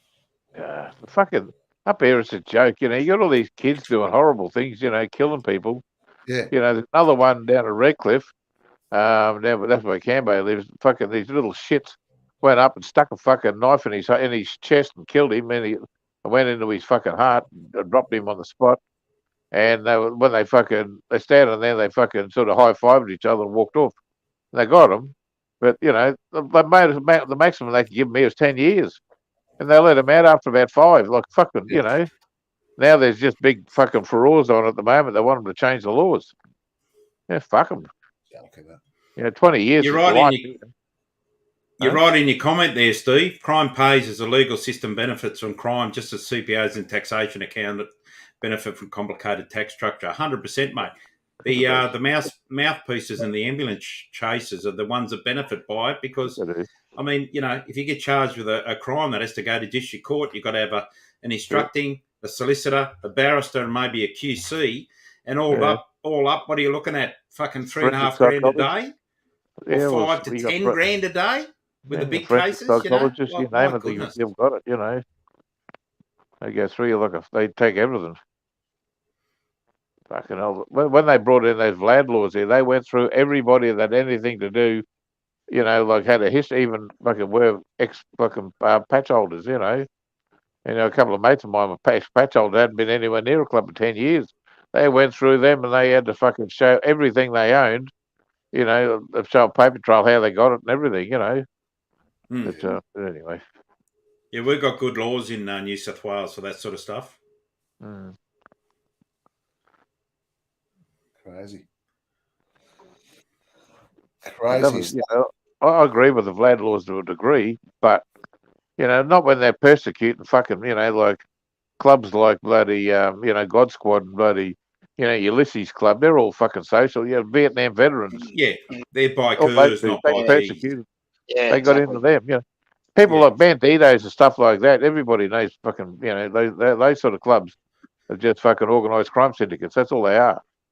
You know, and bloody, I won't go into too many other names, you know, but they went through. I thought they were there for toy runs for kids, mate, at children's hospitals. But a lot of those charges they laid on them, none of them, hardly any of them stuck. But it was just a gigantic fucking, you know, witch hunt, basically, you know. Nothing stuck really. They didn't, I don't know. Look out, Steve's blurter's about to release. I mean, yeah, Indian a bit ago. Yeah. Dodgy Vindaloo, mate.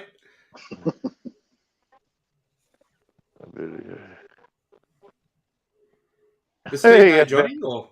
Oh, that was like me last time. Fucking I had Indian man. The next day I was like a fucking bazooka all day. Jesus. One end of bazooka, actually. I must have had about 8 shits that day. Oh, I've been a frightening sight. Jesus. I've been lucky. I haven't had any drama since December, since coming here. Every other visit, I've had the odd day where I've had to sit on the blurter and. Yeah. Oh, it takes a while for your bacteria to build up in your gut, you know. But once you got that sorted out, you're right, you know. But I think it's sorted out now. I've had that much Thai food; it should be right. Plenty of street food. Yeah, plenty of street food. And, you come back over here for a month, you probably get the squirts over here. You know, probably. Then you get back for another bout. every time I've been to Thailand, it's 1 to 2 days, and the shits change in texture and and colour. I don't really look at it, you know. On that Bangkok air, you know. Yeah. You reckon it's the Bangkok air? Push rate. It takes that long to go down the bowl in a hotel. You got to fucking look at it. Yeah. Oh, you don't. Yeah, I suppose.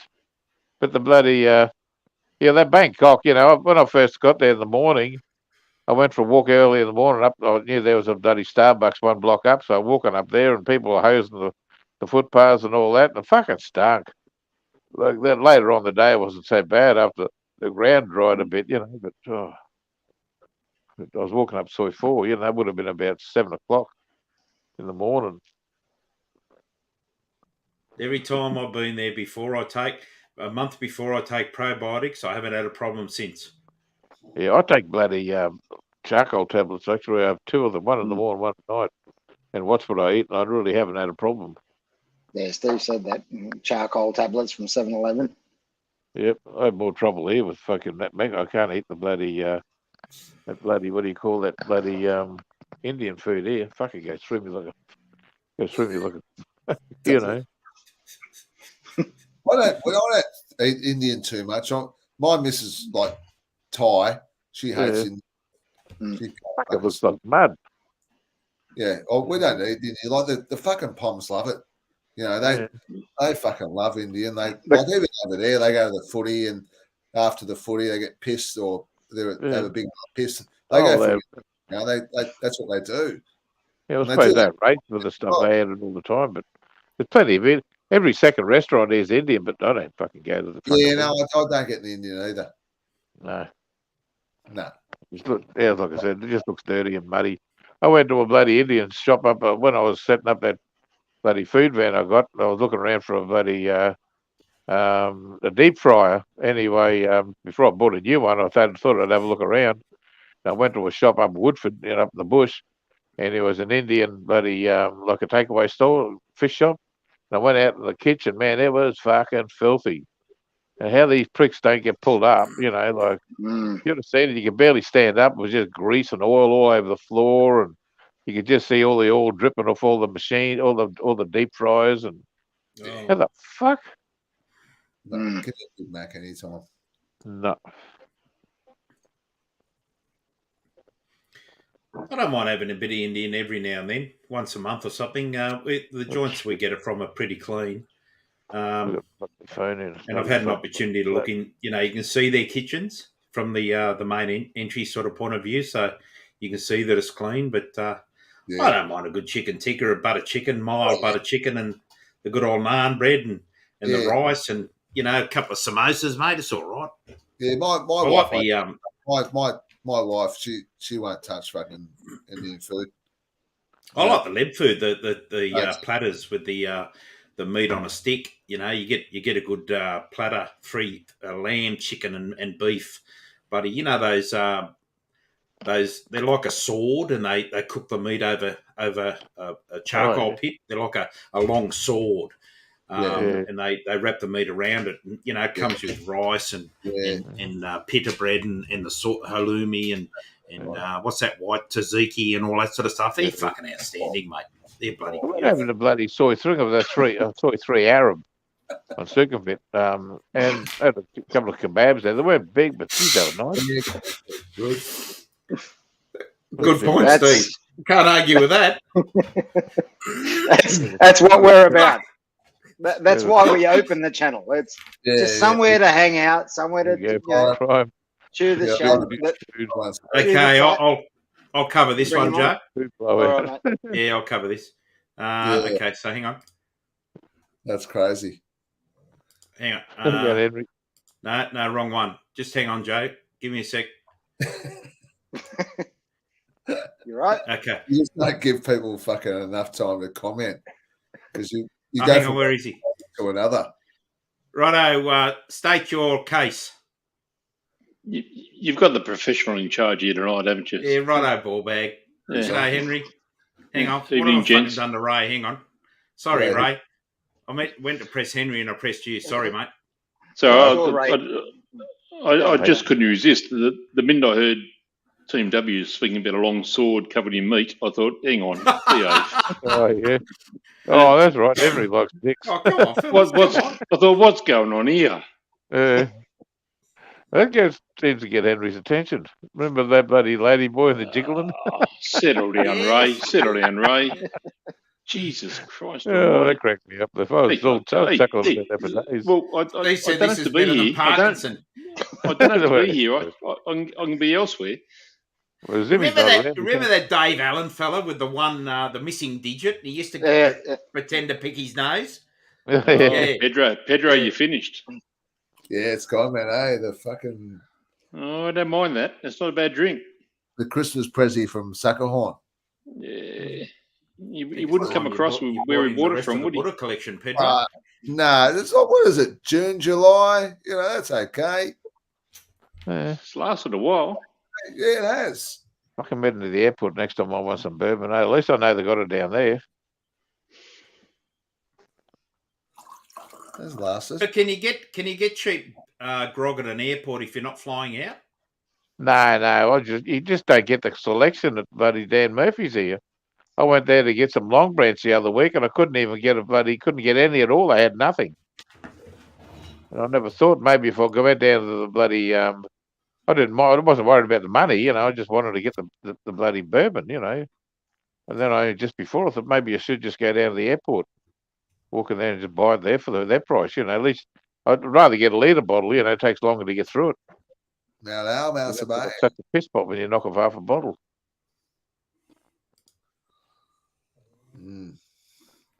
So what are you up to, Henry? What's going on in your world, mate? Pedro, look, it's been a wonderful day. It's been I woke up this morning thinking I was going to have a shiteful day. It's worked out 40% better than I thought. So I'm on fire. Nice. I've come back. I'm handsome. I've cooked a lovely lamb's fry. I don't know if you're big on lamb's fry with onion and mushroom cream sauce. Been a lovely way to eat liver. and a couple of beers. Everything's under control. Good stuff. I've got the fire going. The temperature's up. It's fine and 23 inside. Oh, yeah. Nice, mate. You live down Ray, there. I can get Long Branch bourbon at my local dance for $59.95. Yeah, it's Steve. Heading to Camp Pot, mate. I'll be in Camp Pot in November, so I'll be interested to see how you go there, mate. Not really going there for the pepper, but if you get to, if you pop in a couple of bars, let me know, because I'll be there in November. Not a bad joint, Camp Pot. I was there a few years ago. Not a fucking bad place to go if you're interested in going to Cambodia. I'll put the link in the private chat to the right, Ray. Huh? Long Branch bourbon at my Dan Murphy's, $59.95. Oh, yeah, I know. They're there. But they had it advertised there too, but I went to get some. They didn't have any. You can get it delivered, mate, for fuck all. No, well, I didn't want a 750. I was after a litre bottle. I didn't have the litre bottles. They didn't even have the 750. Oh, okay. Like I said, if you go down the airport, you walk into where they got the bourbon, man, they just got all the good shit, all the 101 bloody Maker's Mark, all the bloody, the big bottles of Rare Breed, all that sort of stuff. I don't mind spending $100 on a bottle of, $150 on a bottle of bourbon. I just want to get the stuff I want, but there's just no selection down there. You can't even get Wild Turkey 101 at the. I haven't seen Wild Turkey 101 at Dan Murphy's for probably the last 3 times I've been there. Really? I like that stuff too. That's nice. I just like Wild Turkey mainly, anything made with anything to do with Dan Murphy's. Makers is nice. I like Wild Turkey honey. Oh, yeah. I haven't got any. Oh, hang on. No, I've got some Jack Daniels honey, I think. 31 degrees at 8 p.m. in Bangkok. Yeah, it'll be hot there. It's fucking June, July, man. It's fucking hot as fuck. That's when you hibernate. Hot time of the year, hot time of the year. That's when we all go, especially if you live in Melbourne. You end up going to Thailand in June, July, August, because that's our winter. But it's fucking hot diggity dog over there this time of year. Yeah. Fucking oath. I'd rather go around I'd rather go around February when it's our summer and their winter, and it's cooler over there than here. So it makes it a bit more relaxing. Yeah, like Mekong Mix up, he's up in where my wife's from and where Jono's wife's from. And it's fucking thunderstorms up there. But the rainy season coming in, but it's fucking hot. It's real hot, Jesus, Mighty Bart, you better rephrase that, mate. A short time rain shower. A long time. Yeah. My goodness. I mean, some people pay good money for that. Yeah. Yeah, make sure you, Steve, let me know how you're going, Camp Pop, mate. Get one of those boats on the river there. They're good fun. It's a fucking good joint. Good oh, man, I'm fucking tired. I'm fucking still tired. I might get off. I might have to fucking say see you later. Yeah, no worries. And I'll catch you guys. Well, I think we might do one. Well, I don't know if we're doing tomorrow night, but I wouldn't hurt. Doesn't hurt at all. Good place to be. Not much else to do. So what I mean. That's why we started the channel. Yeah, 100%. Yeah. But I'll fucking love and leave you. All right, mate. I won't be much longer myself. Yeah, thanks. Thanks, guys. Mekong Mick, fucking all the guys. Luke. Oh shit, let's go. G'day, Matt. You're a legend, mate. Steve Morris. Luke Rennie. Fucking good guys. Hey, fucking really good guys. Yeah. Thanks a lot. I fucking really enjoy it. Really enjoy the chat. Last opportunity for anyone that wants to come on. The link is in the chat.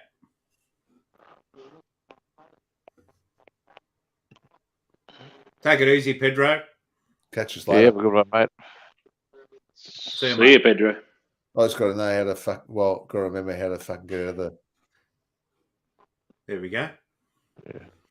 Problem solved. Not the big He's still one. there. I'll get you off, Pedro. I'll get you off. Oh no, I can't. You got to get gotta yourself get off. off.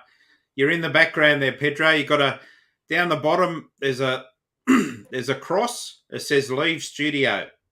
Yeah. Don't hit the end. Don't hit the one up the top right hand side. Don't hit end broadcast up the top. Don't do Down a the Kanga. bottom. There we go. He's gone. Okay, found it. cool. Yeah, don't do I think it. Kanga was on a mobile phone that night.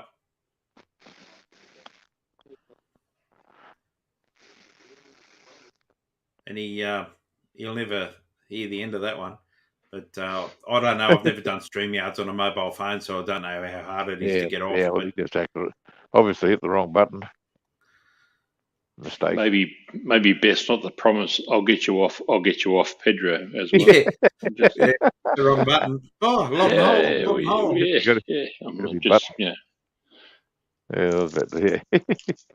I might get off too, actually. I'll jump off and fucking I'll see you later as well. Thanks. I'm going to just check the private chat. Jeez, I can clear him out, can't I? Yeah. Henry turns up and everyone fucking bolts. Yeah. I'll stick with you for a bit, Henry. Yeah, I've been going to get off for the last half an hour. You got 3 minutes in you? You're not going to try and get me off? No, I won't. No, I'd never try to get you off your big unit. I'll leave you two to fucking, give you a bit of privacy. on your way, Ray. Yeah, no worries. I'll see you later. See you later, Joe. Take it easy. See you, Ray. Cheers. Yeah, see you. Microphone, Joe. Volume. Can't hear you, mate. I can't read lips properly either. Oh, now Joe's going to make an excuse not to be here as well. Jesus Christ, I can clear him out, can't I? Jesus Christ! Do you want me to go before you do? No, it's up to you, mate. I'm going to throw. Would it be the link out one more time, and then this is it, fellas. What's that? That's the missus on the phone or something, is it?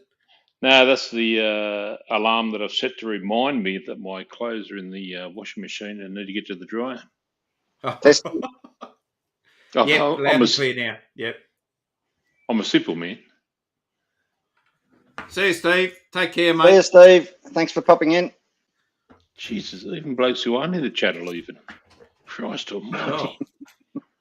No, I was trying to say earlier, I might be pulling the pin shortly too. Oh, for fuck's sake. Oh, geez. Well, I'm fucking off then. I'm going to go and watch Netflix. Bloody, I don't know. Like Pedro suggested, bloody having a stream tomorrow night. I've only really got one stream in me, fellas. How long have we been going? Bloody, what does it say on the counter? 3.5 hours. 3.5 hours, yeah. No, well, I mean, the other option is we have, more frequent streams, that maybe don't have to go as long. Like last week was good because we sort of tag teamed each other, so it wasn't all of us on the same time. We popped in at different times, and it went for 8 hours. But I certainly haven't got 8 hours left in me every week. Yeah. I mean, the conversation flowed. There was no problems with that, and we always raise the subject as one of our valued chatters said before. We've gone from the American Constitution and the war to bloody having Indian. a dodgy vindaloo at a local Indian restaurant. G'day, Beans. G'day, Stu. Welcome. G'day, Beans. How you going, mate? We're actually talking about Beans was ending sitting the there. Bean was sitting there at the front of a one of the things in Pub Street, and I asked him a question last night. I said, "Are the tuk-tuk drivers quite aggressive in their eye contact with you to get a $1 fare back to the hotel? Because they lock in on you, mate, and they make you commit to promise them that you're going to be the fare to get you back to for $1 mate, $1." I mentioned this before. I think it was last week when you go into places like Taiwasadu and Home Pro, which is like the Thai versions of Bunnings, something like a Bunnings. Yeah. When you walk in, you've got to make it past, say, 10 to 15 salespeople that are there, wanting to help you out. Oh, what are you after? What do you need? And they get a commission, do they? Or they must be on some sort of commission basis. And I just ignore them because I just don't talk Thai, and the missus, she's very polite and everything. But I just walk off. I just fucking just head off in my own fucking direction, and the missus tries to keep up, but 10 meters or 10 feet behind, one of them is following us around the whole fucking store. It doesn't matter where you go, they're fucking following you all the way. As soon as you touch something, they'll come up and, okay, they try and sell you that, or tell you why you shouldn't get that one, why you should get this one. It's always the more expensive one that you should get. The classic is blokes know what they want when they go to a shop. They fucking go there, they get it, they walk out, and might have a Bunnings sausage or something at the sausage sizzle for the local Rotary Club or something. But this is why I never go dress shopping with the missus, because I know I'm going to be sitting there fucking frustrated for hours because, what do you think of this? No, go with your mother. Beans are saying they stalk you when you're in the bars. Fuck. Yeah, 100%. And the eye contact, they try to get eye contact with you. Beans has had some good, what do you call them? Shots, some good. Streams. Yeah, streams. Streams is the word I'm looking for. Yeah. No, it's been good. Beans and brews.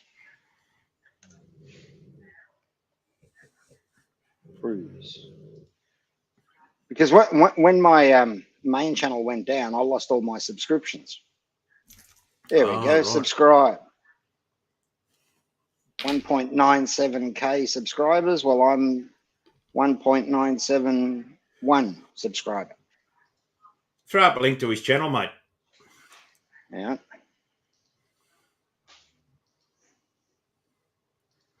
He had a bit of a weird one a couple of weeks ago when there was just some kind of snoring in the background. I couldn't figure it out myself, but yeah. Yeah, I looked at that too. I couldn't work it out. Yeah. It's like listening to white noise. It was listening to the waves. Has he been doing sunsets? I think he might have walked away from the sunset. Geez, Jono was in fine form that night. For fuck's sake, why would we want a fucking sunset on this fucking stream, you fucking idiot, Oh, let's all hold hands and sing Kumbaya. Kumbaya. One mistake. One mistake. That was gold. What do you reckon, fellas? Suckerhorn said, yeah, we started this channel so we could sit around watching the fucking sunset. Fuck off. Man about, if you want to get on, you better fucking hurry up, mate, because we're going to be pulling the pin shortly. I'll put the invite in one more time, and this is the final time it's going in. Otherwise, very shortly, the stream's going to be ending, I reckon. If I could throw an appeal out to Man About, it'd be nice if he came on, because then I'd be able to blame you for them shutting the stream down as opposed to me coming on. No, he's very well behaved here. Yeah, I know that.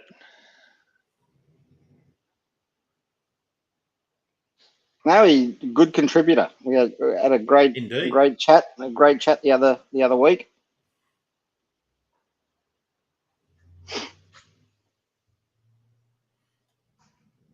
Be interested to hear his opinion on why Bitcoin's fucking dropped out of the arse. Well, it'd be interesting to hear why all the stock markets are crashing. Yeah. Same reason, I guess. I just have no comprehension of that sort of stuff.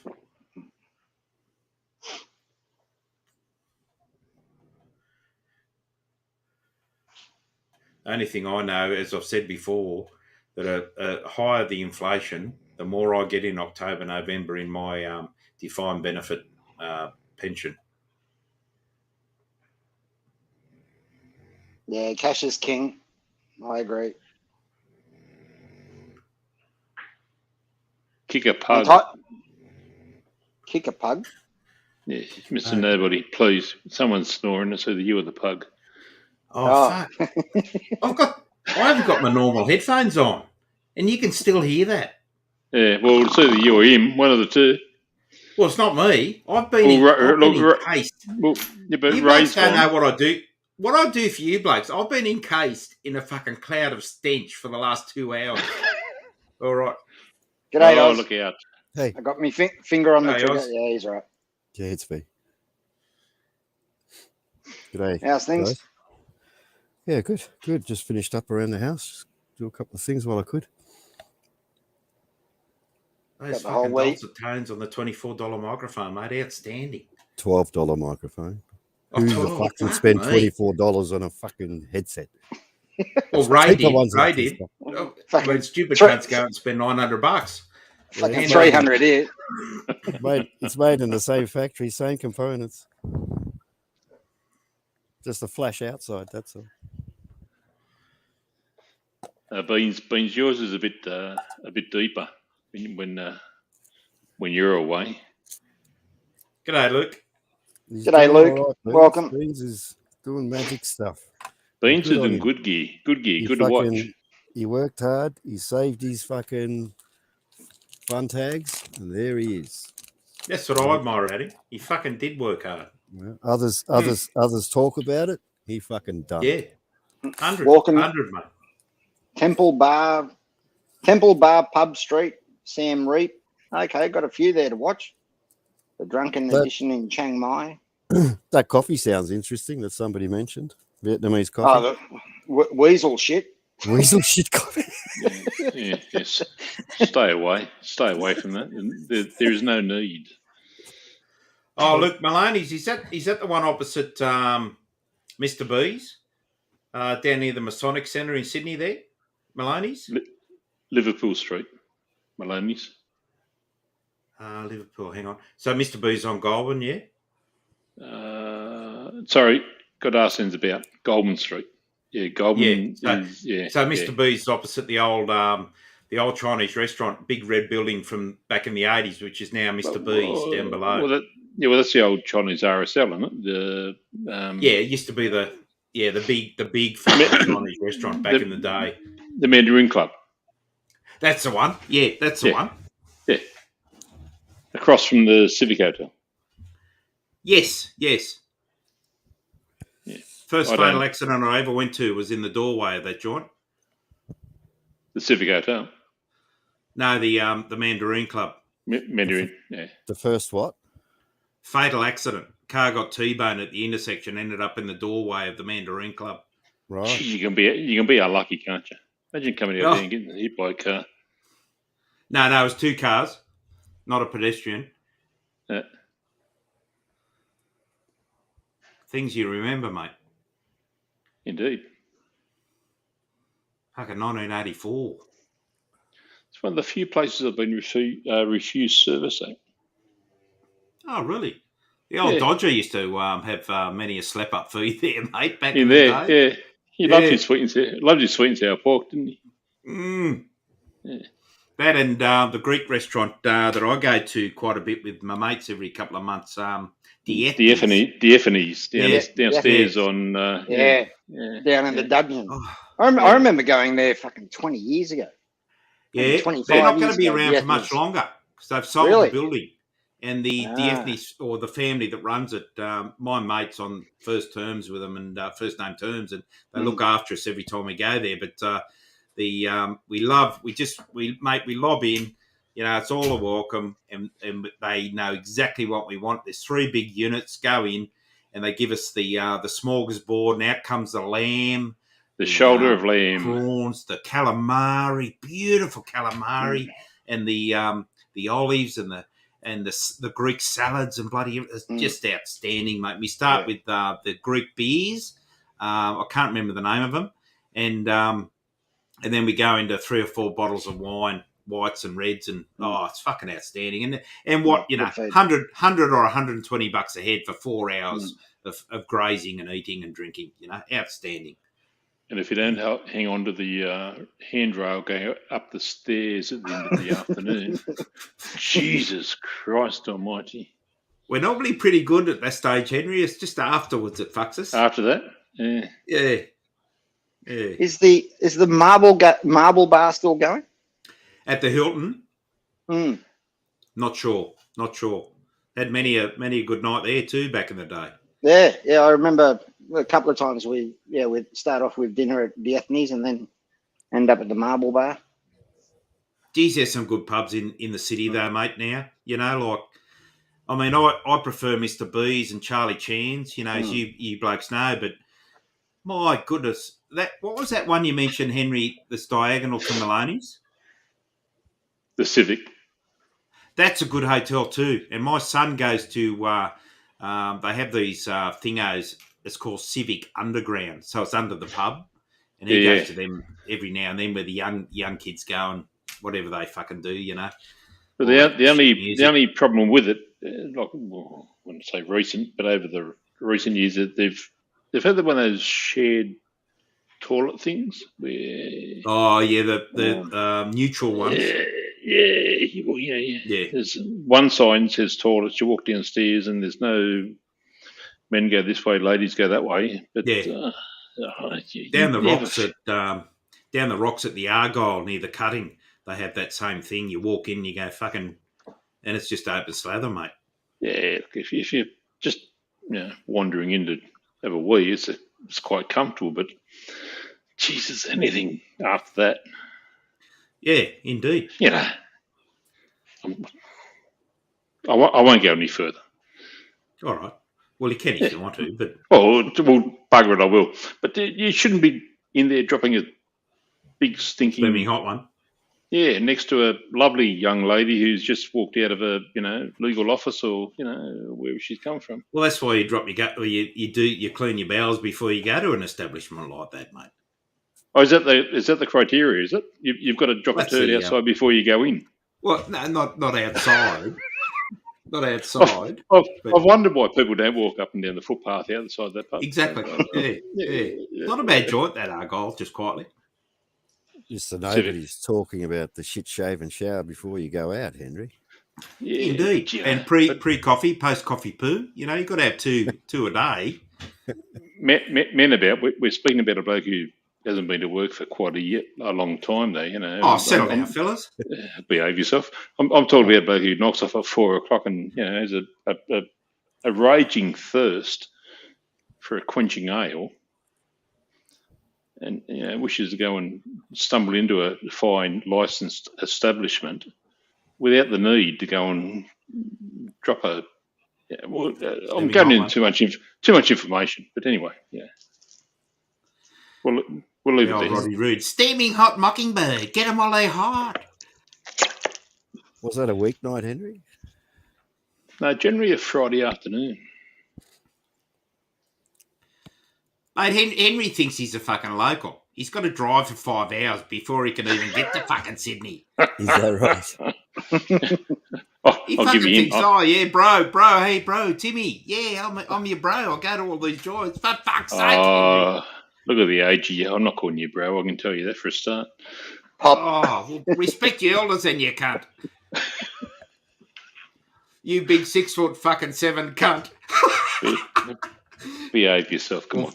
5 or something. Anyway. Fucking big unit. Moving on. Sort of bloke you kick in the nuts, then run.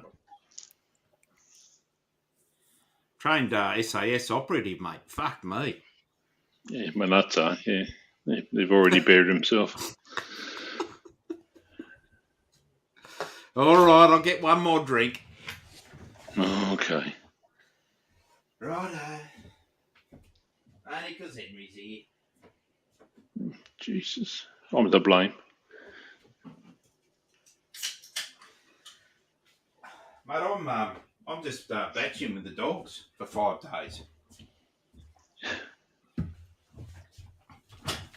So bride's up in Darwin. Well, that's not always a bad thing. Yeah, it's a good thing, but I miss her.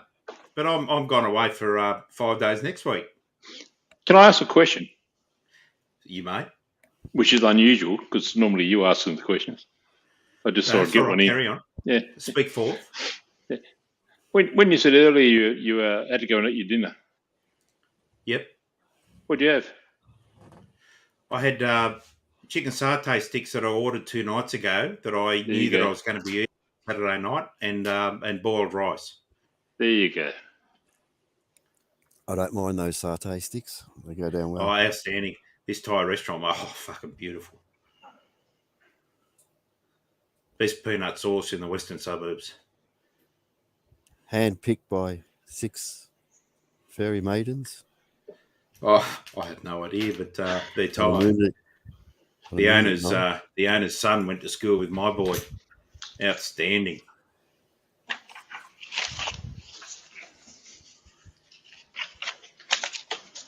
So what's the goss? So why was the question about the dinner, mate? Were you trying to trick me up or confuse me, or? Jeez, he's always looking for the backdoor story, isn't he? He's always looking behind the question, isn't he? Eh? Well, here comes his question. Yeah, here it comes. All right, fire it back. Why speaking? Hang on. Woo, stop. I'll have to sit down. I'm about to panic. What, pray tell, may Bone have asked me about my dinner? No, it's just now you're right. You've got me. I've got a question for Mr. Nobody.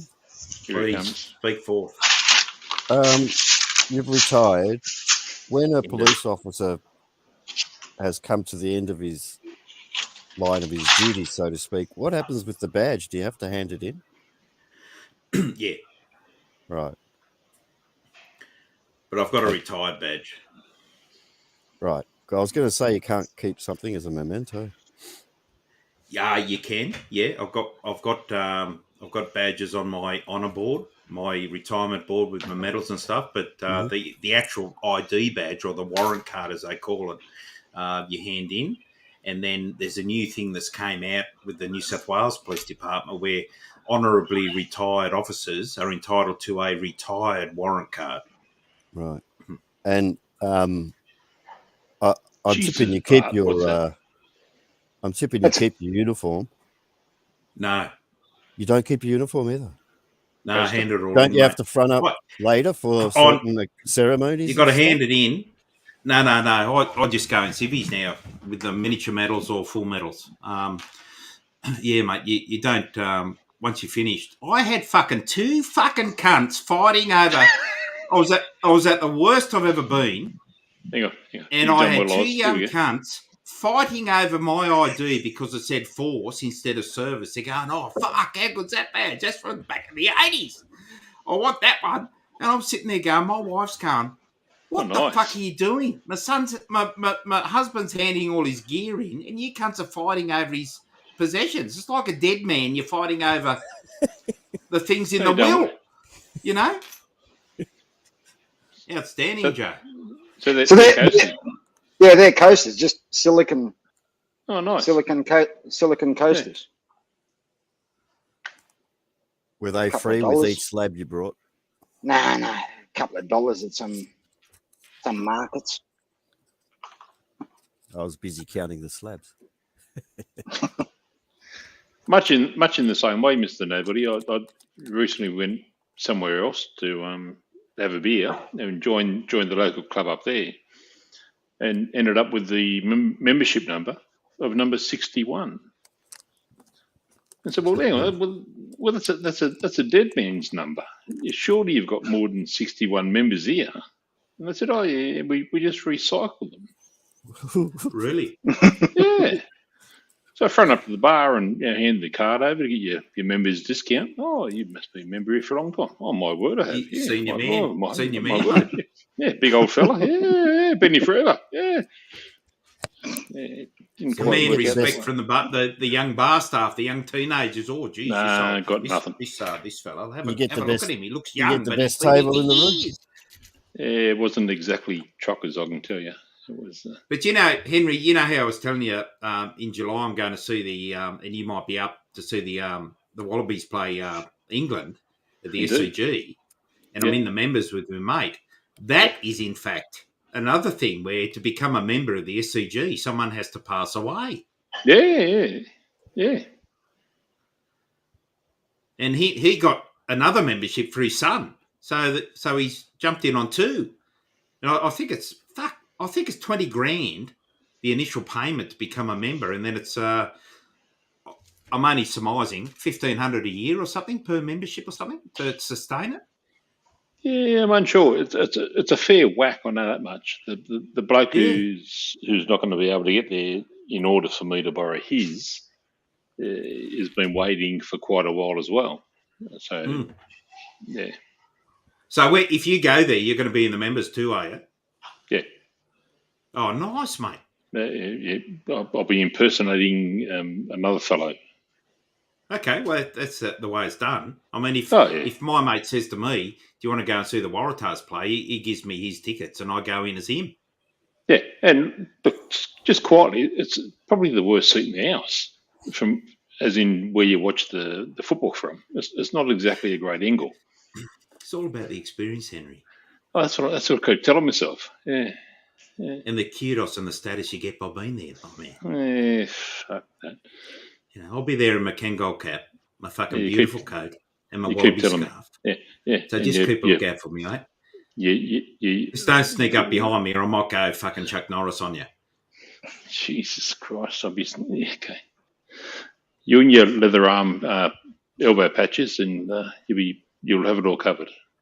It's all right, mate. Me and my two mates will be in the triangle of safety, so it'll be okay. Jesus Christ Almighty! You are going. You are going back. You know me well enough now to call me Tim. Now cut it out. You are going back a bit, aren't you? Yeah, I am actually. Yeah. Well, it's all I've got to draw on, mate. Sorry. Don't be like that. I'm going to jump off. It was hello, Joe. Good night, and if something happens tomorrow, I might pop on, depending on what's happening. Before you go, Bart, is that the world's biggest stamp sitting behind you, or what am I looking at there behind you?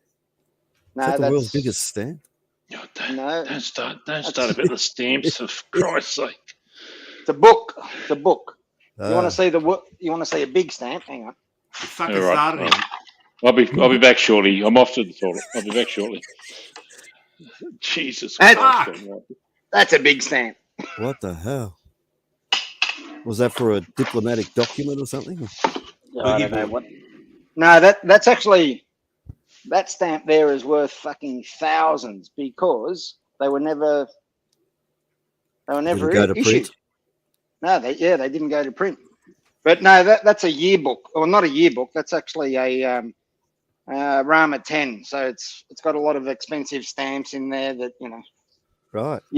I bought that new at Thai Post for 1,000 baht.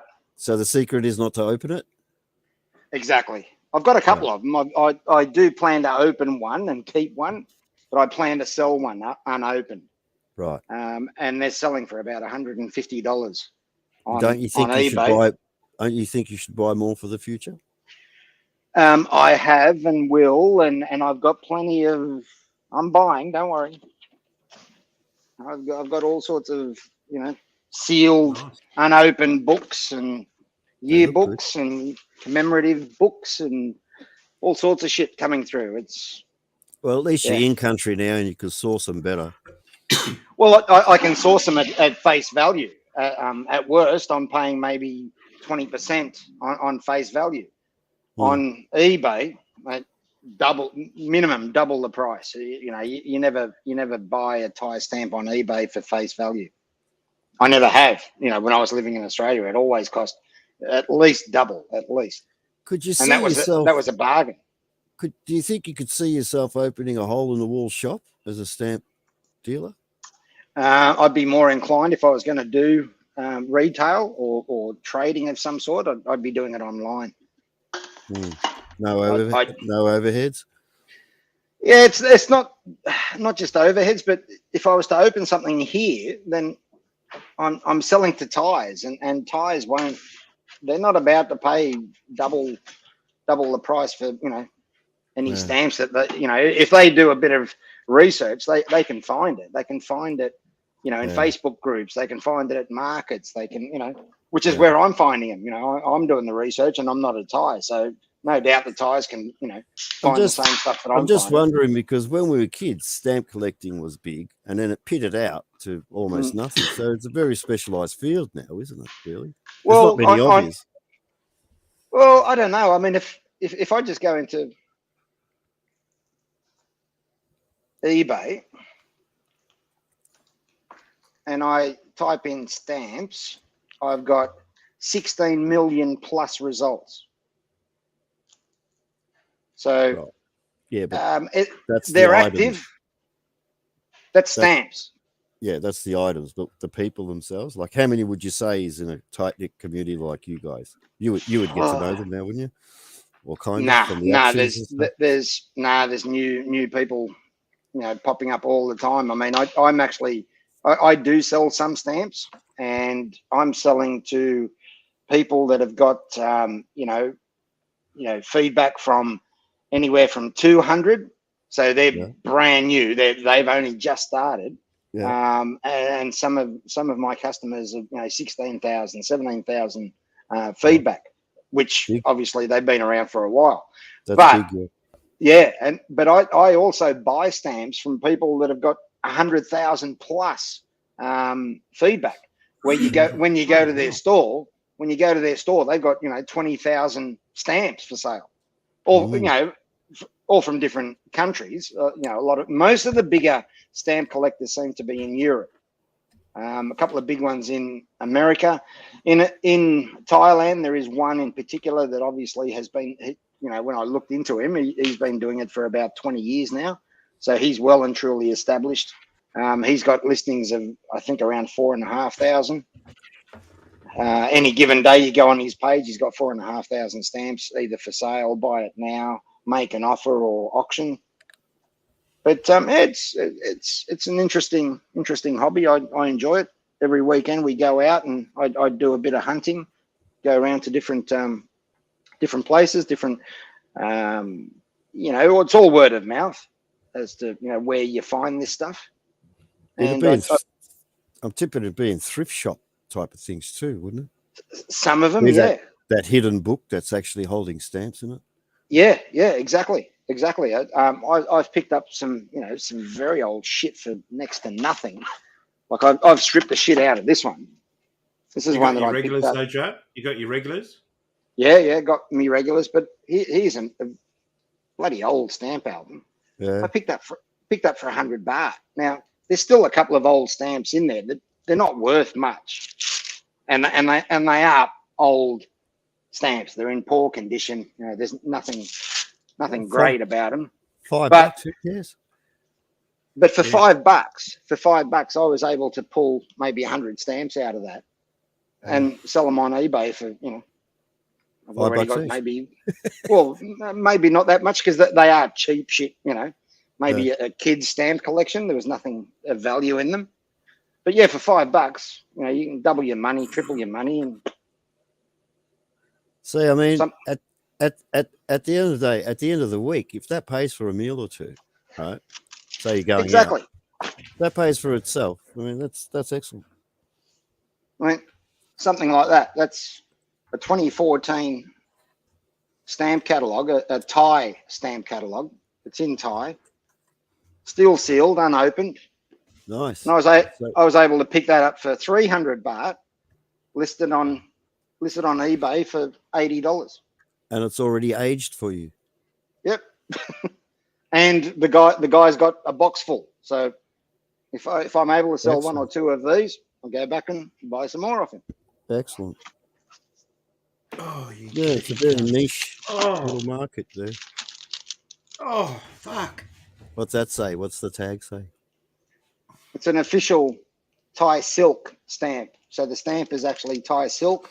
And this is just a commemorative thing where they put it in a photo frame, framed in silk. There's a silk stamp in there.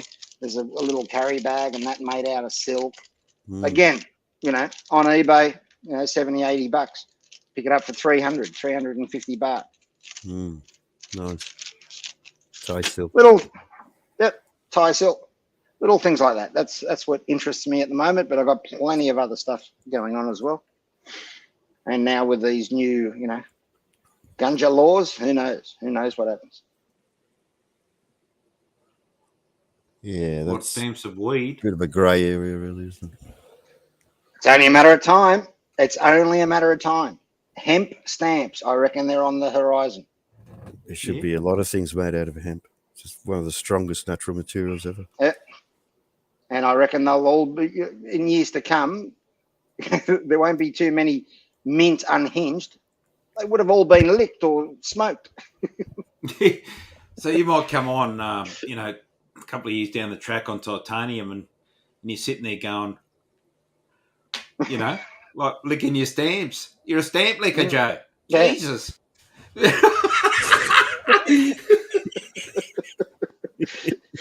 The higher the denomination on the stamp, the higher you get. 100 baht. Oh, that's a good one. Yeah. Fucking flying. There's a making idea right there. All right, There's guys. something I'll get on to, man, a bit. Righto, Joe. See you, mate. I won't be far behind you, I don't think. See you, Joe. See you guys tomorrow or whenever. If things go live tomorrow, if I get a chance, I'll pop on. If you've all got buttons, one of you just press the button and go live. If Pedro wants to start a stream, he needs to learn how to start a stream. Well, he needs to come to the training sessions. The training sessions, yeah. Oh, you don't have meetings, do you? You don't have meetings. No, not meetings. They're not meetings.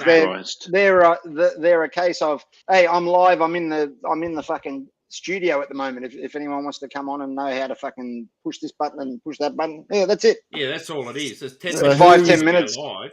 I missed the name. Who are you teaching? Pedro. Well, Pedro Thai. Yeah, you'll get it eventually. You got to throw There's us two. There's Kangaroo. There's Pedro, Ray, Suckerhorn. Well, the best way Pedro's going to learn, right? Because he's a maturing adult, as we know, and he's maturing nicely and gracefully, right? I might add. But you've got to throw him in the deep end and let him learn the fucking hard way. That's the best way. Indeed. Don't drop the border. Get on. Throw him in. I'll add some pressure to him and we'll sort him out. No, God love him. Yeah, I love Pedro. He's fucking cool. He's a good man, mate. Good man. Righto, Joe. Get off quick. See you, mate. Take care. Cheers, Joe. Well, I got 20 minutes out of him. Yeah, well, mate, interesting analogy with the stamps. You got him going. We could have kept going. Henry fucked it up. Oh, what? So how are we going to go on, Henry? Go on. No, go on, Henry. Go on, Oz. How'd I fuck it up? You reminded him that he was going. Oh, fuck off. All good. I'll be back in a minute, gentlemen. Just going to refresh the beer. Oh, Jesus. Another one's Jesus. I heard you going off. No, you weren't going off. Jesus. What's he knocked off? We're on another stream I watched yesterday, man, about you having a marathon, mate. Fucking hell. I think he's disappeared for the time being. So what's your plans for the weekend, Henry? Well, look, I was going to say, if you do happen to have an adventure tomorrow evening and I try to come on, it's probably best not to let me on. You're going to be a bit pissy, are you? Oh, yeah, more so than usual. We've got the rugby tipping comp grand final tomorrow. Okay. At a local establishment, which means there may be 47 beers more necessary. Wow. And I think there's a 5 o'clock kickoff with that. So I'll probably be home by about 8:30, 9 o'clock. I'll look out. Hang on, sorry. He's back. He's back with stamps. He couldn't help himself. I'm back with. Got him. Well, got him. Yeah, got him. I read Luke. Hang on. I've got the Encyclopedia of America's Cup 1987 in stamps. I don't have that one, but I do have the 2000. This is the Aussie stamps. Yeah. Of the whole 2000. Yeah. So there's wait, shit. Drop it. Oh, no. Oh, no. Yeah, you got It some looks like sorting to do now. It looks like a book of missing persons. What are you doing? Can you hold up a Is bit that higher? Nigel from the Krakatini tribe? Jesus, what's that? No, I think they were. Face is normally printed on the side of milk cartons. Oh, good on Nigel. I've been to Mikathara, jail, Mikathara. More jail, more jail. Back to Couple jail. More jails. Oh, World War One stuff. Nice. Well, what's the thing that stood out in 2000? Something happened history-wise. Olympics. All the clock stopped. Oh, that'll do us. What? Yeah, Y2K. Y2K, that's Again. right. Yeah, Jesus. Y2K. I'm glad they're not worth much. So they're not. They're not. These are. Well, you're stamps. throwing them all over the floor. Nah, these aren't worth that much. So that's all the gold medalist, I think. Yeah, gold medalist in 2000. Yeah. So the Sydney Olympics. Mm-hmm. There's still a few jails in there. Kathy from the Krakatini. What's Kathy done since? Stop it. Nothing. Stop it. Put on a bit of weight, like we all have. I won't show you that. She's done nothing since. Yeah, that'll do. I'll jump off before I keep going. Bye. All right, mate. Take care. Take care, Joe. See you, Joe. See, we haven't got an Gone back to being a Lubra. Yeah, I won't say it. Righto. Yeah, all right. I'm starting to fire up, so I'll fucking... No, it's easier. Yeah. Oh, Scottish song. He'll take the high road and I'll take the low road. What happened, so good? What happened? Something must have gone down earlier that we missed or something. It's been calm here all night. So, you may be referring to the American debate we were having before about school shootings and things, but that was all right. It'll always be calm. Get on Indian curries and dodgy vindaloos. You know why? It'll always be calm here because we don't give a fuck. Exactly. That was an intelligent interaction, I thought. I wouldn't even class it as a debate. It wasn't an argument. It wasn't even a simple disagreement. It was It's nothing. Nobody upturned the table. Nobody. You only have an argument. It was a when normal you've got a passionate American in the chat. If you're talking about something like that, they get overheated. Yeah. Very protective of their Second Amendment, mate. Yeah, as we all know. That's why I don't need it. I don't live there, so I don't give a fuck. No, that's end story. Yeah.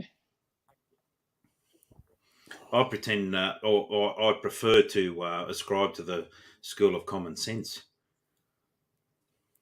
Yeah, but there's no point in trying to get your point of view across to someone that will never listen to anybody's point of view. You know, completely correct. When you're dealing with a nationalist and a foreign nationalist, and he's on a talkback show like this where they're all Aussies, you know, he'll feel a little bit ganged up on sort of thing, and he'll revert to defending himself, of course. Yeah. As you would if you were in their community. Defending yourself against Australian values, you know, for Australian values. Yeah, maybe. I don't think I'd be as passionate. Well, we're not, are we? As I said, we don't give a fuck. Yeah, exactly.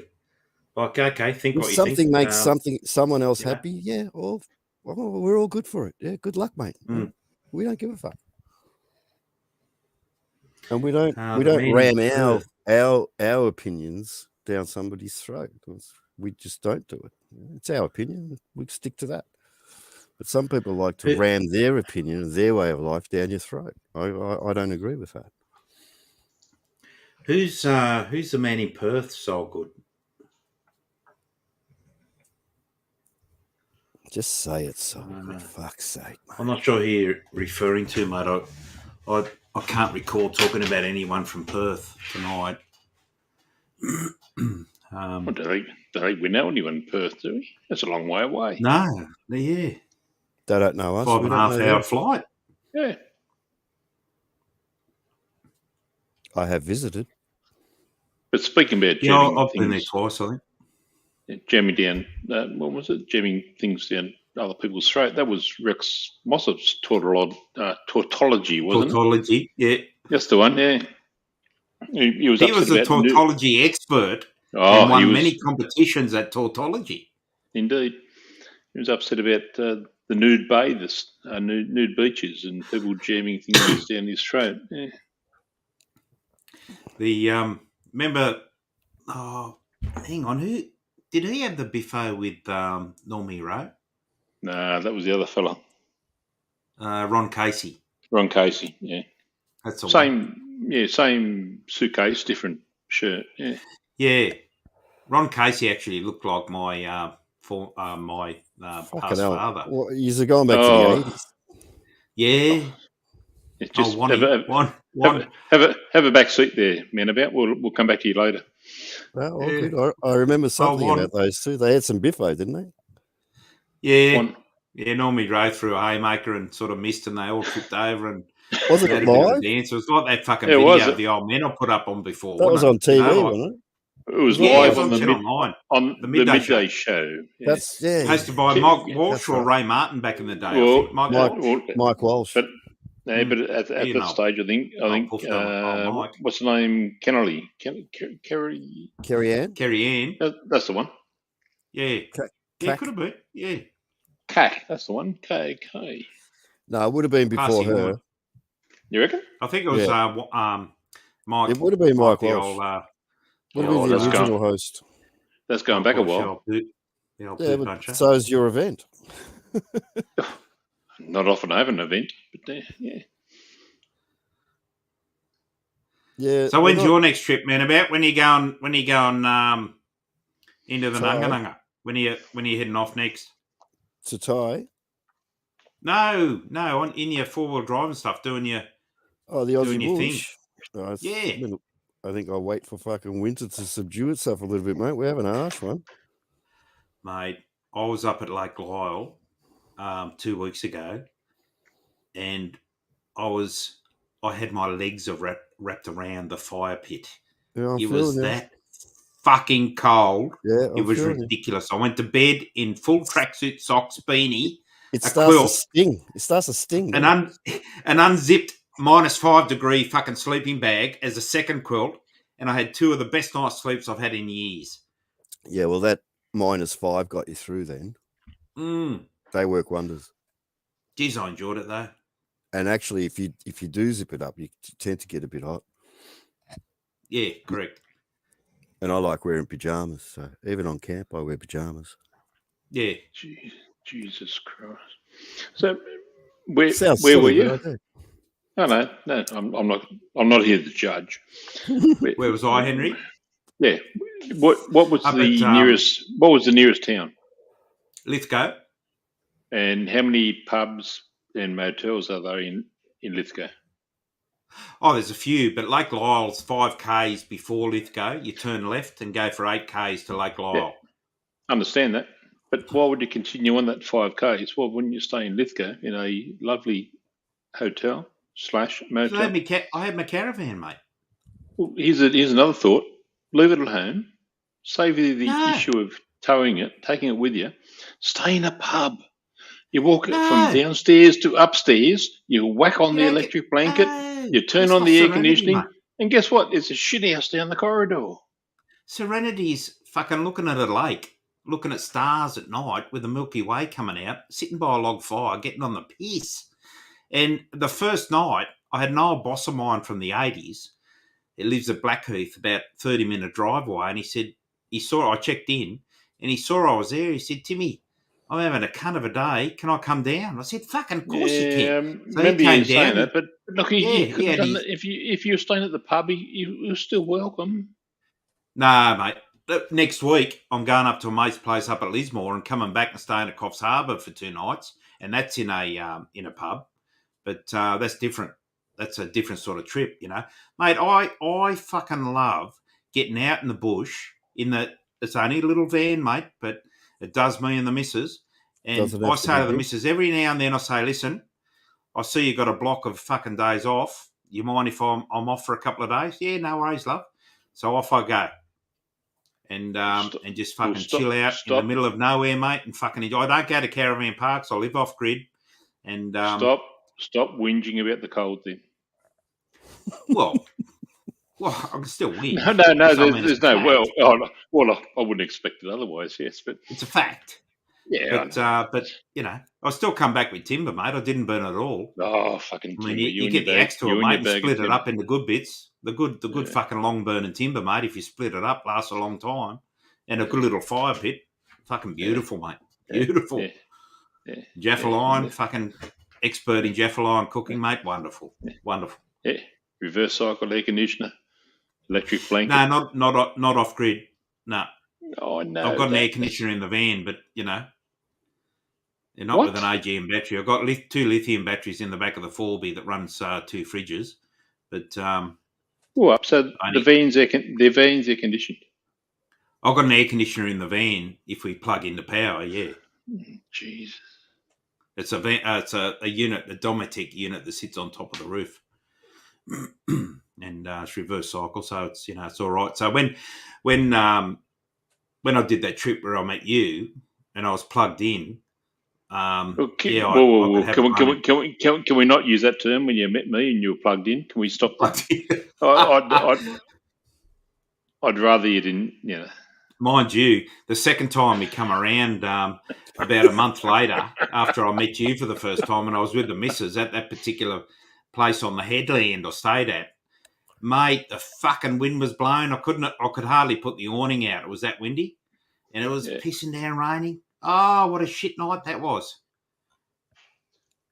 Local hotel would have been lovely, They got walls, got a roof, windows, the whole lot.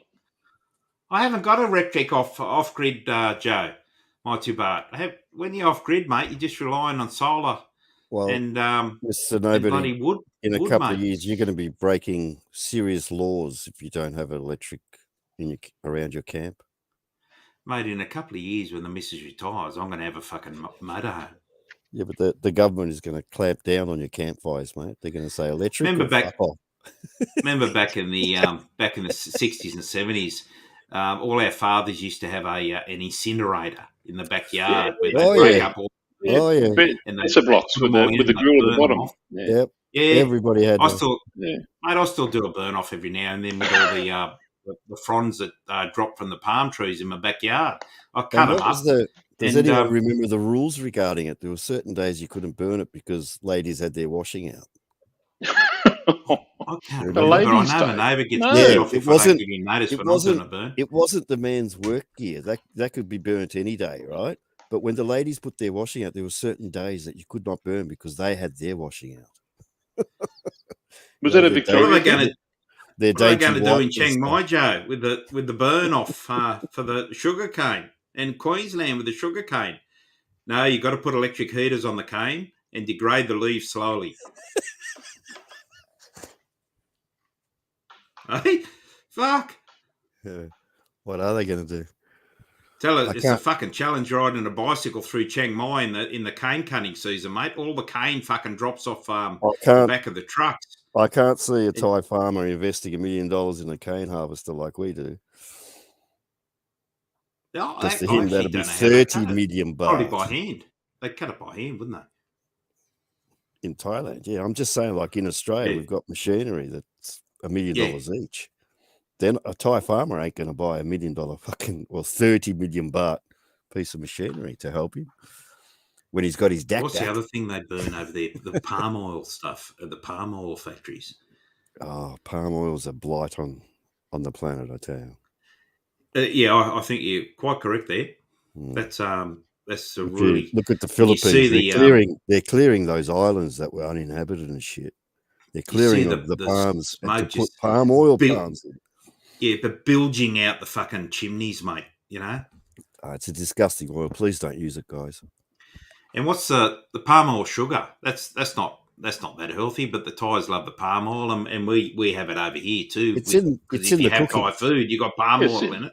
Yeah, it's in everything. It's in your biscuits, in your bread. It's everywhere. Is that right? Yeah. Oh, yeah.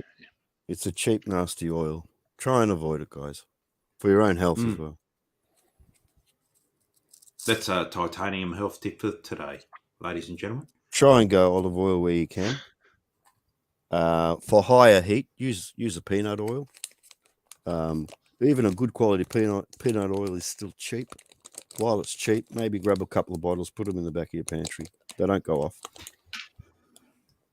Joe's seen the light. Just light up a joint and sit back and watch it burn. God for your country. Oh, you've changed, Joe. You've changed. He flips and flops, doesn't he? You don't know where you stand. Yeah.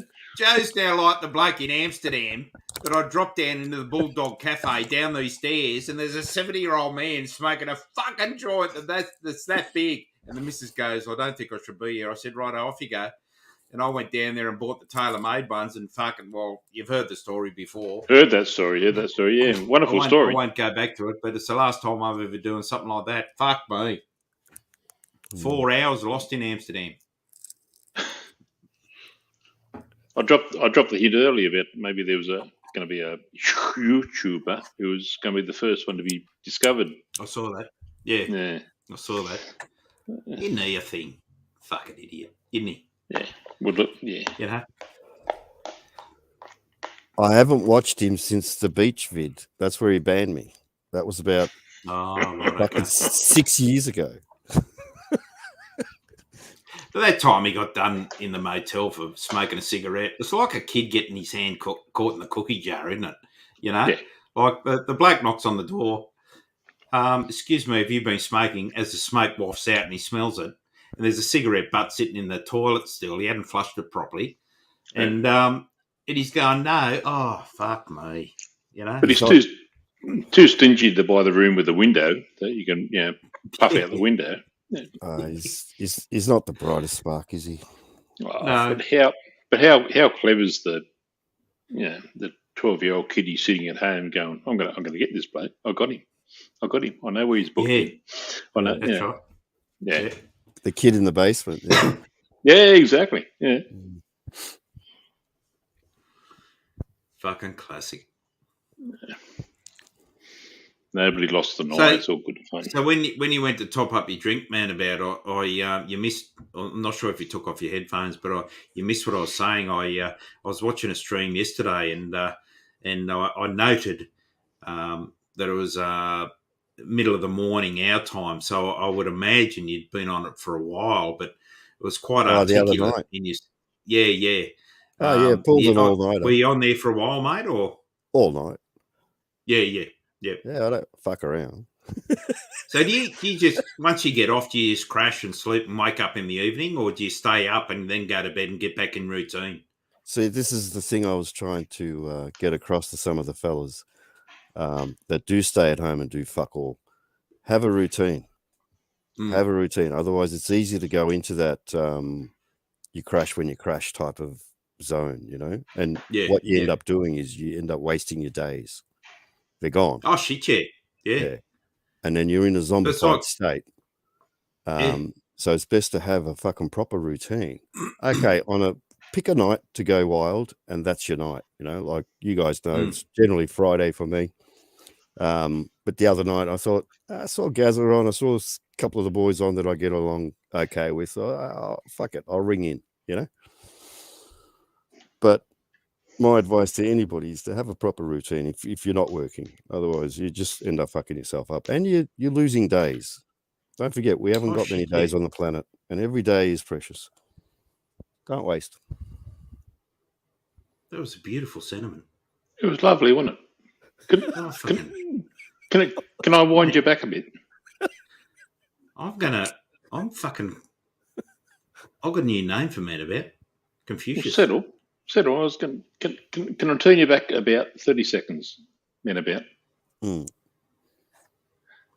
say you saw, and again, far be it from me to be controversial. Yeah.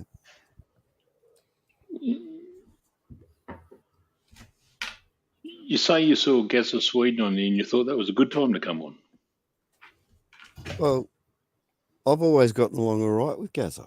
You know, I don't have a problem with Gazza. Okay. I remember a few years ago, Gazza and I used to pull all-nighters together often. Right. just having a laugh about fucking nothing, really, and talking about nothing. I couldn't argue that would be about all I could see Gaza, Sweden having a laugh about. Absolutely fucking nothing. But you've got to understand, Gaza's been under attack for years. So the Gaza that you see isn't the Gaza of old. I'm not here to attack him. I'm not here for the old. Not here for the new. I'm just. I realise, Henry. I know exactly. Yeah. I know exactly where you're coming from, and I'm with you, right? But what you're seeing now is not the Gaza of old. Like the Gaza of old that, he used to come on here. Very different person. And this whole YouTube thing has affected him and others, I've noticed. The others that have been picked on, and it affects them. And I see it. And the only conclusion to this is this fucking sort of bullying has to stop. It's affecting people's mental state. I don't know about you guys, but I just cannot agree with that. I know who you're referring to, read the mental state. And I think that particular person you're referring to needs some long time away from fucking YouTube, mate. And they won't. I know, because he's addicted to it, as well as the alcohol and the whole friendship thing, because he's lonely. Yeah.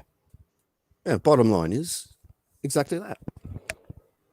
Oh, well, I've dropped out there. I don't know who you're talking about. And it's probably maybe best that I don't. I'll type it in the private chat, mate. Yeah. Can you see to the right?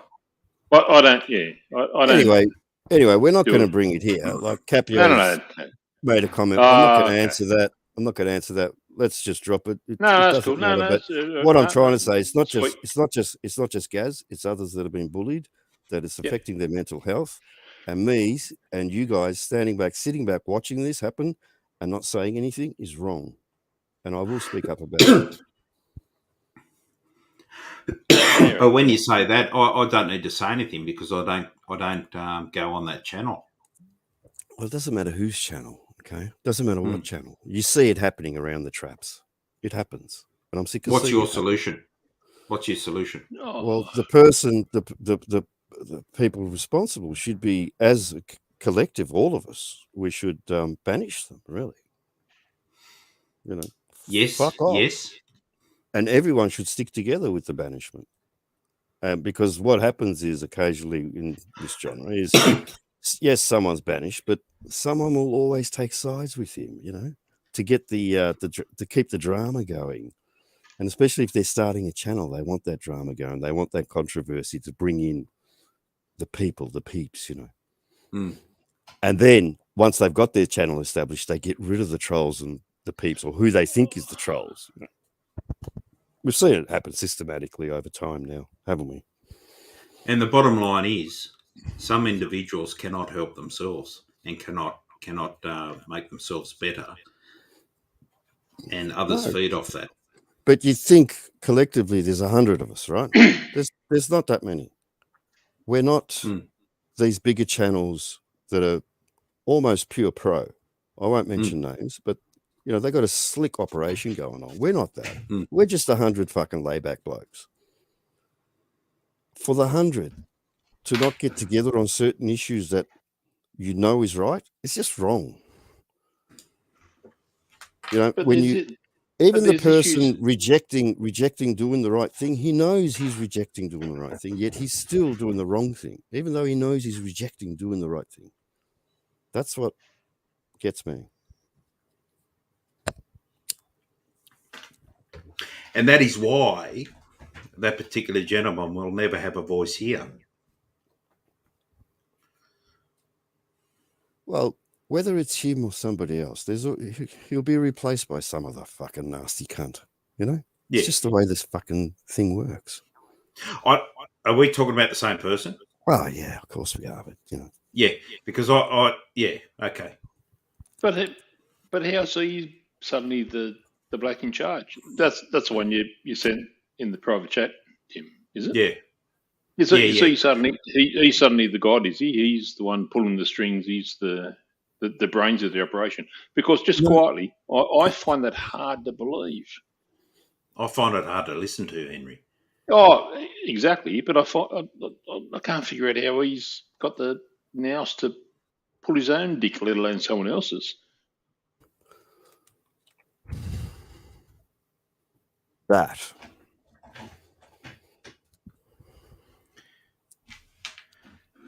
Capio said, if it was decent people complaining about doxing, I'd agree.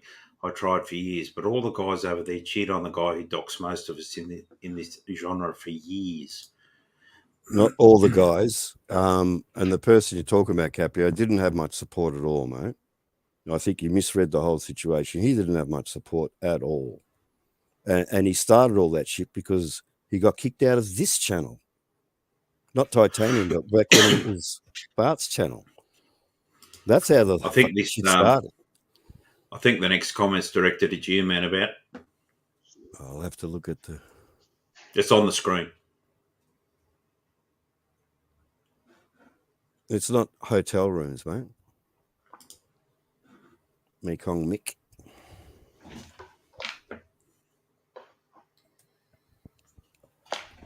But who gives a fuck if you do? Who is? I couldn't give a fuck.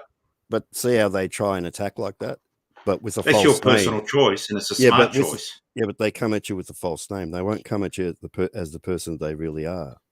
You know, like I don't have a troll channel. Do you? Do you have a troll name? I don't have a troll name. I started one to troll as a joke. Fucking JG. That's him. But you know, these guys start up 3-4 names just to troll you. It's just fuck off, cunt. It's not even funny, you know. Be a funny troll. I've always said this. I've said this for years. Be a funny troll. Don't be a cunt troll. Be a funny cunt. Or a cunny fun. That too. But they never are. They go at you at your jugular, and then they wonder why you fucking lose your shit. You know, they don't start off tickling your toes, do they? No. Do you think it's improving? Do you think a channel like this is working to get away from that or not? Do you know what? Do you know why it's improving? What I think? I think it's separating people. I think it's moving people. I think he asked me, Henry. Fuck you. Apologies, man about you cunt. I think it's improving because because the whole genre and the people in the genre have matured with YouTube. We've learnt YouTube. We've learnt how it works, and we've learnt how people within YouTube work. So we're all maturing. That's why it's getting better. And we've learnt now who to fucking push out, and we've learnt who to accept and welcome with open arms. You know, when they're funny, when they've got a bit of character to them, not just this boring fucking sour ass fucking cunt. You know, we're maturing. Our people are maturing as we go along, and we're learning who and how to get rid of cunts and how to deal with certain situations. I mean, look at Global.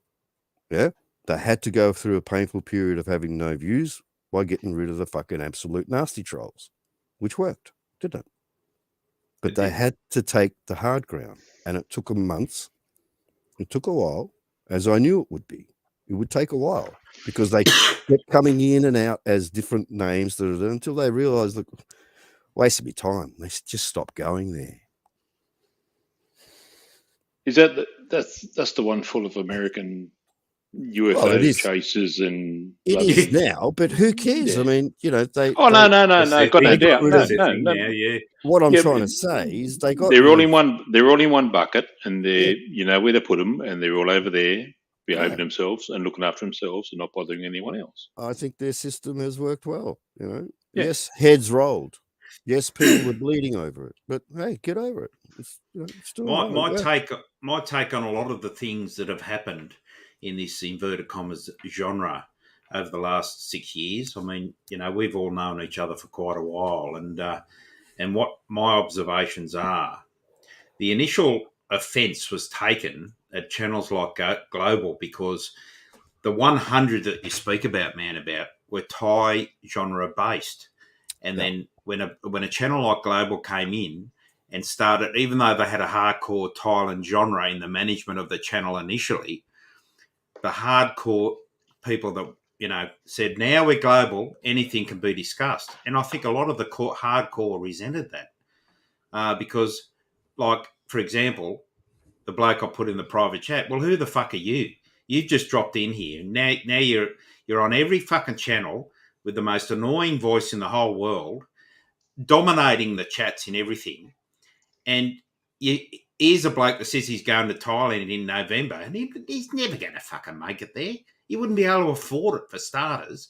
And secondly, he came from other genres, i.e. the Tasmaniac channel, that also was a blow-in on the global. You know, that fellow that's now deceased. I won't talk about him anymore. Everyone knows my opinion of him. But all these other people started coming in, and the actual original Thai genre, after all the Bogan Wars, the Twitchy stuff, the fucking Sunny stuff, the Rob stuff, fucking everything, everyone turned on each other. Then it went good for a while, and then everyone in the Thai genre turned on this new thing. Who the fuck are these blokes? They haven't been to Thailand for 5 minutes. And, you know, as you know, what this is about is just getting back to just chatting like in a pub, just with normal blokes, and no fucking drama. Yeah, but this channel is just a random talk about anything channel. When they set up Global officially as Global and went serious about it, look at the name. It says Global. It doesn't say Thailand. So you've got to go with that, you know. And those blokes coming in and insisting to talk about Thailand, and then Az would shut them down. Mind you, Az would shut them down after about half an hour, 45 minutes of talking about Thailand. He wouldn't let them. He wouldn't shut them off straight off. He'd give you a fair crack at it, and then remind people that it's a global channel and there's other people listening. I'm all for that. You know, the way he went about it, I thought that was a good thing, because it's in the name, global. You can't expect, like, let's think 5 years down the track, right? It's going to grow exponentially as long as nobody shuts the fucking thing down, or there's no in-house fighting. It'll last and it'll thrive. And this Thailand thing with global will be all but a memory. People would have moved on. But what's the level of it'll grow and it'll thrive? I mean, what's it trying to grow into? What will it thrive into? It's never going to be it's a great concept. It's never going to be a show on national TV. It's always going to be not going to be a Howard Stern or something, is it? No, it's always going to be a group of just a group of people. It's exactly. It's always going to be that. It's not. Look. Listen. I'm not. You use the term. No. I understand that. You use the term. It's not going to be some TV show. I'll use the term misfits, because that seems to be what it is. It's people who are, out looking at the stars and seeing fucking UFOs and blokes who are. Jesus, some weird asses on there. Henry, can you think outside the square, please, mate? It gives them a place to go. It gives them a place to feel that they belong. Yeah, but that's what I'm saying. But man, about you saying it's going to grow. It's going to grow and it's going to develop. What's it going to grow into? It doesn't matter. The essence of global is it attracts lonely people. You ask me a question, and then you don't fucking wait for the response. I'm going to get another. Man, about don't get your panties in a twist, for fuck's sake. That's my take. Next thing you shut up, Team W. Next thing you'll be gathering your pirates, and you'll be bored on the side of a boat and sinking. Anyway, move on. A channel like Global is a place for people that are lonely, that have referral from others who are lonely, to hang out in. Now, we're lucky in that we have a small, loyal audience and following. So we're lucky. We might get 20, we might get 30 on a big night.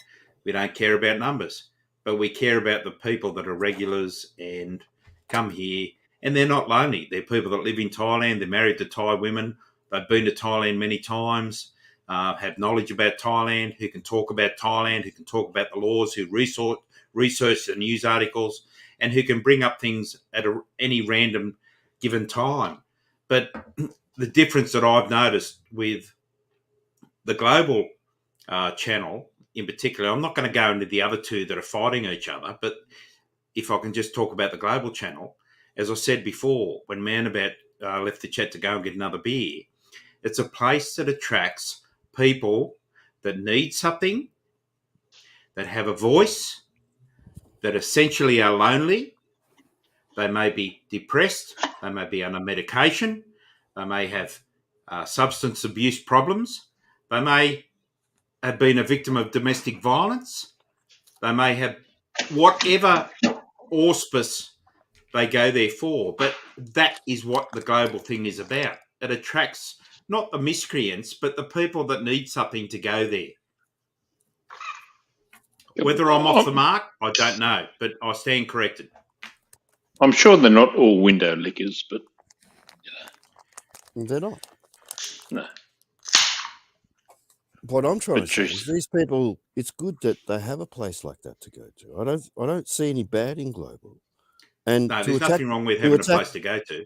To attack the owners of Global because you got past beef with them, not you guys, personally, I'm just saying in general. Yeah, I'm with you. Yeah. To attack the owners because you got past beef with them and then not let them succeed in their little project or their little hobby here is wrong. I mean, if you don't like them, don't go. Don't go there.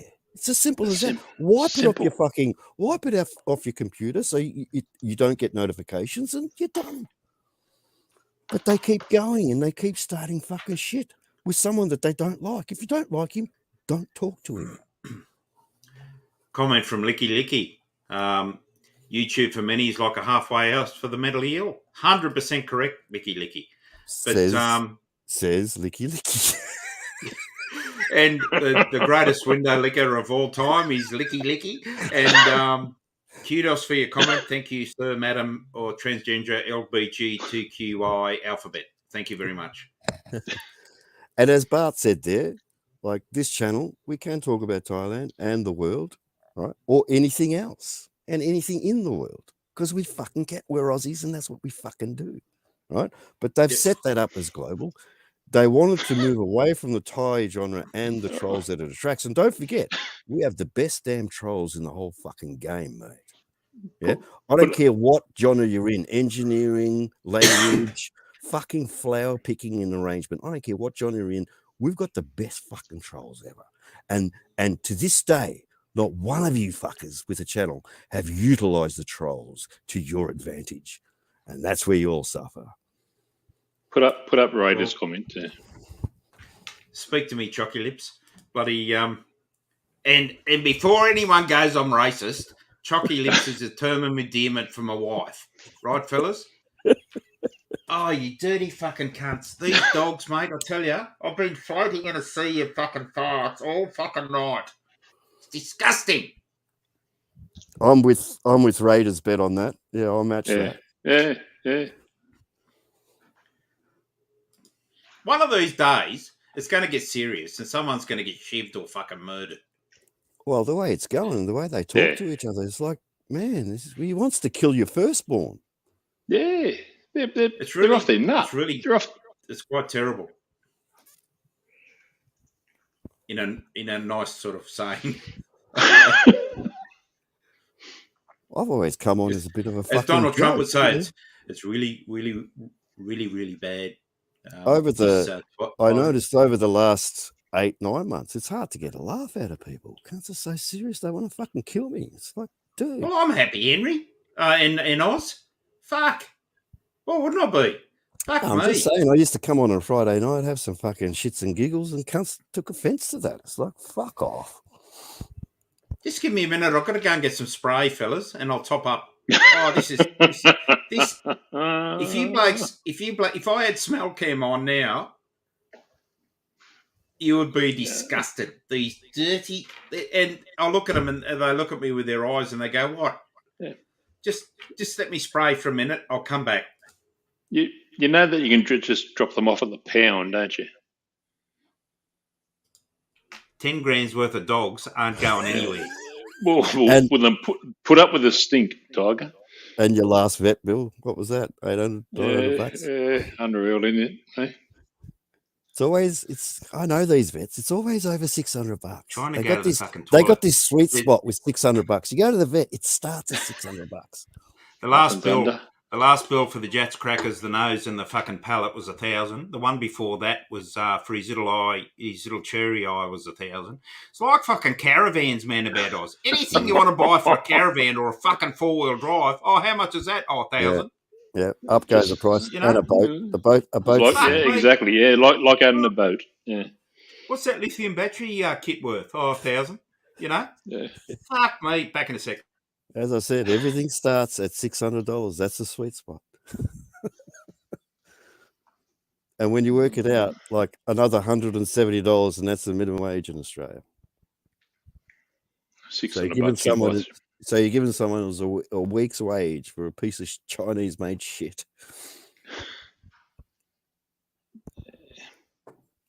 That you're going to have to replace in a couple of years. Anyway, doesn't matter. Doesn't matter. So you're working, Henry? Oh, mate, flat out. I must be the only one here on stream, I think, that is. What are you doing at the moment? You Man of leisure. Well done. By choice or yeah, no, otherwise? I did this just after Christmas, or right on the Christmas break. Look, I remember for years, once COVID hit, you were the only bloke in the country working. It felt that way.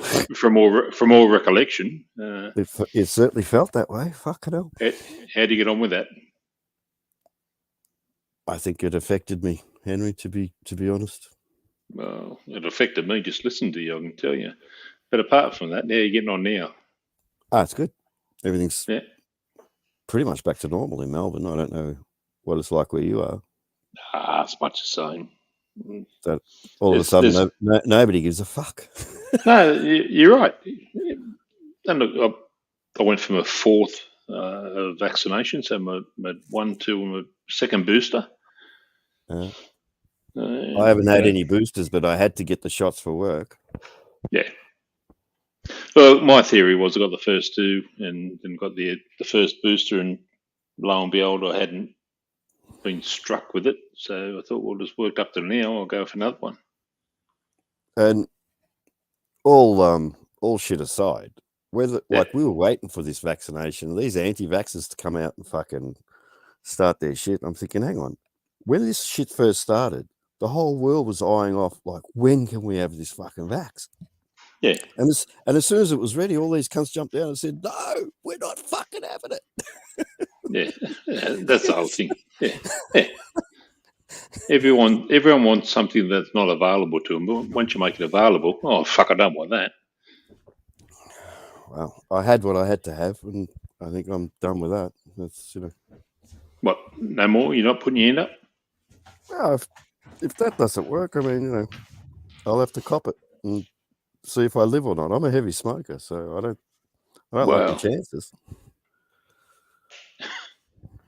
Got 4 fucking incense sticks burning in the study at the moment. I'll fucking smoke them out. And the minute they leave, you'll be chasing them. Oh, don't go out there, it's cold. Oh, come on, fellas, come on. Go back inside. Yeah, come on, you know. How did you feel about it, Henry? Did you have to have it for work, or you just voluntarily just moseyed on in and got it done? Yeah, look, I had to have them for work, but at the same time, I would have got done. I didn't have to have the fourth one. That's been completely voluntary. It is what it is. Everyone jumps up and down and says, I don't want to have these vaccinations. I don't know what you're jamming in me, but yet they're eating fucking McDonald's and KFC and fucking, they don't know what's in them either. So, yeah. Nobody knows what's in. There's several YouTube videos on what's in a fucking McDonald's meat patty, but no one actually fucking knows. Didn't know what was in the polio Sabin fucking thing or the smallpox vaccination either back in the day. Bingo. Just fucking we've been vaccinated since birth. As soon as you're born, you're fucking vaccinated. Yep. Do as you're told. Fucking just fucking lay down in front of the fucking big man and do what you get on with it. I'll get the fourth, Henry. I've had 3. I'll get the fourth. Yeah. I think I said it to Gazza the other night. Australia still is, when the government wants it to be, one big fucking prison. Like, as they did to us. They just couldn't fly out. No one's flying in. It was like, get fucked, wasn't it? I didn't like that. I didn't like that aspect of it. But where were you going to go? You're going to go to Exactly. countries where We're they in were the best. We're in the best where they place were to more fucking be. where they were more slack with medical treatment than we are here. I Yeah, mean, but if you're going Australia to was the catch it, best place to be. indeed, if you're going to catch it, where you want to be? You want to be here. Don't go to fucking Thailand. Don't go to Vietnam. Don't go to fucking Malaysia. Just Yeah, fucking cunts are sit trying to go to tight. third world countries. I'm thinking, no, you stay home, mate. This is when you stay home. Yeah, That's sit when tight. I really tried to get Ben back, but he just refused outright. Fucking Ben. Gave him a fucking job and all. Yeah. Why would you bring him back here to piss in someone else's bedroom when he can stay over there and fucking... Man, about what you've just started saying gets back to the original point I was making. You can't help anyone unless you help yourself first. And blokes like the bloke I put in the private chat, and Ben in particular, aren't prepared to help themselves. Well, he just outright refused, and I thought to myself, boy, like this opportunity doesn't come around very often. Like cunts die, and then we replace them for this the joint that I was working for. $1,800 a week is nothing to scoff at for menial labour. Fucking no, by any means. It's Jesus. Not. Yeah, it's fucking. They don't give a fuck in this joint, man. They pay well.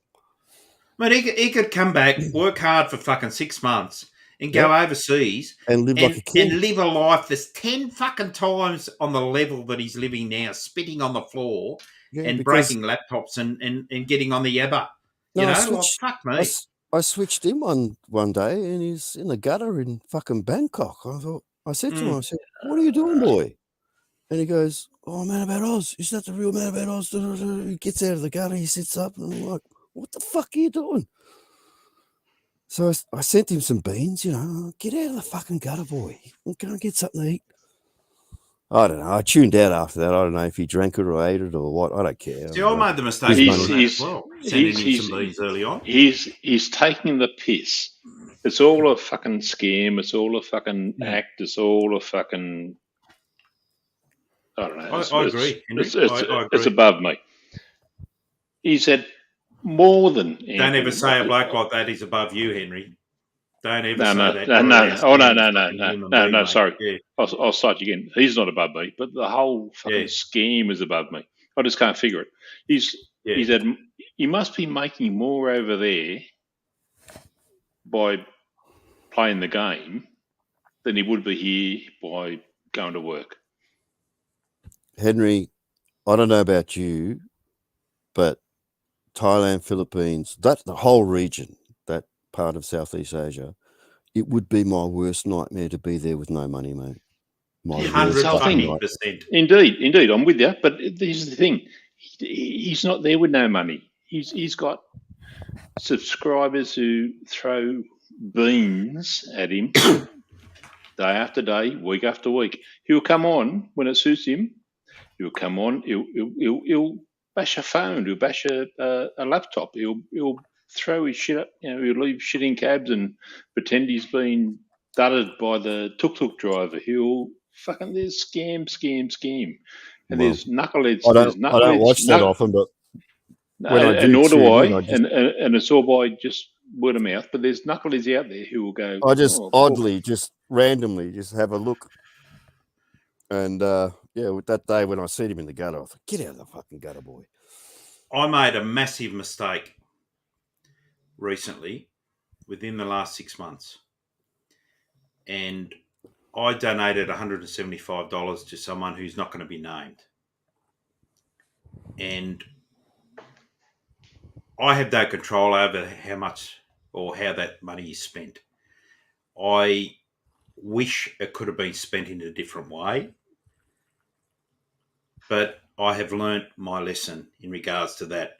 And what I objected to most is the person that got the money out of me, in a way, I've been around the block a few times, but in a way manipulated my good sense of fucking being a decent person. Goodwill. And that then went to another mate of mine, who you blokes know, who I'm not going to name, who matched me in his donation, right? and he feels the same as I do. And I will never do it again.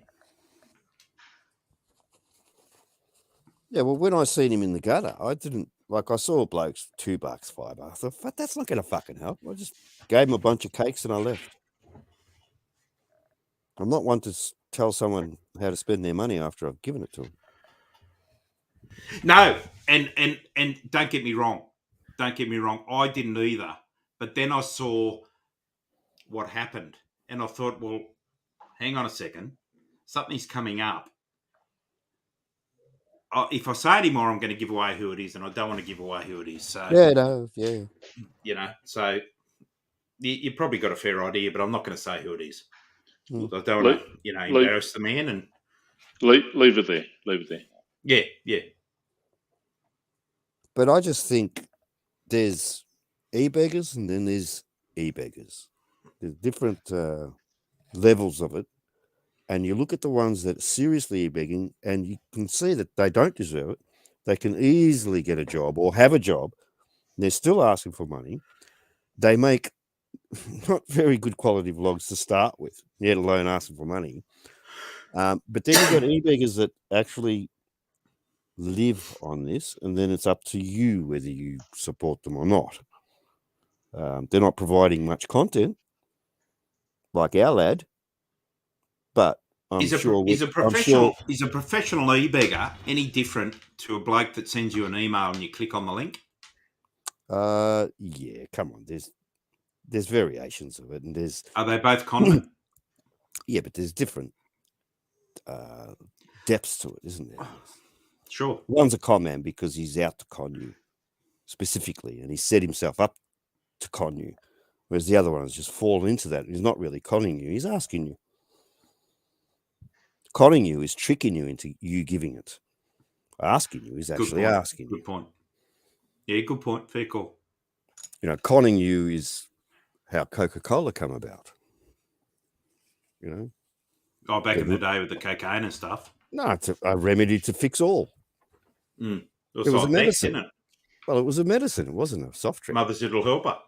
Yeah, and look what that did. But they're not going to tell you what Coke does to you. Hell no. It's $1 trillion industry. They'd kill you before whatever is going to kill you from Coke before you spoke. But Coke also owned Mount Franklin mineral water. Well, that's not very hard to own, TMW. But it's better for you, isn't it? Because, as they say, it comes out of the ground, doesn't it? New South Wales catchment area lake is straight out of the ground, isn't it? Well, Franklin mineral water does not come out of the ground. I can see hundreds of people at the Coca-Cola factory just fucking filling those things with fucking tap water, mate, just quietly. Well, that's what I'm saying. It is tap water. It's Australian tap water. You can drink. It's better than fucking bottled water.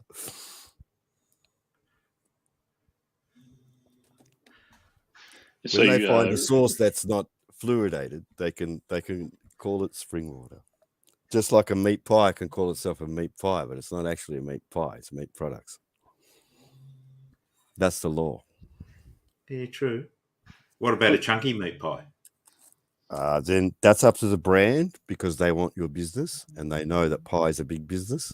But someone like 4 and 20 or Maggie's or someone big that produces millions of pies and doesn't care if they sell it for 20 cents or $2, they're the ones that don't care what goes into it. But when you're dealing with a specialist pie or even in your supermarket, in your freezer, if it's a specialist pie and they said chunky bits of, and how do they put it? Like, what's the best cow out there to eat? Angus. They say Angus. Wagyu. Well, I haven't seen a Wagyu pie, but I haven't seen a Wagyu beef pie at Woolies in the freezer, mate. Just quietly. Yeah, you blokes are shopping at the wrong place. That's all I can say. And whilst I've got the microphone, can you put Raiders' last comment back up? If it's an Australian-made pie and it says Wagyu and quality ingredients and it hasn't, they know we will never buy it again. So they're very careful in how they treat us.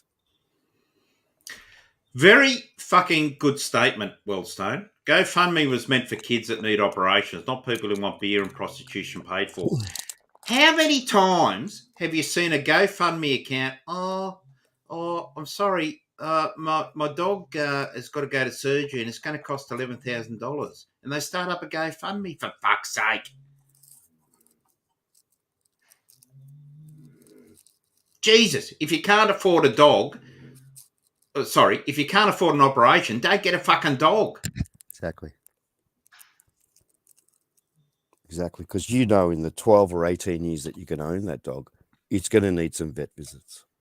Of course it is, and I'm not going to get pet insurance, mate, because I reckon that's one of the biggest cons getting around, because they don't pay out the full amount. You've got to pay all these premiums and everything. But I insure my house. You wouldn't qualify anyway because your breed of dog that you've chosen has many, many issues. Brachycephalic, yeah. Yeah. So they know that you're uninsurable. Yeah. You're going to cost them fucking 10 grand in weeks. Mate, I can tell you now, if it came down to spending 10 to 15 grand on an operation for a dog, the dog's going to heaven. I have to agree with you there. Yeah, you know what I mean? You get a tick here. They're all, say again, do you get a tick? Oh, I'm giving you a tick. My word. Yeah. I thought you were saying, do you get a tick? And I go, no, fucking whenever we board them, I get Prevecto. It prevents them from ticks. But tick-proof, yeah. Yeah. But, I'll buy another 3 French Bulldogs for that. But, despite the fact we love our dogs dearly, mate, common sense has got to come into the equation, Fuck. And I might sound really, really bad by saying that, but I know the missus and I will share a common denominator saying we're not going to spend that much fucking money on a dog. A grand here or a grand there, that's fine. Not a problem. How old are your dogs now each? Baz is 6 and Bentley's 7 months. Oh, he's just a newbie. Just a puppy, mate. Yeah. Right, which one's got the ridiculously offensive bowels? Both. Okay. And they both, when I'm watching TV, sometimes during the day, one has to have a certain position and one lies on top of the other one, and you hear this. Then all of a sudden, the mist rises. You dirty little cunt. And he just looks at me, turns around and goes, You've got 2 trouble dogs. I know they get into all sorts of mischief. Raider brought the biggest mischief dog. He brought a fucking boxer puppy. Oh, boxers are gorgeous, mate. Yeah, see, they're naughty as fuck. Breed as well. They're just naughty as fuck. Yeah. Love boxers. They'll look you in the eye and fucking just be disobedient while they're looking you in the eye. I'll try to keep that in mind next time I'm at work and up to me elbows in arseache. That at the same time, Team W sitting at home in front of the TV, waiting for his dogs to go. And that's as hard as his day gets. After I've done all the house chores, mate, and I fucking go and do the shopping and come back and, a little bit extra vacuuming and stuff, I sit down and go, which stream am I going to watch today? Is it Netflix, Stan, fucking Paramount, Disney, or fucking the other one? And which one of your puppies are going to go? Both. Yeah. Okay. I can... how far off you retiring, Henry? Oh, throw it back at me. 10 years. What? Jeez, yeah. What's that, Oz? 10 years. Just guess.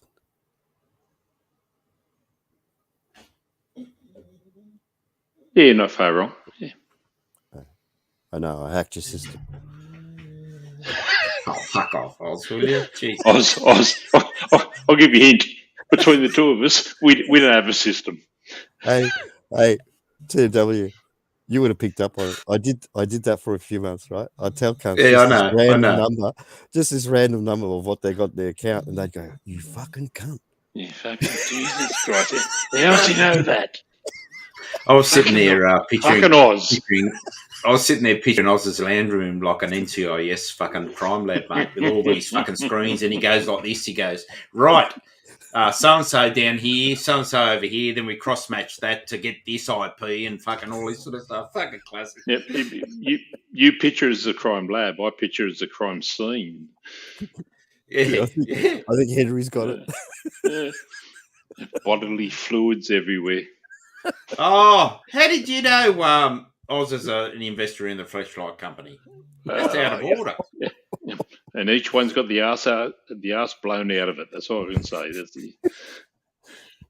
well worn. Oh. Very well worn. Tell me I'm wrong. Tell me I'm wrong, Oz. Tell me I'm wrong. Well, I can't comment because the room is filled up with trolls and half of them are pirates. So Oz is the only man I know that goes to Thailand in 2 hotel rooms and buys 2 big thumpers with 12 speed for each room. yeah, it has to be done. It has to be done, TW. Fucking classic.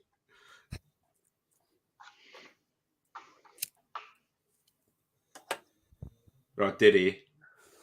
That was another thing that got me. Bruiser's driver is an ex sunglass salesman from Pattaya. That's my fucking driver. Oh, really? Is that right? Well, I don't know if it's the same bloke. My driver was selling sunglasses. Till I thought to myself, you know what? This cunt knows everybody, every fucking bar, every street, every alley. Fuck it.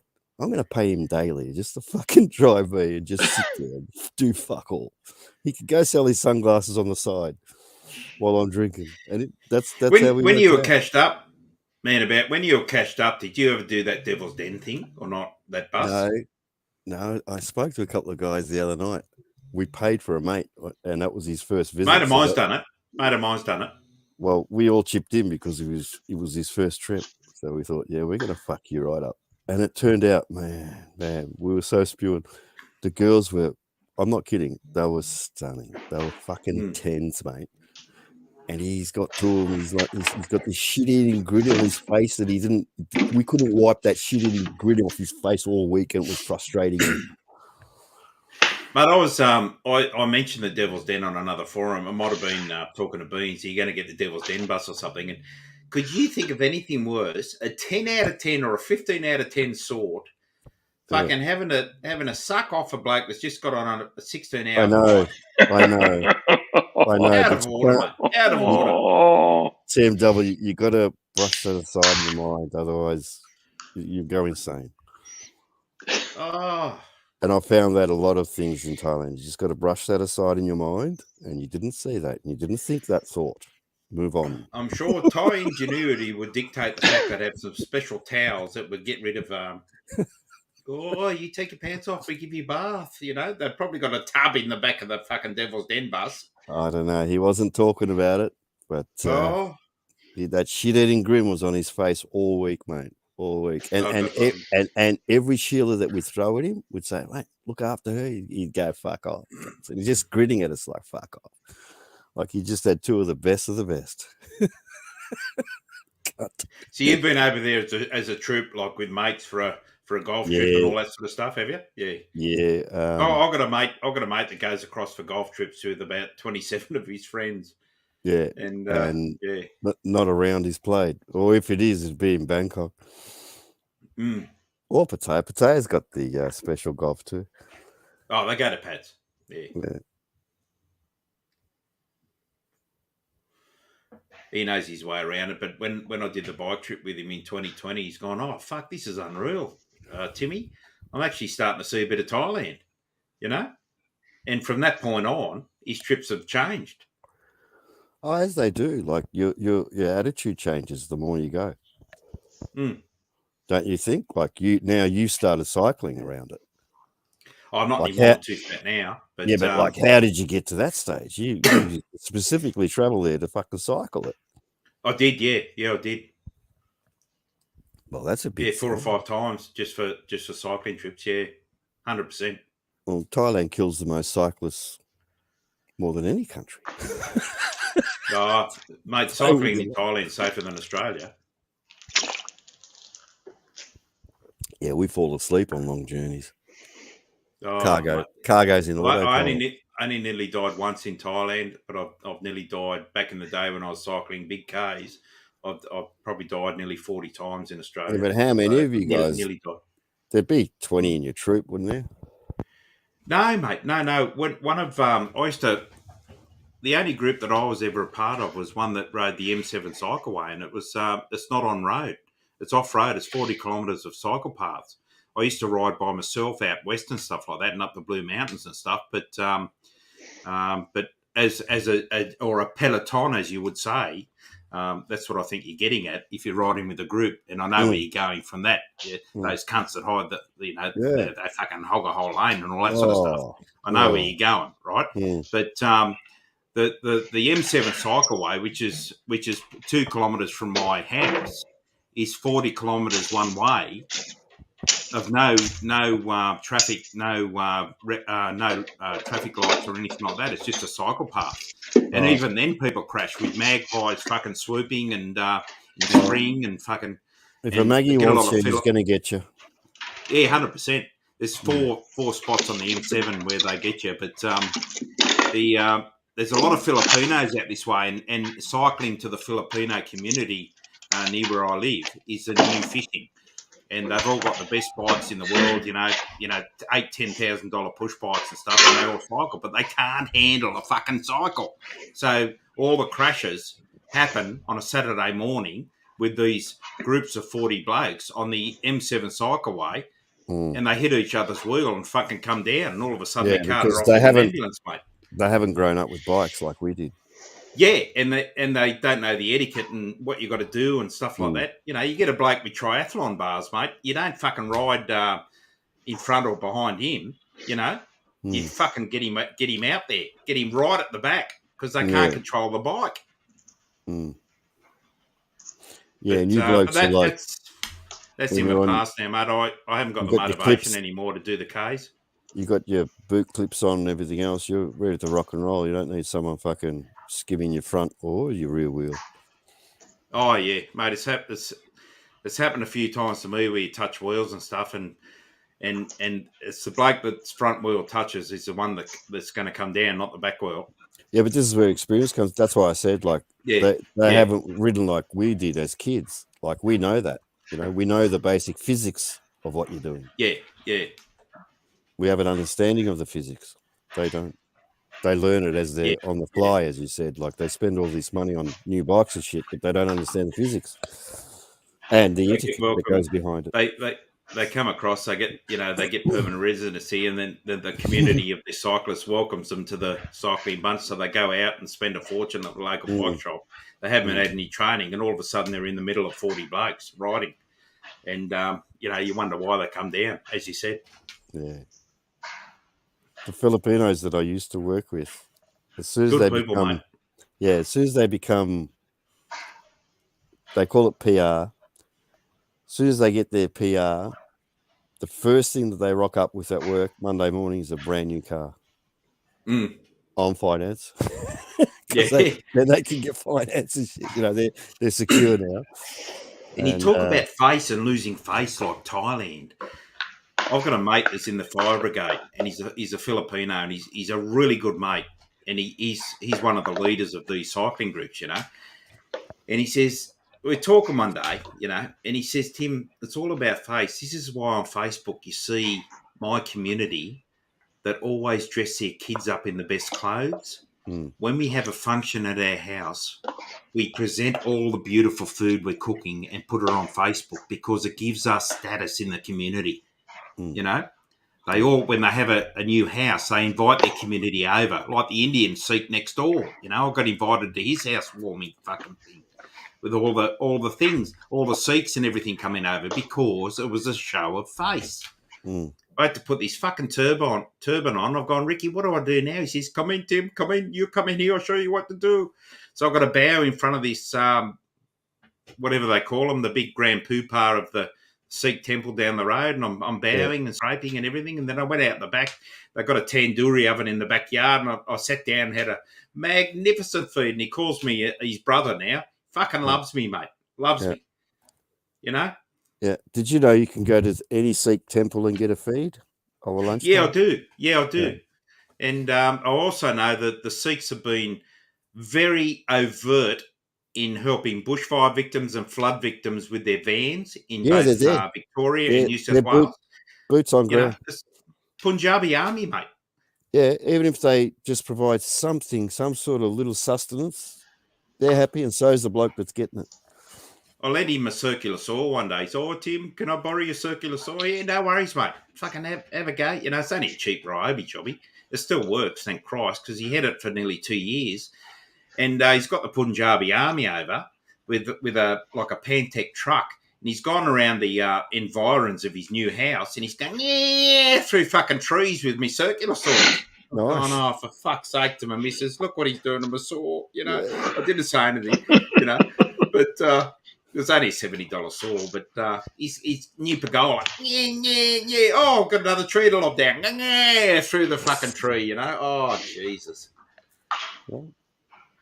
He's utilising what he has. It's called a saw. So we should be able to cut down a tree.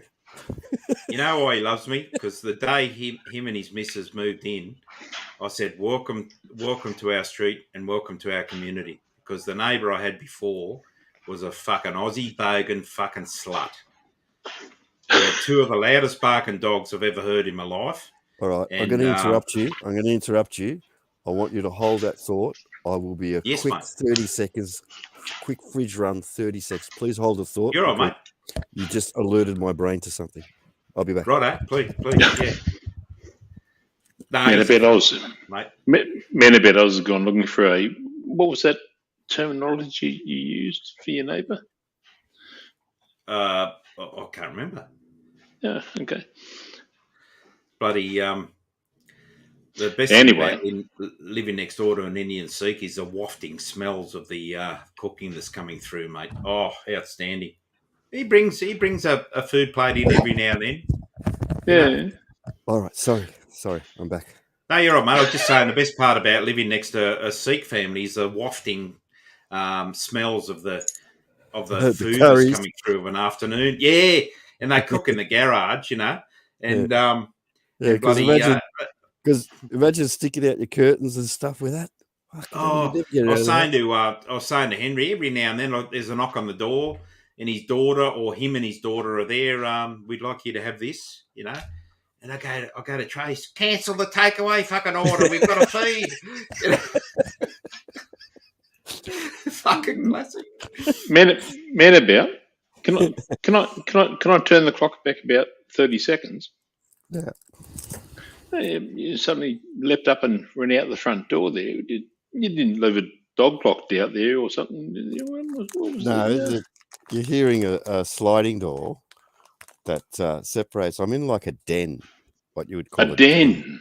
As in the Brady Bunch from 1968 or something. But hey, you know, this is where I keep the computers. It's got its own fireplace and stuff. It's no. Oh, fireplace is lovely, but I'm also concerned about why you have to loop up all of a sudden. I reckon Manabout's got the old brown lounge from the fucking 60s, mate. Because I said suede lounge, you think? Yeah. Because Because I said I'd be right back. I didn't want to keep TW waiting. Like when he sits down, the stench just arises from the farts of the waft. Yeah, the waft. As opposed to that of the pugs from the last. You two know how many people have had a go at for sitting in their own? I call it sitting in your own stink. Stench. Your own swamp. And they're on live streams, and I'm thinking, yeah, I leave, I come back, they're still there. I leave, I come back, they're still there. I leave, I come back, they're still there. And then finally, someone else says to them, I think Oz was right about you. On a stream the other day that you were on, Manabout, I heard a bloke go quark and cough and quark, and the first one went in the spittle jar, and you accused him of spitting the next one across the room, and he fucking said he did. He did, didn't he? Dirty fucking cunt. But we don't know if that was just an online joke or something. So. Can you imagine the stench? No, and I don't want to. No. No. Oh. They just spend too much time on this. And like, as I was saying, during COVID, when I was working, Bart was working, and then we were coming on after work and stuff and having a chat. And yet I was seeing people, but I was seeing people, young people waste, well, yes. I did see it, waste 2 years when they could have learnt something. You know, they're sitting in front of the greatest tool known to man so far. Yes. And yet all they can do is go from live stream to live stream. I thought that was rather pathetic. Correct.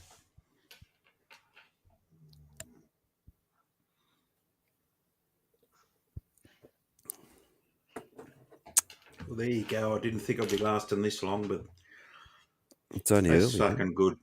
Yeah, I know, mate. But I, you know, got a big day tomorrow. I'm still retired. I'm surprised out of your little group here that you haven't started a stream, because you're generally, can I just say it, the stream slut of the crew. You'll turn up anywhere at any given time. I've seen you turn up at fucking 4 a.m. on a random stream. And yet you don't start, and yet you have the power now. Eyeballs are rolling. I've had a bit of soup by that stage, mate. Oh, I know. That's why I don't even acknowledge. I don't say g'day. It's rare though. It's rare though, man. I don't sit up to 4 a.m. that often these days. No, I know, but I have seen you because that's my hours of sort of lurking, so to speak. But anyway, operation. I remember a certain amount of time when I used to say, "Oh, righto, fellas, I've had enough." And when you were in fine form after about 12 to 15 schooners, you go, "You cunt, what are you fucking doing? You fucking retired, you fucking cunt. How fucking dare you try to end this stream, you fucking motherfucking cunt. I'm going to track you down and fucking kill you." Yeah, I ripped you a new one that night. I even told you, "All right, cunt, you want something to do? Go out and fucking pick up your dog shit." Remember that? That was the one. Yeah. That was the one I was waiting for. I was waiting for someone else to bring that up. Yeah. Yes. And yet, here we are talking. We'll always talk. Don't worry about that. I've got fucking oath we will. And actually, who gives a fuck what Matt about Oz says on a drunken fucking I've Friday even night forgiven another Aussie man that on one particular stream, and he's been forgiven. He apologised, and I'm not going to mention his name, but you know who he is. He called my wife a slut. My dog is fucking her upstairs right now. She's sucking my other dog off, all this sort of stuff, and he went off, mate. He fucking went off, and I was just sitting there going, same face, poker face, and he just let rip, and he popped in with his tail between his legs 1 or 2 days later, and I just said, our interactions will go no further unless I get an apology from you for what you said, and he apologised. At least he did. Well, he's a man's man, mate. So, you know, fair enough. I haven't been to his town and taken photos or sent anyone there to take photos of his town or anything like that. You know, if I went to his town, I'd fucking go up and say, "G'day, how you going?" And you know what? I ended up saying to him one night, I said, "What are you ashamed of? How's this concrete going?" I said to him, "Henry." Yeah, that's the one. Yeah. Henry, I actually said to him, "What are you worried about? It's a beautiful town. You live in fucking paradise, you dickhead." They're fucking jealous. Like, you seen his beach and stuff? It's fucking shit, yeah. But it's without a doubt, mate. And next week I'm up that way, but I'm not going to fucking drop in. I'm not going to drop in. If I bumped into him, I'd say, "G'day, how you going? Pleased to meet you." You know, but I'm not going to threat or fucking say, "Ooh, I'm in the area." You know.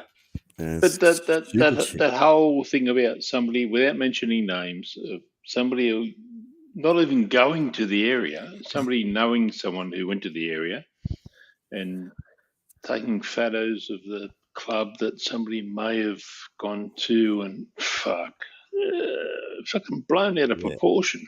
Just fucking settle. Just fucking wind it back. You know? None of it makes any sense to me. So. No, you're right. It's just fucking chaos. You know, Stupidity. That's why, Henry, I don't give a fuck. Yeah? No. Fuck. You Fucking try and people. not release too much information about you, right? And just go along your fucking merry way. Because they're just People are stupid. People are fucking stupid. Yeah. Anyway, enough said. You see that comment on screen, man, about? Yeah. And I was just thinking to myself, I could easily compost bodies. Nobody would know what's going on here. I'm literally on the dark side of the mountain. Oh, look out. I've got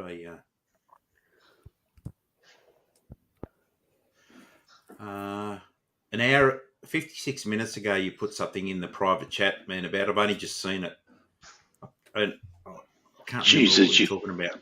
But you old retired blokes, you are on the ball, aren't you? See? Yeah, mate. Yep. Jesus Christ Almighty! That's all right. Calm down. Calm down. On top of things. Well, what's your avatar there, Henry? What is that? There's a lot going on there. Is that the There tree is a fair of life? bit. There is a fair bit going on there, isn't there? Let me get something out of the way so I can somebody make Henry big? Oh, okay, please go easy. That doesn't happen. That hasn't happened for years. I can tell you. Can a fluffer step in, please? Yeah, please. Yeah, I'm fluffing. Hang on. How do I fucking do this? Hang on a sec. No, wrong one. A question I've asked many a time. Hang on. There we go. Oh, it's a tapestry. Oh no, what that is? That's a where were we? Caligula. No, go easy. We're up north Thailand. I'm trying to think exactly where, but it's on. The missus has got this strange infatuation with cemeteries and funeral joints and. So you've got plenty of ghosts at your house, then, Henry? Oh, my word, yeah. Whether I'm here or not. Not Lampung or Lampung? No, it was about 2 days right out of there, but it was along a river. If I grab hold of Google Maps, I can point out where it was exactly. But it's when the Buddhist. It's in a cemetery, so the Buddhist. It's in where they burn the bodies, like a cremation thing. So it's a 4-walled little structure, and on each of the 4 walls, there's this very, very graphic picture of death and destruction and what happens to you once you die, I imagine. And on one side of those walls is a little chute or a door where they whack the body in. Underneath that's where they jam all the timber to make the fire. Make it big again, Tim. Though I never thought I'd say. I never thought I'd say that out loud. No, you're right. I wonder what the dogs represent. Yeah. Well, that's a panther. The one on the right. Well, yeah, maybe. Yeah. But it really got us thinking. Yeah, it's not that bad that you fucking died. They're going to jam you in this thing to burn you, and look what's going to happen. And if you look at that poor dude, that dog is about to rip his cock off. Yeah, from one side, or his arsehole from the other. But that's just one pick on one side of the wall. But look, you got to give it to the bloke. He's rescuing the woman. She's up, and he's pushing her up while he's getting torn apart. Yeah, climbing up a prickly. So even if he lives, he's going to be no good to her, and he's rescued her. And down below. All right, you saved, you're alive, but your cock don't work, and you got no arm. What the fuck? Gee, you've made this very entertaining. Yeah. But even like the skulls down the bottom there, yeah. But that's these the other blokes. That's the skulls of the other blokes that tried to save that bar girl. Indeed. She ain't got a bad shit on her either, has she? But anyway, moving on. That's the past guys that tried to save that very same bar girl. So every small town that we rode through, we had to go and search out the cemetery and take photos of these death chambers, as I became to know them. But Most they're really, local temples have got one of them. Yeah, and they're really, really graphic. They're really. Well, it tells a story, obviously. Well, it does, but it's not like many other things in Thailand where they're old and run down, and they've been done once in 1920 and then left forever. Yeah. These things seem to be like updated, or at least. Is it a tapestry? No, it's painted on the wall. Painted as in hand painted, not spray painted. So somebody's taking a bit of time. Mm. And on each side of the wall, there's a different picture. I've got a question for you blokes and the 15 people watching this conversation. And this is something I've thought about, and it's a Thai thing. Why do Thais? There's an area in Bangkok. There's a massage parlour that I went with to the missus. I was telling the story the other night where the lady grabbed me on the cock and showered me down and all that sort of stuff, and the wife was having a massage down below, or not down below, but down on the 4 floors down below. And there were 300 penis adornments in this massage parlour, and one of the girls just started thrusting this penis statue, and my missus going, "What the fuck's going on here?" There's a museum and an outdoor area dedicated to the adornment of the penis in Bangkok. What, fellas, you guys, the chat, what is the significance of museums and adornments of penises in the Thai genre? Fertility, there you go, straight away. Horizontal just said it's for fertility. Like a hard cock means that you can have babies, like you can produce babies. Right. Well, there you go. That's it. It's not that deep. Yeah. Short and sweet, wasn't it? Fucking wonderful. See, we've got knowledgeable fucking. But they have key rings, all sorts of shit you can bring back as a souvenir of a dick. I mean, that's part of the religion. It's part of their system. It's a dick. It's a hard dick. You can't put a pussy on a key ring. You can put a dick on a key ring easier. Well, you can carry a pocket pussy if you really want to. Oh, you've been watching Pornhub. Negative. Those ads that come up on the side.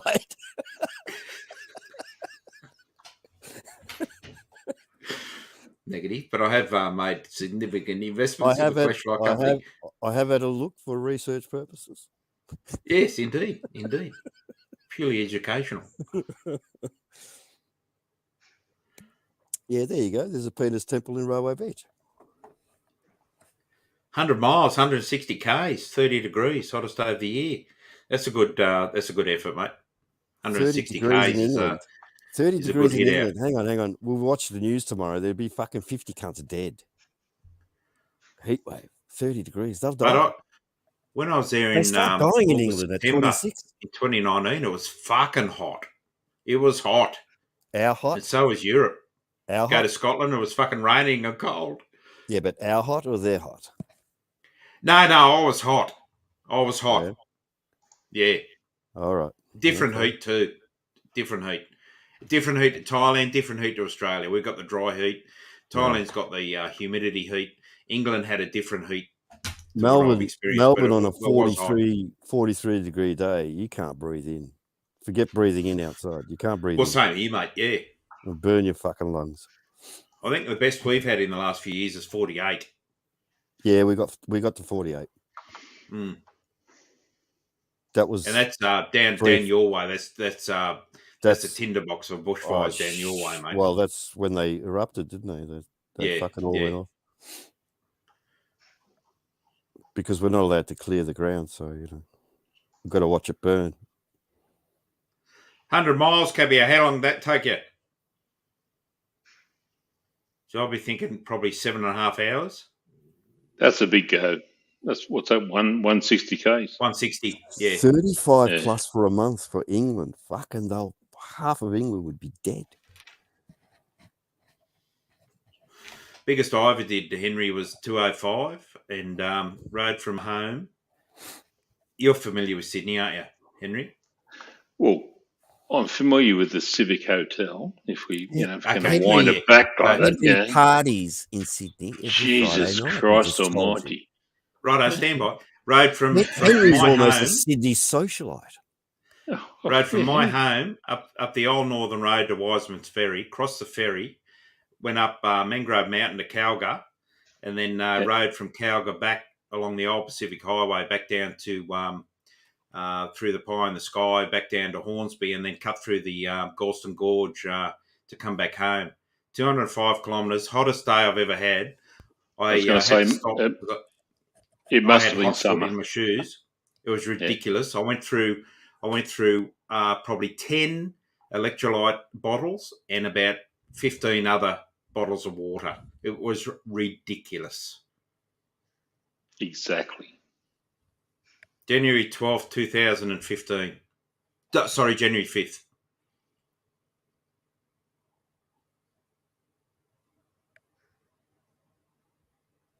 With 4 other blokes. Fuck, it was a big ride. Oh, so you didn't not on your own? No. I didn't do it on my own. Jesus. I've done some big rides on my own, up the Blue Mountains to Katoomba and stuff, but and back. That's 180 return. Yeah, it's not the same if not on your own, is it? Ah, well, horses for courses, mate. You still got to do the Ks, haven't you? Fuck me. Yeah, I'm taking the piss. Go easy. Yeah, I know. Fucking settle. Yes. Only 1:07 a.m. in the morning. Yeah, go easy. Yeah, we've got another 3 hours. I'm looking for more. Guess what's not happening? Oh, geez, you're soft. Looking for more photos of that. The wife's away, but I don't want to sleep all day tomorrow. Why not? Well, I could, but I don't want to. Okay. Got fucking packing to do for next week, Make sure the house is nice and tidy for the missus when she comes back on Sunday. And you got packing to do. 3 pairs of undies and 2 pairs of socks. What's going on with you? It was 5 days. All right, 2 pairs of undies, 1 pair of socks.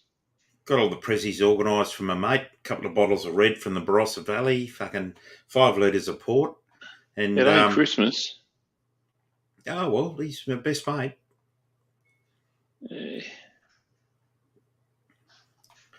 Bought her some nice... I got off Strava horizontal a long time ago. My stats are on Endomondo and Garmin. I got off Strava because Strava became a falsity because when electric bikes come in, all the segments started going with electric bikes, and there was no honour in having a segment. And I just got off it and kept my stats somewhere else. In 10 years, I cycled 100,000 Ks. Since then, I've done fuck all. And I've had a hip replacement and a knee replacement. Wonder how many Ks Capio averages a week. Like, I know he rides a lot, but he's been injured and shit lately. But I wonder, like in England, it's pretty flat, isn't it? It's not too mountainous. So no, the Tour of Britain goes up some big hills, mate. Yeah, I'm not talking about big tours like that, but where he lives, I'm tipping like he'd do some serious Ks per year, wouldn't he? Well, he's a serious cyclist, mate, so he would. Capio, ring in, cunt. Fucking sit there, fucking try to type. My best ever in 2012, I was doing 500 Ks a week, mate. See, that's a hefty amount when you think about it, isn't it? It's a ridiculous amount. I couldn't sleep at night because my legs were twitching. I was cramping up. I was taking magnesium. See, I was fucking doing all the right things. I've told you this before, and you've doubted me. You're a fucking idiot. Yeah, I know. Yeah.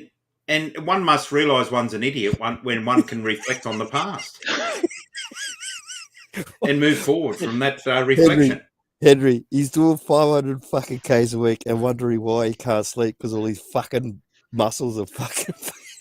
But hang on, you're talking to a bloke that's ridden from Chiang Mai through Vietnam and fucking half of Thailand as well. Henry's done it. These are both fucking idiots. Point taken. Mind you, when Henry contacted me first up, and I sent him some of my ride links from Chiang Mai to Bangkok, he said, "Well, no, I'm fucking going around that mountain." Yeah, The bloke wife be can silly, do it, but I'm wouldn't going around the mountain. he? Oh, fuck. My body, and I know yours, is not meant to go uphill, mate. No. Well, You know, it's just too fucking no need hard. to be silly about these things. If you're going to ride from A to B, you ride from A to B, but you also plan A to B right next to a fucking railway track, where every 50 kilometres there's a fucking train station. Mate, I used to love on the flat or a slight incline, but once it started going vertical, I was struggling. So hang on, Henry. There's a train station every 50 kilometres. Is that when you jump on the train and do your little cheat step?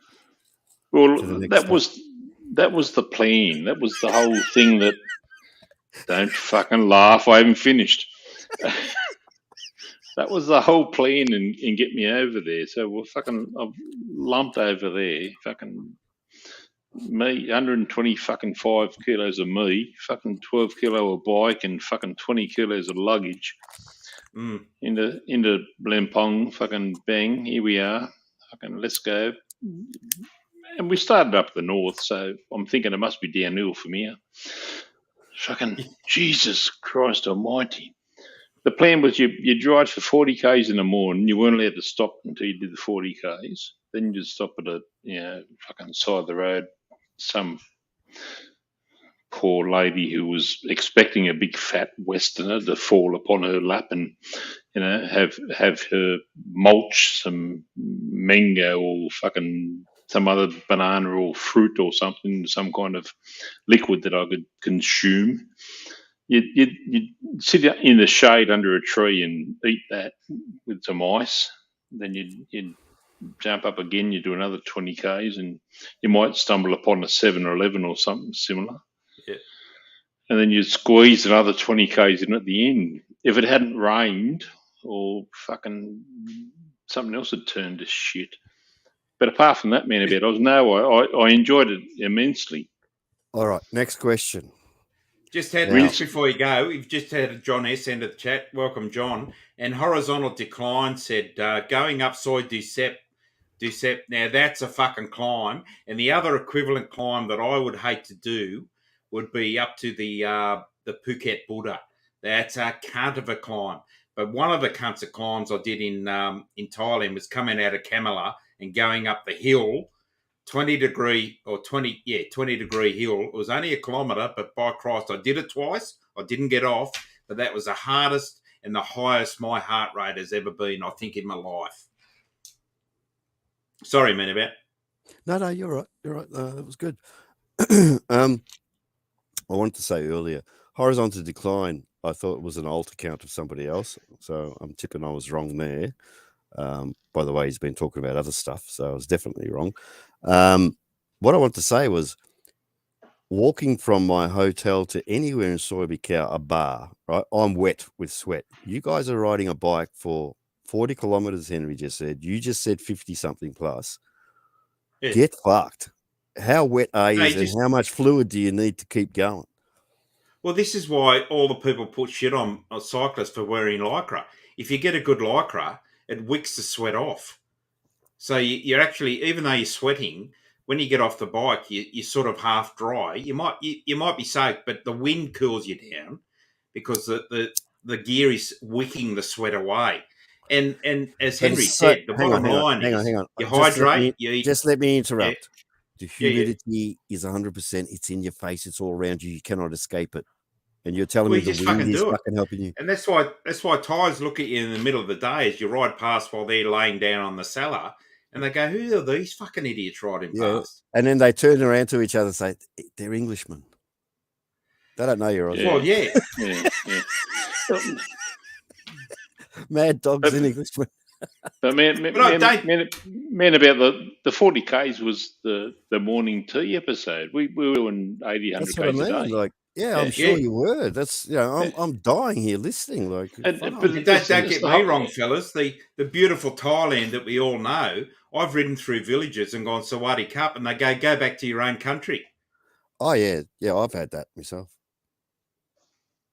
Oh, we had that more in Vietnam when this Is that COVID thing right? was. In Vietnam when the COVID thing was just kicking off, which was back in 2020 when we were there. Yeah. Well, we were there at the same time in Yeah, Thailand. we got to Hoi An, and that was the end of it for me. I sat on my ass for a week and a half and just drunk piss. But the missus kept saying, "Well, I'm going to ride, knock yourself out." So she went and rode all around Hanoi. Sorry, Hoi An, the one in the middle, and she was having shopkeepers throw plastic chairs at her because she was the white devil bringing this. Yeah, because she was bringing this disease to Vietnam. They listen to what they're told on their government radio. And it's all driven I've got by. a question for you, Henry. Go on. Did you find like doing cycling stuff, and when you're overseas and doing all that stuff, you hydrate, you eat many times a day and all that sort of stuff to keep yourself going and loaded with carbs and all that. Did you find at night time where you're like me, where you got restless legs and on the big Ks and you'd flick the sheets off with your right leg and all of a sudden you got a massive cramp in your hamstring sort of thing, or did you get through it unscathed with that sort of stuff? We'll start from the beginning. I'd wake up in the morning feeling like a piece of shit after riding, whatever the day before. Be dragged out of bed, kicking and screaming, down to breakfast at the motel, and thrown upon a bike where I'd ride for another 80 Ks, and I was in pain all day. There was no joy. It wasn't a great time for me. So the taint was hurting? Oh, everything was hurting. But here's my theory. My theory was, all right, we've got to go 80 Ks. So you do your 80 Ks in a day. And I say to the missus when we get there, right, where's our motel? There it is. Right. You'd ride into the foyer, literally ride into the foyer of these motels and say to them, here's the card, we're booked in, yakety yak. They'd say, well, your bikes go in the car park. No. The bikes are worth more than me. The bikes are going in the room. Take the loom. Up in the lift. You'd throw everything in the shower, bikes, clothes, the whole lot, shower everything down, straight back down into the bar. I'd sit there and have. There's nothing better than the first taste of that beautiful beer after a day in the sun. There is. The second one's better. The third one gets a bit better, and the fourth, and the fifth, the sixth, and the seventh. Yep. Just carbon up for the next day, mate. That's what I kept telling the missus. If you want to go and have a massage, knock yourself out. There was the one day that we made the mistake where we both went for a massage. That was in Vietnam. That's a whole nother story. A bit similar to yours. But, it was the way it was done. She was happy if we rode 60, 80 Ks a day. And I was happy if I got there a bit after lunch and had the rest of the afternoon on the piss. But I've told this story before. In 2020, I cheated. I used an electric bike from Bangkok to Chiang Mai, and it was an old man's ride. So we did the maximum ride was 60 Ks or something, And my mate said, "No, I'm not fucking spending the extra money to hire an electric bike." And I went, because we were both the same level of fitness at the time. Now, after doing the hard yards for all those tours I fucking did in Thailand, I thought, ambitions and capabilities, I want to have a good time in Thailand, so I paid the extra $400 or $500 to have an electric bike. And the assistance was unbelievable. Still had to pedal, still had to go up the 8-degree slopes and all that sort of stuff, but it assisted greatly.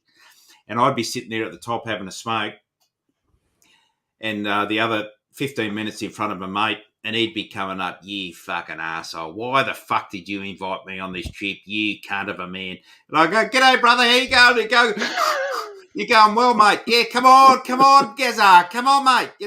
Get fucked." And you get to the top, and then, righto, we ready to go? All right. Okay, come on, fellas, And we had some banter in the bus and all that sort of stuff. There was only my mate and I and another married couple from New Zealand. And, geez, it was a good trip. But, Henry, there was nothing more wonderful after doing the last bit of the stage or whatever, you know, and you'd go in the bus and you'd sit in the air conditioning and stuff, and you get to the hotel, you check in, same, mate, shower all the gear off in the shower and stuff, and then you'd sit out over a river and crack those beers, mate. We'd have, you know, God knows how many. Next morning, ready to go again. We checked into when we were in Vietnam, we checked into they call them the Vin Tower, Vin Pearl or something. They're a great hotel. They're like the Hilton, the Vietnamese equivalent of the Hilton Hotel. But at the same time, they're only 50, 60 bucks odds a night. But you get out for brekkie, and they've got the best smorgasbord brekkie you've ever seen in your life. And so we booked in there in Phu Ly for our first night. We got out of Hanoi so we could ride from there. We booked in there, and there was a bit of a kerfuffle because we wanted to take the bikes up into the room. Yak. So we left there. 2 days later, we had 2 nights there. We buggered off, and we got down to some other Vin Pearl motel about 400 k's down the road. And one of the ladies that was there when we booked into the first one was there when we booked into this other one. And she just shook her head. She said, "Oh, did you fly? Did you fly?" And I said, "No." We got, Jesus, have a look at us. We're sweating like a pair of bastards. And these 2 push bikes next to us. And she just couldn't believe that we'd ridden the whole distance. Yeah. And they're astounded, aren't they? Yeah, she just said, no, you can't. I said, well, yes, we did. Yeah, and it's unreal. And the same as Thailand. It's unreal for them for you to walk out the road and walk 50, 100 metres down the road. Oh, you must have a scooter. You know, you must have a. No, what their thing is purpose. Their thing is purpose. What is your purpose? Yeah, that's right. You don't have one. Why You're just doing it for the fucking sake of doing it. They don't understand. You do that for enjoyment. Yeah, well, that's the whole thing. Yeah, but even like when we go over there on holidays with me and 2 other, me and another big fat bloke, mate. Oh, what are you going to do today? Oh, we're going to go out and we'll walk around town. Why? Why would you go out here and walk? Why would you walk around here? Yeah, he's a bloke here. He's got a scooter. He'll drive you around. Oh, I'll give you an example of that, just as a layman. I asked one of my bar finds this years ago to make me a coffee. It was like midnight, 1 a.m. She goes, "Coffee? Why? To watch a movie?" Because I was laying in the thing, and I told her I'm waiting for this movie to come on, English language movie that I hadn't seen. I can't even remember what the fucking movie was. But she chucked the hissy fit because I wanted a coffee at that time of night to stay awake to watch a movie, but not to have a coffee the night before to give her a proper fucking ramen. Go figure. She was upset over that. So everything you do there has to be for a purpose. You can't just do it for the sake of love. All the trips I've done to Thailand. Is that what you call it for love? Well, you can't just have a coffee because you like it. You have to have a coffee because you're trying to stay awake. You know, it has to be a purpose to things that you're doing. That's the better. Yeah. All the breakfasts I've had in Thailand over many of the trips I've had. Can I get some agreements? And if anyone's recording this, you're going to get a soundbite very shortly. I love the sausage. No. And the sausage meaning, no. I love a good Aussie sausage, right?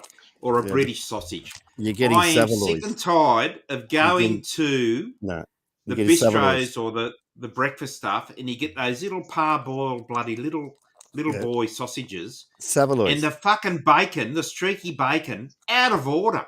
Forget it. You know, like I often, if I'm staying at a joint, you know, for a few days, I go to an English pub or an Aussie pub wherever I'm staying and get a full English breakfast with proper fucking sausages, you know. Well, that's the way to do it. And proper bacon. If you rely on your hotel and you haven't stayed there before, you don't know what sausage you're going to get, and you're going to get Saveloys because they just call that sausage. Yeah, they don't know any different because they don't eat it. They don't know any different. They just think, well, that's a sausage. Be happy with that. And then, to us, that's a hot dog. That's a Frankfurt. When they've got an omelette station, that's great because they make an omelette the way you want it, sort of thing. Yeah, but you can't roll it up in their little thing and that.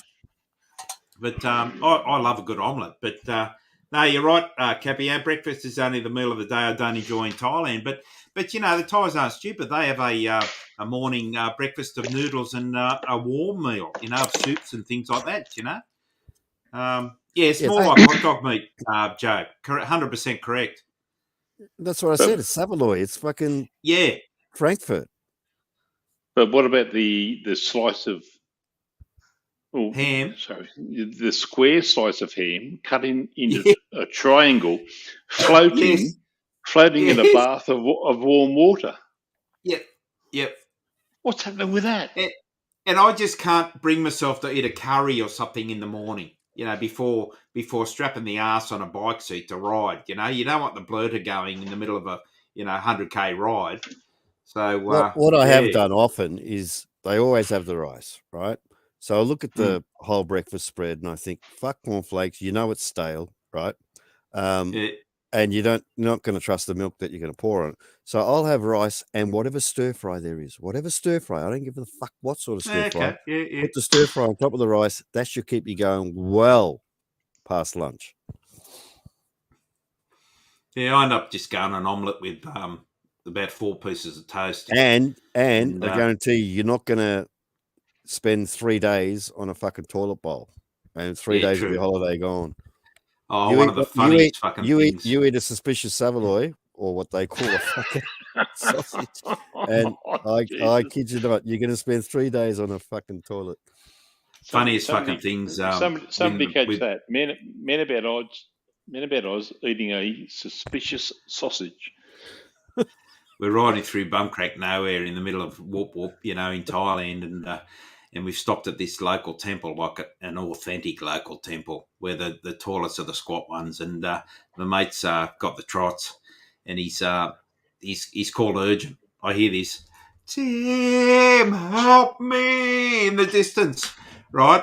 And good old Twatty, prior preparation prevents piss poor performance, had a toilet roll in his backpack, didn't he? Because you always prepare for emergencies. Yeah. So I ran as best I could over to the toilet and saved my mate. And he returned the favour because he learnt to put a toilet roll in his backpack and saved me at Sukhothai when I had run out of toilet paper, and he returned the favour. I've got a spare toilet roll in my car boot. I've got 3 on the back shelf from 4-wheel drive. On the back shelf. No, I've got a those. You've got a 4-wheel drive. The back seat. I've got a K-on. It's called a K-on. It's like a luggage barrier sort of thing. And then I've got a shelf that's part of that. And I shove electrical and leads and stuff up on the shelf. Plus the 3 toilet rolls. Yeah, I'm with you. Yeah. They're not a bad little mate. It's like, you look at this K-on thing with the shelf, it cost me $500, I think. And sure, it won't prevent a really bad collision or something, but all my gear, my fridges and stuff in the back, it's better than paying, fucking $1,500 for an ARB fucking... Yeah. You know what I mean? Yeah, no point, yeah. Mate, they're not a bad setup. It took me and the missus probably 30 minutes to install it. Yeah, but if you look at ARB, you're paying just because it's ARB. All bar the gear on the 4-wheel drive ARB. I'm sick of shit like that. I'm sick of shit like, just because there's a name on it, you're paying $500 more. Yeah, like when I bought it, I put 10 grand straight into it. Winch, fucking Pioneer, roller Pioneer roof rack, not roller, Rhino, Pioneer roof rack, snorkel, 2-inch lift, Old Man Emu, 2-inch lift, and all that sort of associated stuff, And bag of timber, and and bull bar, ARB bull bar, and all that sort of stuff, So so 10 grand straight into the bloody thing, and it was all the good gear, But with hindsight, probably go Iron Man, bit cheaper, Still does the same job, but you don't want to fuck around with a 2-inch lift. You want the good gear, especially if you're towing. Yeah, I'm not talking about stuff that you're going to rely on, but a bull bar is a fucking bull bar at the end of the day, right?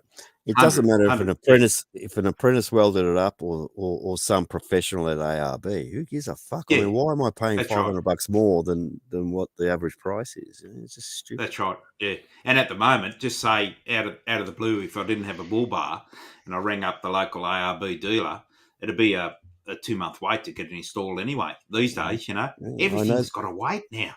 Yeah, I know. Ridiculous, mate.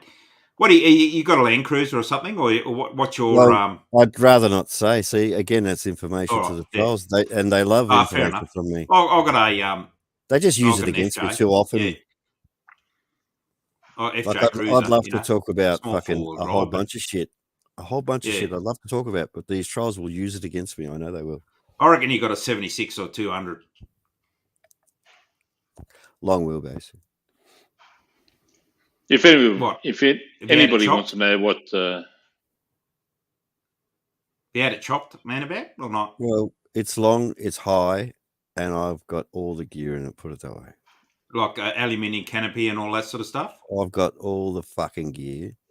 Oh, I'm getting movement. I wish you could talk about it. And Jesus none of it was fucking cheap, and I'm dirty on a lot of things. Okay, what would you change? The kitchen setup, the pull out.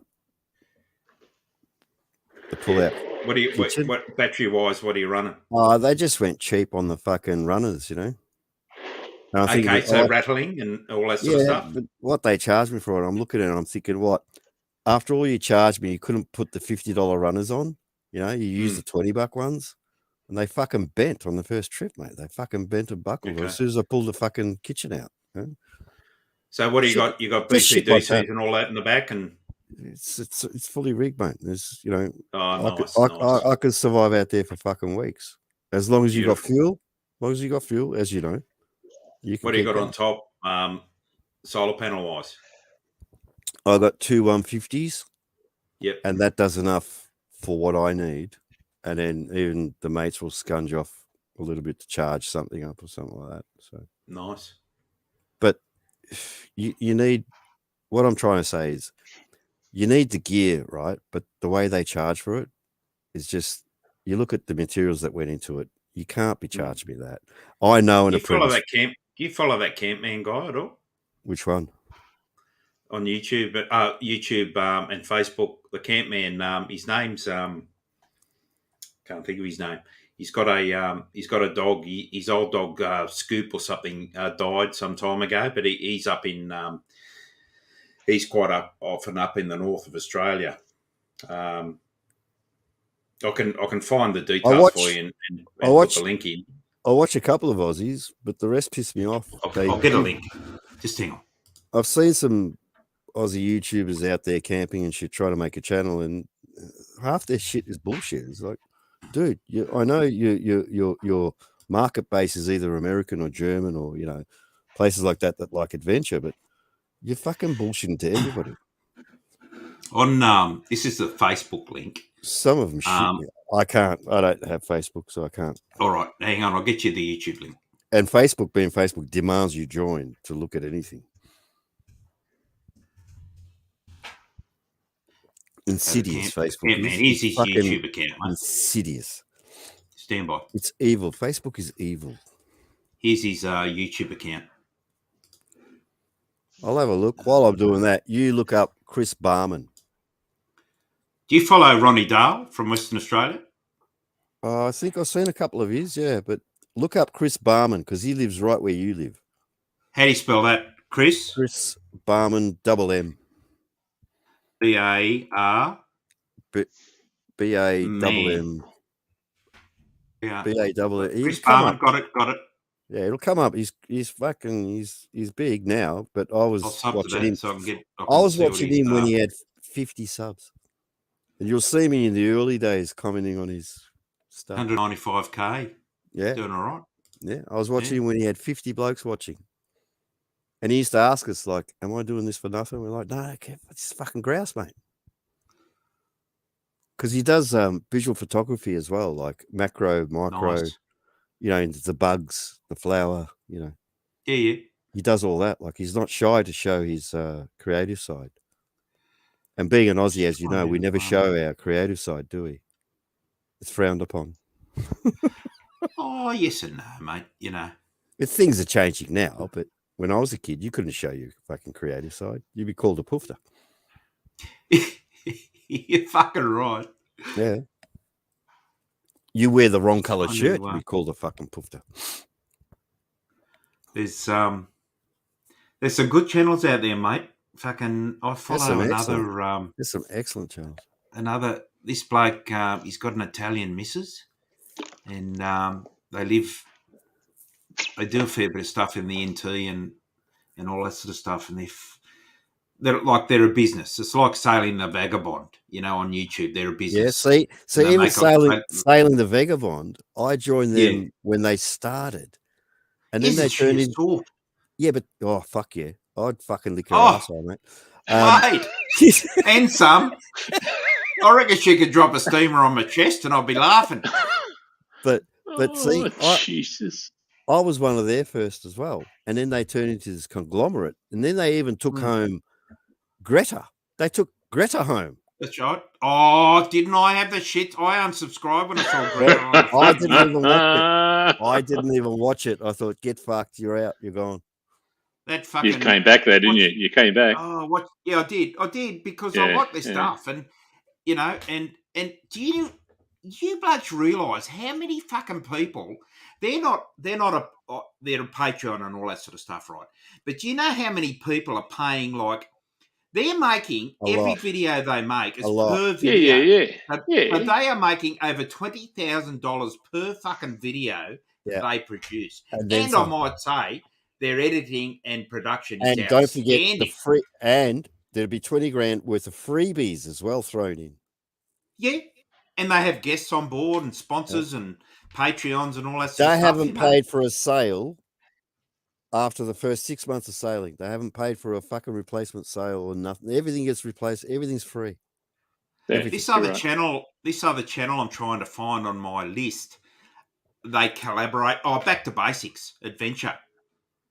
Back to Basics. I'll put the link up in the chat. And Horizontal Decline. Agreed. YBS, that dude, that young man, YBS, has got such a lifestyle you wouldn't fucking believe. Have you ever seen him, Mr. Nobody? Is that the back in WA? Back in WA? Yeah. YBS. Youngbloods.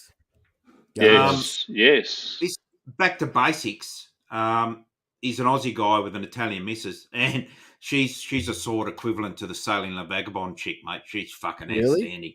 And they just go up north and he's got a boat, and they just cook they live on a beach for 2 weeks and just spearfish and fish and bloody all the Italians, bikini, mate. And, all the Italians I've fucked in my life were always fucking hairy and loud mouth.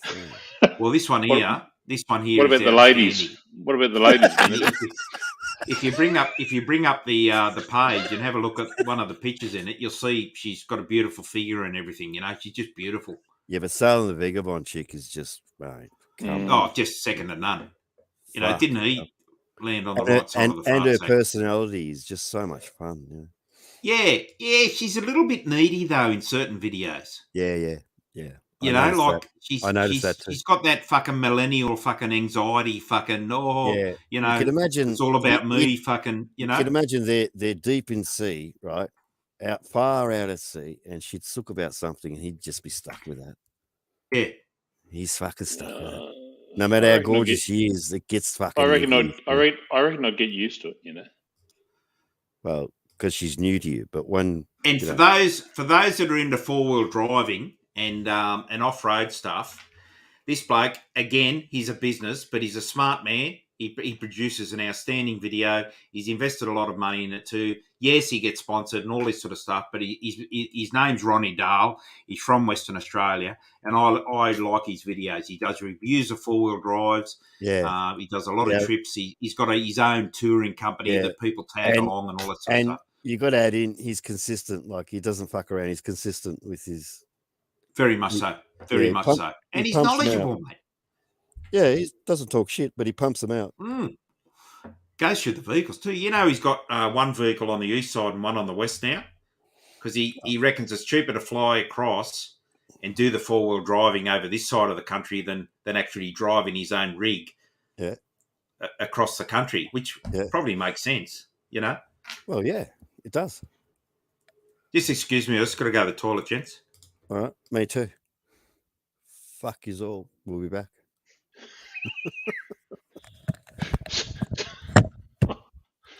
Lovely.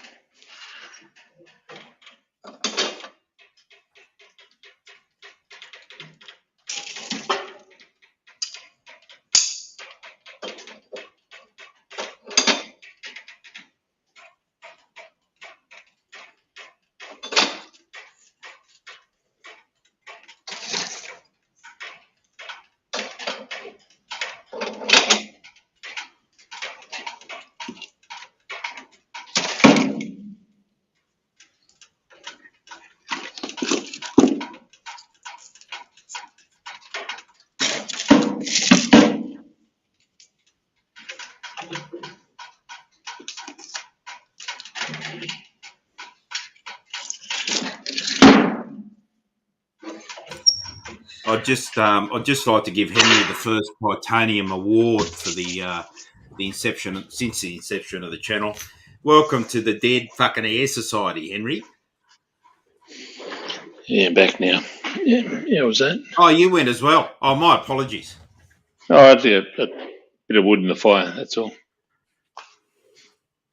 Well, look, you blokes abandoned the whole fucking thing. I wasn't going to put too much effort into it. Oh, well, fair enough. I thought you were sitting there wondering what to say. Oh, no. Look, I always knew what to say, and that was fuck all, but yeah. So. Hey. Oh, look out. Look out, there's a dog wrestle. No, I bet he's got the shits and taken himself to bed. Well, who are you arguing with? Basil. What's he He's upset? chewing his leg off. His own leg. His leg. Boy. Yes. Geez, they're clever dogs. He gets a bit frenetic when he starts chewing. Do you pay for them? What? The dogs. Oh, don't start. Don't start. Jesus Christ almighty. I tell you, mate, I'm ex-SAS. Don't fucking start me. I was one of the original fucking cunts on the ABC series. What they used to call that? What was it? Phantom Agent. The goodies. Phantom Agents, you remember? Stop that criminal.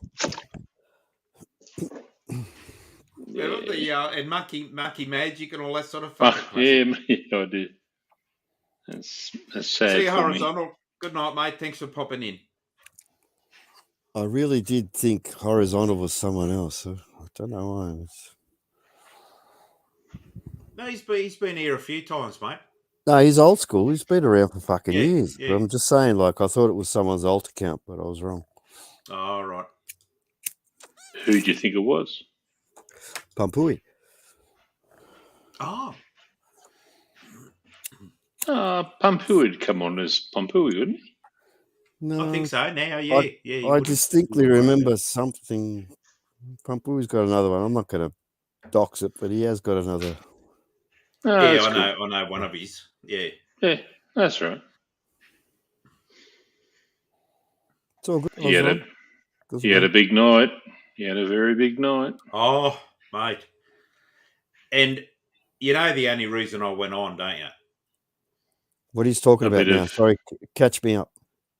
Pampui had a stream during the week, and he went to Aldi and he bought 4 bottles of Passion Pop fucking champagne or something. Oh, and he was no. 2.5 bottles in, and he was singing. He had the music, so he didn't get a copyright strike. He had the music on in his headphones, and he was singing into a microphone that no one could hear the music. So he'd put the YouTube links to the song up in the chat. And it came to the point where the alcohol got a little bit the better of him, and he started vomiting into a bucket on stream. So I thought another bloke, Will from New Zealand, dropped into the chat, and I'd banned Will from the chat because he was saying silly things about Rich Boang, and then Will came online, and Pumpui's heaving in the bucket, and I thought, fucking hang on, you got to help mate out. So I went on and I started integrating with Will, and I said, Will, fantastic, you came on, mate. It was me that blocked you on chat, blah blah blah. It's nice, better talking to someone in person, I said, Pumpui, would you mind just turning your screen off so we don't see the vomiting, because I'm about to heave myself, And he turned it off, and then Will and I had a discussion. Both Will and I left at the same time, and then the stream ended shortly after, which is why I asked Pumpui earlier today how he's feeling now, because it was a big drink, mate. Well, I was going to say, I didn't want to interrupt you. As soon as you said passion pop, I was going to say toilet bowl, because oh mate, it was something passion, like a passion $2.50. Yeah, I tell you $2.50.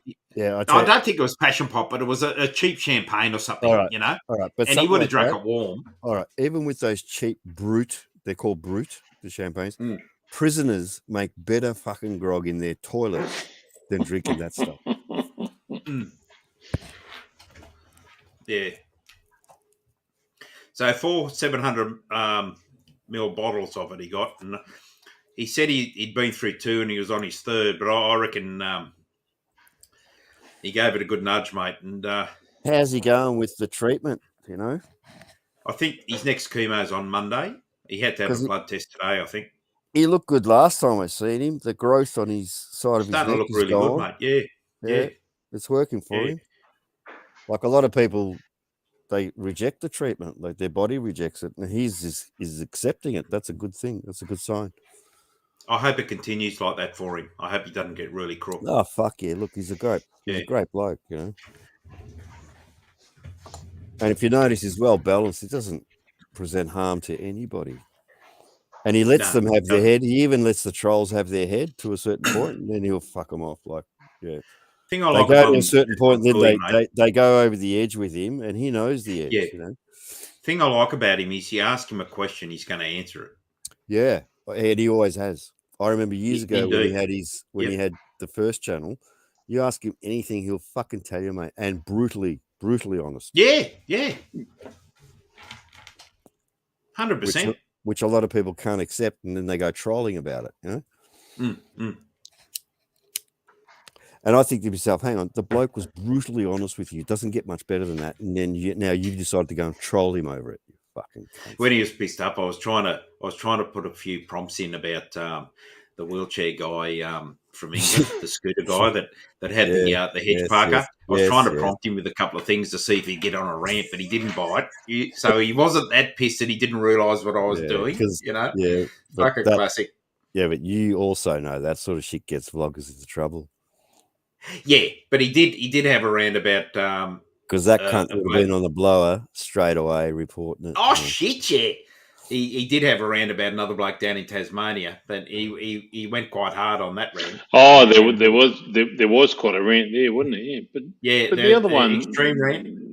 Yeah, but the other one's dropped off, hasn't he? The Hedge Parker, he seems to. Yeah. Hedge Parker. Well, I don't follow him anymore, mate. Nobody. Nobody follows. No one does. He still presses the button, and you hear the whoa, what are you doing? Whoop, whoop, whoop, and all this sort of stuff. Oh, really? Jesus Christ.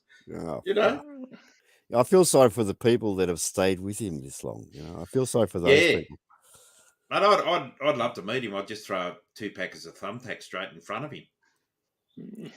When I saw him on probably 4 years ago, which I don't watch this channel anymore, Chuck and Page, when he went up there, I thought, all right. He's doing the suck job, and Chuck and Page let him do it, like Chuck let him do it. And I'm thinking to myself, Chuck, do you know what you're doing here, son?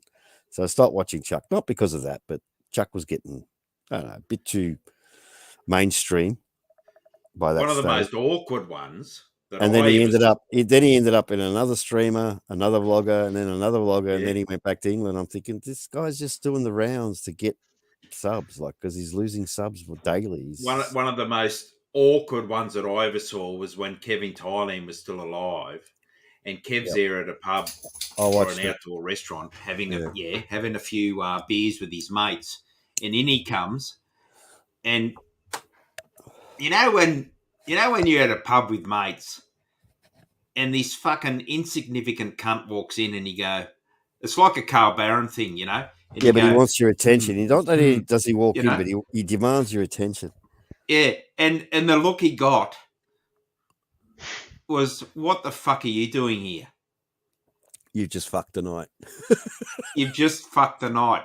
And then he's walked off, you know, and he's got his camera and he's look, he's panned it round, look who I'm with, you know, and the aforementioned person that I mentioned's over there with his mate sort of thing, you know. Oh, fuck. Yeah, he did. But what, that's hang on, just to answer Bart. Yeah, he did, Bart, and that's when I stopped watching. Like when they try and garner viewers from little things that they do, and they think that we can't see that, I just think, fuck off. You know, do you really need a couple of bucks from YouTube that badly? You just told us you sold an $800,000 business, yada yada. You're set for life, blah blah, and then you're relying on the $5 that YouTube is going to give you every month. I don't understand that logic. The other video that stands in my mind is his the 60-year-old guy Alfie that was inverted commas his mate, when Alfie tripped over and broke his shoulder or his arm, and fucking old mate sitting there in the wheelchair videoing his mate getting help by other people and didn't even make a comment. Are you okay or anything like that? You know, fuck it, mate. Well, you're a fully trained cop. That shows character, doesn't it? Oh, wouldn't you want him in your corner as a mate? But that shows what you just professed martial artist to the nth degree. What you just described shows his inner character, doesn't it? Very much so. Yeah, very much so. Yeah, that's why all his friends have deserted him, because he's a C word. Yeah, but that's what we've seen. You know, Oh, mate, jeez. With friends like that, you don't need enemies, do you? Well, like Andy dumped him quick. That's right. Yep, that's right. He sucked him up and spat him out, didn't he? You know, Andy's a well-spoken guy. He seems to be who gave him financial recompense and paid for a lot of his stuff.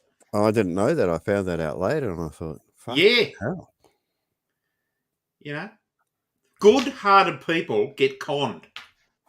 Yeah, they get fucked over. They're simple people, aren't they? It's not that hard to see through it. Yeah, I thought the same, Henry. I thought, hang on, couldn't you see through this? Like, why did it take so long? I reflect you back to the story I told before. Yeah. Anyway, I don't give a fuck about half these cunts anyway. Even from 6 years ago, the ones that meant nothing have disappeared anyway. And the ones that were kind of hanging on there and you're wondering why they got supporters, they're fucking off too, because they got no support left. If you're not real, and we've all said this before, if you're not real, you're not going to last here. You're just not. Because the trolls, as I said, we've got the best in the fucking business. The best. So what I'm going to do now is I'm going to put up you out on two sentences that you said fucking 3 years ago. Who's that, mate? Our trolls, our magnificent trolls. Yeah. The final hurrah, the last link's going up for anyone that would like to come on. I thought Capio would come. He said he's going to fucking wash his hands or something. Well, he can attend. I'd prefer he doesn't do that. No, he said he'll come in a few minutes, he said. Oh, cut it out. Again. Jeez, go easy. I gave him a warning and he's done it again. What's wrong with you? Jesus Christ almighty. New South Welshman. I'm not used to dealing with you cunts. I don't want Capio coming on stream. He can attend. He can pretend to be a New South Welshman. Oh, here we go. Just because you got the Grand Prix back for the next 13 years, don't he's fucking start. He's definitely not a Victorian, so he's got to be a New South Wales. No, he's got to be closer, surely. He's got. No. Well, he can't sit on the border. There's what's on the border? Well, Country town. You don't. Wodonga. Wodonga. Yeah. Once he reads the word Wodonga, he'll think, "No, I'm not living there." Echuca Moema. Yeah. You calling me a donga? Moema. Moema. Moema. Is that what they call it? What Get that Moema India. Moema. What's wrong with you, folks? Go down on that Moema. Mate of mine lost his fucking marriage courtesy of the Victorian border. Yeah. Where? Wagga Wagga? No, he was working one of the entry points to New South Wales when the COVID shit was on. And fell in love with a colleague and fucking did the deed and bloody and his missus found out. It's always because the way down there, he fucking let her have the password to his phone. Why would you do that? Why? You know, these blokes that get construct, they just piss me off the most. They let us blokes down, you know. We understand your construct, but you're going to get over it in a few months, son. Don't give away your little secrets. That's all you have. Got a story for you. Many years ago, back in the day, they used to give us an instructional video about criminals in jail that would observe certain things about prison officers. And they were able to, through their observations, they're sitting there in a cell doing nothing all day and they're watching. And they end up learning to make handcuff keys and things like that, right? So the story I now digress to is a mate of mine that was having an affair with a Thai woman, and he's married. And he would go away with her on various dalliances on particular weekends when his wife's roster would permit. And they'd be in a hotel room and she would watch him put his password into his phone. She never asked him for it, but she observed. So he went to a shower one day and she got into his phone and uncovered fucking everything he's up to. He now has like I've got a bloody, not that I'm up to anything, but I've got a face recognition fucking phone, you know? And I have never, in the history of me being married for nearly 30 years to my wife, ever wanted to know what's in her phone, and she has never wanted to know what's in my phone. It's none of each other's business. My ex-wife used to get pissed off that whenever she'd say to me, go into my bag and just grab this out, I'd give her the whole bag. Her bag is none of my business. And she'd get 100%. Really fucking pissed off. Like, can you just get the fucking thing out? I'm like, no, it's almost luggage. Mate, you carry this around. It must be important. Handbag. I don't need to know what's in it. No. That's just something that's out of order. And don't go into your wife's handbag. People that I call, what would you call them? A geek? They want to know. They need to know what's in there. Just like they need to know what Man About Ours looks like. Why?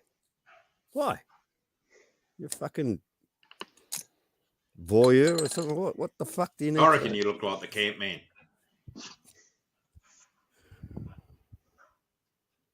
Well, I said on another stream who I kind of look like, and they ran with it. And when I say you look like the camp man, I'm not saying this. You're but gay. In this genre, if I say I look like this, they take it literally.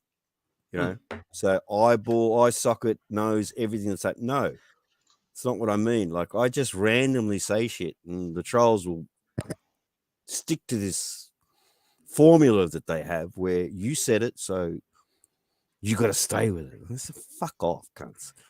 I'm trying to explain to you what I look like, but no, because I've said I look like this person or that person, that's what they'll picture.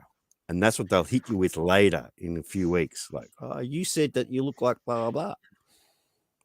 And I'll say, look, you know, because they're trying to attack me. And I'll say, so what? And they'll say, yeah, you look like a cunt.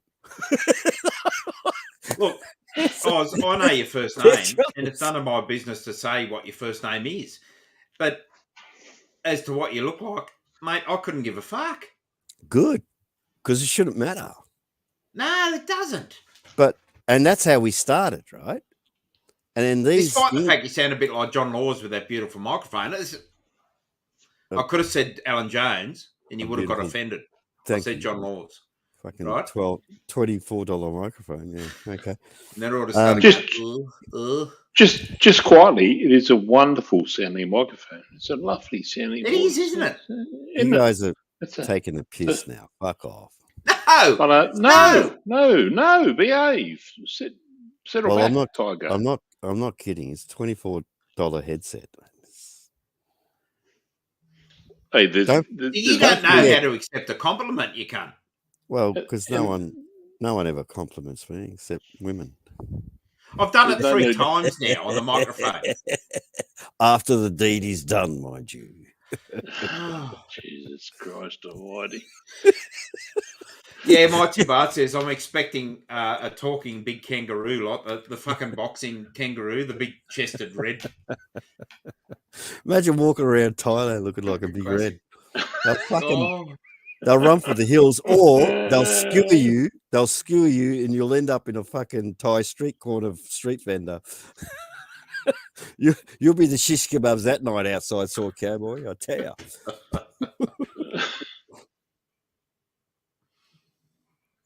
Gotta love the Thai. They'll make $1 out of anything, mate. They don't give a fuck. Or a baht.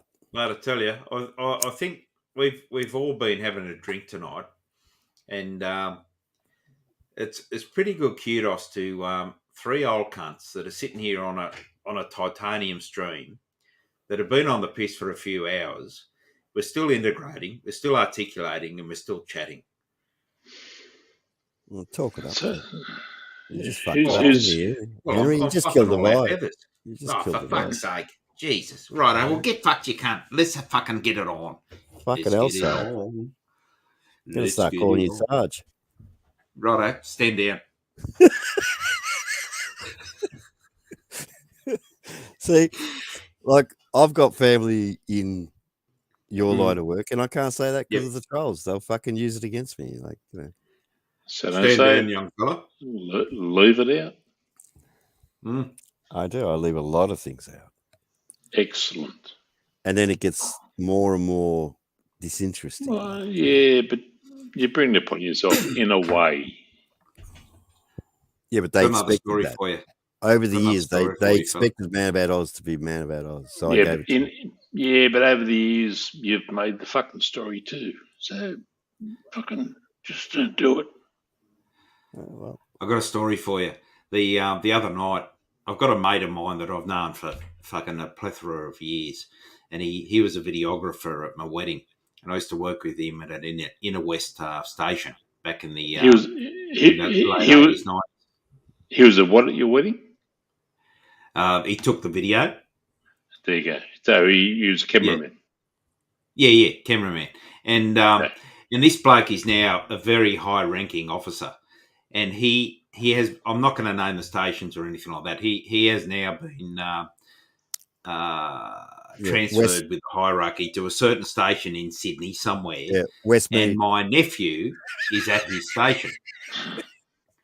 So I was talking to my mate that I'm going up to see at Lismore next week.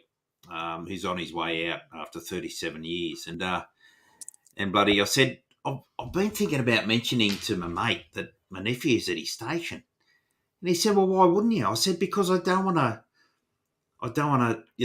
do that." Yeah. He said, "You should, mate. You should." So I haven't told my nephew, but I sent a message to my mate the other night, and I said, "You wouldn't believe it, would you? That what are the odds? My nephew's at your station." I said, he said, who is it? And I said, well, I've known you for a few years, mate, but you're not the sharpest tool in the shed. You might have the same surname, and he's on your roster. So how well do you know your people? Anyway, he said, good to know. I'll give him some curry, and I'll tell him a few stories about you. And the missus knows him really well too, and because his wife was in my wife's bridal or our bridal party, and the missus said, "Just say you're going to tell some stories, are you, Redbeard?" So I sent back the message. Is that right, Redbeard? And he went, "Right, you got me." And the Redbeard story is he was with all his mates, and he had a dalliance with a young lady one particular night, and he's walked out into the area where his mates are on the veranda, and guess what he had? A red beard. And guess what he did prior to coming back out? And guess what she was on at the particular time? Oh God, Red Wings. Yes. And he said, "Righto, that's it. No pom-pam." It's hard to live down, isn't it? Oh, fucking classic, mate. I've had some shielders though that insisted on it, not going down. But no, I hear what you're saying. Doing the deed while they're on the. Yeah. They get horny as fuck. Yep. It gets a bit messy. Yep. You got to do your duty, I suppose. They wanted it, so you get it. Sometimes it just has to be done. Yeah. So he was in charge of how many others? It's a command with about 160. Wow. Oh, there you go. Well, that's understandable. Yeah. Man, big mob. Not the biggest, but yeah, it's up there. It's still a big mob of cunts. Caring, understanding 90s types, you mean? Or? That's right. That's the one. Yeah. Oh, I'll get you now. Yeah, beautiful sentiments, Manabet. Yeah, lovely. See you in the NT. Yeah, cunt. You will. I love it. But you only need 3 days. I think I told you. 3 days is enough. Yeah, I reckon you're pretty right there. 4 years ago, I flew the missus out for our 25th wedding anniversary, and we spent 3 days at the Rock and the Field of Lights and the dinner. No, that's you went to the Alice in the desert. Fucking outstanding. No, you went to the Alice. That's the Alice. That's not NT. It wasn't Alice. It was fucking Ayers Rock, the Ayers Rock Resort. Yeah, that's in Alice. It's not in Alice. You went to Ayers Rock. That's not up north in Darwin it's itself. Not in Alice Springs, champion. Yep, I'm talking about Darwin itself. I'm talking about 4 years ago, ball bag. Yeah, but the sales. The missus is in Darwin at the moment. Right, but the sales is at the Rock, right? Yeah. I'm talking about Darwin itself, Darwin City. Yeah. Well, you don't need much time. 3 days is enough. You said the NT. Oh, okay. You said the NT. So you meant Darwin. Yeah. When I say NT, fuck, you could do Kakadu. There's so much to the NT. But yeah, of course. Darwin itself, you only need 3 days max. Don't waste your money by with her mates. What I'm trying to say is don't book a 2-week holiday in Darwin. You don't need it. Oh, shit, no. No, I've already heard it's nice to see. My brother took my father up there on a long drive one year, and my brother tells a story. He said, "You wouldn't believe it. I'm driving past this fucking road. It's an offshoot." And he said, "I had this unmitigated feeling of busting for a poo." So Dad sat in the car, and my brother's out the front of the car. You know when you back up to a tree or something and you've got to do a poo and you worry about the wee hitting the undies and you've got to tuck it in, right? So he's leaning back on this. He thinks he's in this back road somewhere. And all of a sudden, while he's mid-motion, these fucking headlights come over the rise with these spotlights like you've never seen in your life. And it was one of those protected, not a protected site. It was like a nuclear site or something. I can't remember the name of it. It was somewhere government territory. Yeah, and it was on the initial road before the entry sign say no entry. You can't come in here as and because it's Australia, there's no actual roadblocks with a soldier in front of it. It's up to you. No. So he's sitting there, and he says, just quietly, my two bar. What's the name of that show you were talking about earlier with that fella? What's that Wolf Creek fella? There you go. Oh, Mick. Yeah. What's he? John Jarrett. That's him. Jeff Jarrett. John Jarrett. He's not the bloke shining the light, is he? No, but so he stood up and clenched and didn't have a chance to, clean himself up and stuff, and then got in the car and drove off. And Dad's going, "What are you doing?" He said, They would have been military. That would have was a been bit military. older. Otherwise, they got no right to kick you out of there. That's the military. Yeah, no, it was one of the. Or whoever's got the contract. Would it have been Pine Gap or something? Well, someone's got a contract to do that. Otherwise, there'd soldiers there. Oh, fucking classic! And my older brother, same story. Is the only man that I've ever known that our dear old Nana sat on his face one night. What? He was staying at my dear old Nana's place at a place called Abbotsford in Sydney, and Nan used to have a bedpan, and my older brother stayed at Nana's place, and he slept by Nan's bed, and Nan's got up in the middle of the night to go and get the potty. But she mistook my brother's face for the potty. Oh, my God. Jesus Indeed. Christ. And before she opened the floodgates, my brother said, "Nan!" or "Nan!" And she's gone, "Oh, sorry, love." And she got back up and got the proper potty and went back to bed, right? And that has lived in my family's folklore for 50 plus years. Well, guess what? It's going to live for the next 5,000 years now. Oh, God. What a classic story. Eh? He's never going to live it down. Oh. I remember my ex-wife's old Nan, and she was an old school sweetheart. She was lovely. Like, every bit of furniture in her house was top-notch quality. And her husband passed 20 years after they were married, but everything in the house was top-notch quality, and there wasn't much of it, you know what I mean? But what was there was absolute quality. Like, the sofa was Moran. The mirror above the mantelpiece was like worth 50 grand, that sort of thing. Shit. Nice big mirror. Yeah, beautiful old house, beautifully kept. Christmas dinners were something magical, full on the porcelains and the special cutlery, the silver cutlery would come out and all that. Really old school stuff. Anyway, one night she used to like to, and she lives in a very suspect area of Melbourne, which has now become yuppie and very expensive. But back in the day, it was a little bit dodgy. Let's say this, but not when Nan brought the joint. Nan and her husband brought the joint back in the day in the 50s. Anyway, things have changed. She clearly remembers, this is the story that she's passed away now. She was telling us a story. She had this Siamese cat that would love to sit on the windowsill.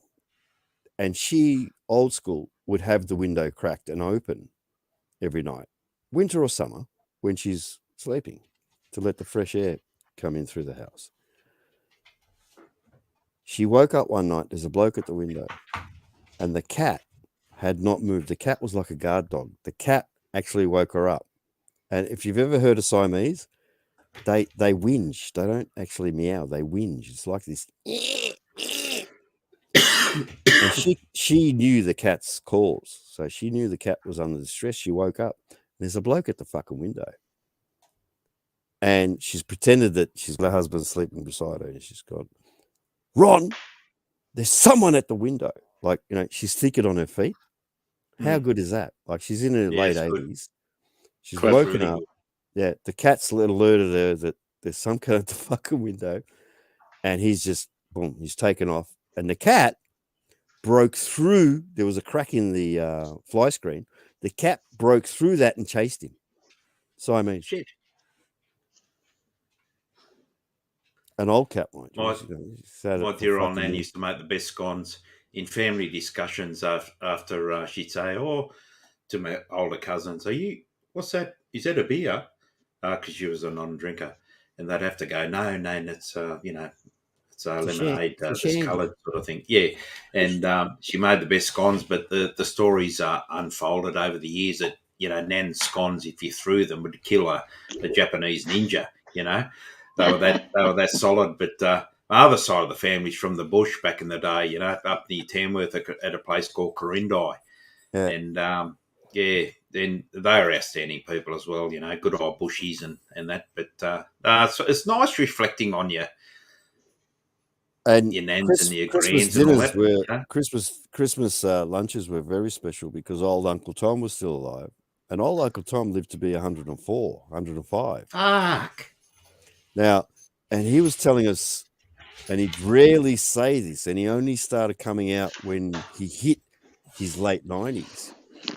After lunch, us blokes would go back into the lounge area, and the women had their area type thing. It wasn't segregated. It was just, just what us blokes would do, because after a good old turkey, you feel like a conversation, a bit of a nip of a whiskey, and a bit of a sleep while you're sitting there. Anyway, he started breaking out in these stories later on. Like, I'd never heard these stories, and he'd been in the Somme. He'd been in Gallipoli. Can you fucking picture shit. that? Really? And some of the stuff that he was telling us, you just, now that I've watched some, well, we always watched documentaries and stuff, but now YouTube gives you stuff that you haven't seen, and what he described. Did you have to punch it out of him, though? Was he open and honest in what he said, or did you have to pry it out of him? Yeah, Tim W, this is what I'm trying to say. Like, in the early years, he wouldn't say a word. And then as he got older and he was approaching 100, these stories started coming out of him. And they were so unique. They were so, like, in your face that, fuck the nap after the Christmas turkey. You had to listen to these tales, And a man that's probably suffered all his life, mate, I kept his, he gave me his rucksack. I still have it, and I put it in a special esky, and I sealed it up, and that's for my son when he gets older. I'll give it to him. But picture this, right? On his 100th birthday, I didn't know this, but if you've got investments and stuff, the bank calls you in, and you can't say no. You have to actually physically go into your bank, right? In person. Anyway, the bank's called him in, and they've gone, all right, everything's matured. What do you want to do with this? And they're 5-year terms. He's 100, right? This is just after his 100th birthday. He's got the letter from the Queen. He's got everything. And he's looking at the bank manager, and he's stupidly. And the bank manager's thinking, what the fuck? He's gone, well, put it in for another 5 years. And he's gone. The bank manager looked at him, and I spoke to the bank manager at the funeral, actually. That's how I know this story. The bank manager looked at him and said, I won't say his name. I'll just make up a name, right? Sam. Yeah. Sam, you're 100. You want to put it in for another 5 years. Don't you want to do something with it, Sam? And Sam's looking at him and said, what do you think I want to do with it? I want to multiply it. Put it in for another 5 years. Kick it on. Yeah. He's 100. Fucking hell. That's gold. That is gold. You and I would have spent that at 65, Yeah. Bloody hell. I had to laugh. Good old Aussie. Fucking hell. There's so much optimism. He's telling his bank manager at 100, yeah, put it in for another 5 years, you fucker. Why are you bothering me? Like, and the bank manager, the way he said to me, like, old Sam was annoyed that he had to fucking walk into the bank to do this. Because they needed his signature, you see, because you're 100. Bloody hell. Amazing things would happen when you're 100. I hope we all reach it. Good people, those older people, and they're all, they're all going, mate, Yeah. He was proper old school. It's really sad seeing the, for example, the Anzac Day marches and the ranks have dwindled. Oh, you see the little kids with the medals on now, so which is wonderful. It's just wonderful, mate. And they tried to ban that traditional life. I know the woke fucking cunts. Yeah, they tried to ban it. It'll carry on. It'll carry on, mate. As it should. As it should. Yeah, my fucking word is short. It's the only thing we got left, isn't it? Well, yeah. Until we start the next trouble. Yeah. Indonesia, 2032. That's my prediction. Oh, with the Pacific, there's no doubt it's going to erupt. Australia will be at war 2032 with Indonesia. Ukraine and Russia's going to finish, and then China's going to. I can't believe we're Taiwan. paying all this shit because a fucking country like Ukraine, is so important that we're paying nearly almost 3 times as much for petrol, and you're going to be paying that almost the same for pasta and flour and everything else. What the fuck have we got to do with Ukraine? Tell me. I think things are bad when a lettuce costs $10, isn't it? Yeah, 15,000 miles away from the war front, and yet we're paying for it. Fuck off. There's something wrong here. Oh, the lettuce is different, obviously, because of the floods and stuff. No, I'm just saying with everything, right? Yeah. They're blaming Ukraine for everything. Fuck off. You can't be growing the whole world's food. We grow a lot. Would you agree with the fact that if you've ever been to South Australia, you tell me that we don't grow a fucking shit ton of wheat. Love South Australia, mate. I reckon it's one of the most beautiful. You drive through South Australia. You drive for a couple of days, and you're still not out of the wheat fields. Thing I noticed about South Australia, going across from Broken Hill and up to the Flinders Ranges, and then going from the Flinders down to the Barossa, there were 5 changes of scenery. Oh yeah. And they're magnificent. Each one of them is magnificent. Oh, mate, very impressed with South Australia. Very impressed. Underrated. And I want to go back. Mate. Underrated because, people shit can South Australia because we don't want to live there. You don't have to live there. Go visit. Not the city itself. Get out there. Get out there to the Barossa. The week we had in the Barossa was one of the best weeks we've had ever, I think. Yeah. It was wonderful. And there's a lot of hidden gems like that in Australia that people just drive past on their way to somewhere else. They just fly over. Input from Joe, they the woke wouldn't have an issue if the kids marched in the gay or in the Mardi Gras. They'd promote that. Yeah. They'd give the kid a medal and say, "Oh, look how special this person is," because promoting poofterism. The other side of the thing is teaching. Teaching teachers in the schools. They're teaching kids that. Mate, we're all old school. We all know what we were taught at school. We all sang the national anthem and had the milk monitor go and get the milk every morning back in the day. Yep. And I am not a believer in lefty or woke teachers influencing children that it's okay to be this, that, or the other. Let kids be kids. Don't have an influence on kids. They will be what they will be. Yeah. I don't know what sort of world it'll be in 10 years. We're not going to be here, mate. We're not going to be here in 10, 20, 30 years, or hopefully 10. But I'm just happy that my kids know this shit. Well, they're adults now, and they got nothing to fucking do with it. I love that. Same with my young bloke, mate. Yeah. I don't have to worry about them. Man. Yes. That's good to know. And they learnt from me from years ago when Facebook, they're all on Facebook, and I kept saying, be careful with Facebook because you're watching people take pictures of the best. They're not showing you that, they live in fucking Scuzzville and they've just worked, a 15-hour shift and yada, yada, whatever else. And then they show you this magnificent dinner. I said, don't be fooled by this shit. And they got this happy life, it's just bullshit. I actually reckon Instagram's worse than Facebook, mate, because Facebook now. I'm just saying because Facebook was the start. The Instagram didn't exist. I'm just saying because Facebook was the start of it all. Instagram. But just continuing on what you're saying, and Twitter took over from that. Now Facebook is, as my young bloke would say, is for the boomers. Now it's it's not Twitter for the young kids, mate. It's fucking Instagram and TikTok. Yeah, but that's what I'm saying. But it started. What I'm saying was years ago when they were still empowered. I hear what you're saying. When they still had to listen to my rules. I didn't force it down their throat not to do it. I advised them on this and that, and now they know they don't have Facebook. The point I'm trying to make is in regards to your comment about everyone showing pictures of their good lifestyle.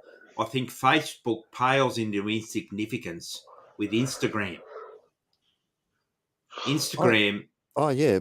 Is, but is the my one thing where, was you know, it was that the Facebook was the foundation to all this social media bullshit that you're seeing now. Agree, mate. Yeah.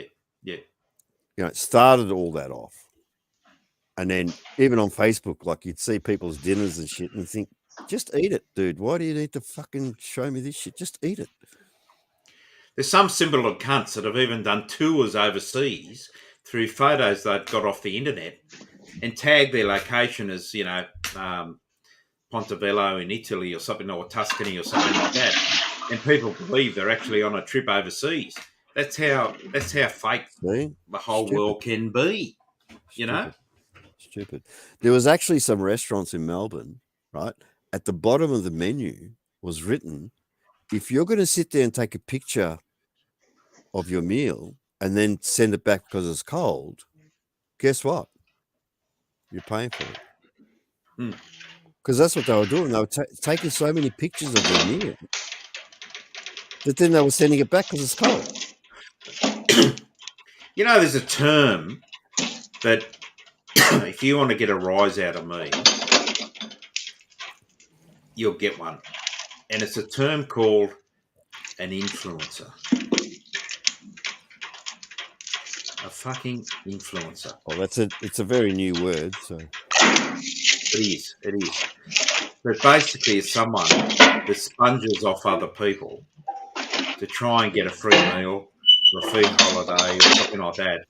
And all the while he's suggesting you buy this insurance, you buy this fucking Airbnb, you buy this fucking bike, you buy this car, you buy this, Henry's fucking rivaling Ray with the background noise now. Yeah, apologies there. Just stirring the fire. Yeah, you're not fucking sorry at all. No, you're right. Cunt. See? Aussies. Righto, final call. Last drinks. I'll put this in the chat. Calm down, man, about fucking calm down. If anyone wants to come on, now's your opportunity. I seriously thought Capio would come on. What's he doing? What time is it in England? What's he doing now? He'd be doing fuck all, wouldn't he? What are they doing over there? Just fucking mowing the lawn or some kind of shit. What do they do in England? No one does. I don't know. Fucking playing bowls or fucking, I don't know. They go to Harrods, I think. Oh, I don't understand. I don't understand that statement, Joe. Do you guys understand that? I can't work that one out. Hang on.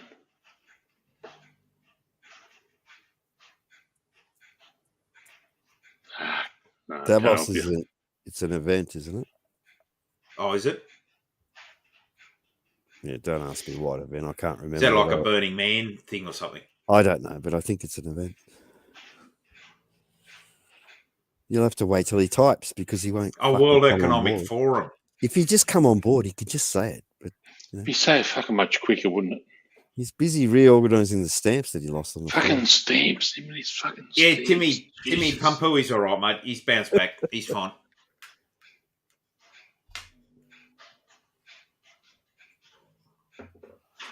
Pumpu is a survivor, mate.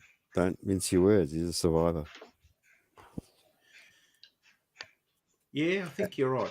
And when he told that story that Christmas 2020, I think he said he fucking spent it in the park. I thought, you know what? A fucking shit ton of bucks just sitting there. Could have fucking shouted him the Hilton for a week. Pumpu is talking about organising. You hadn't known that? Fucking go, mate. I'll go to his drink in the city. No, I'm just saying, like 2020, he's on the streets, his birthday. I would have fucking given him a fucking room for a week. You know, it's no fucking drama. Back in a sec, brother. All right, mate. Cheers. Geez, that fire's needing a lot of stoking, Henry. Have you let it go out, mate? No, it's kicking on. Going all right. So what do you got? Like a combustion one or an open fire? Yeah, slow combustion thing, door shut. It's just champion. What ballpark figure? Like our house, we haven't got one. We air conditioning and that.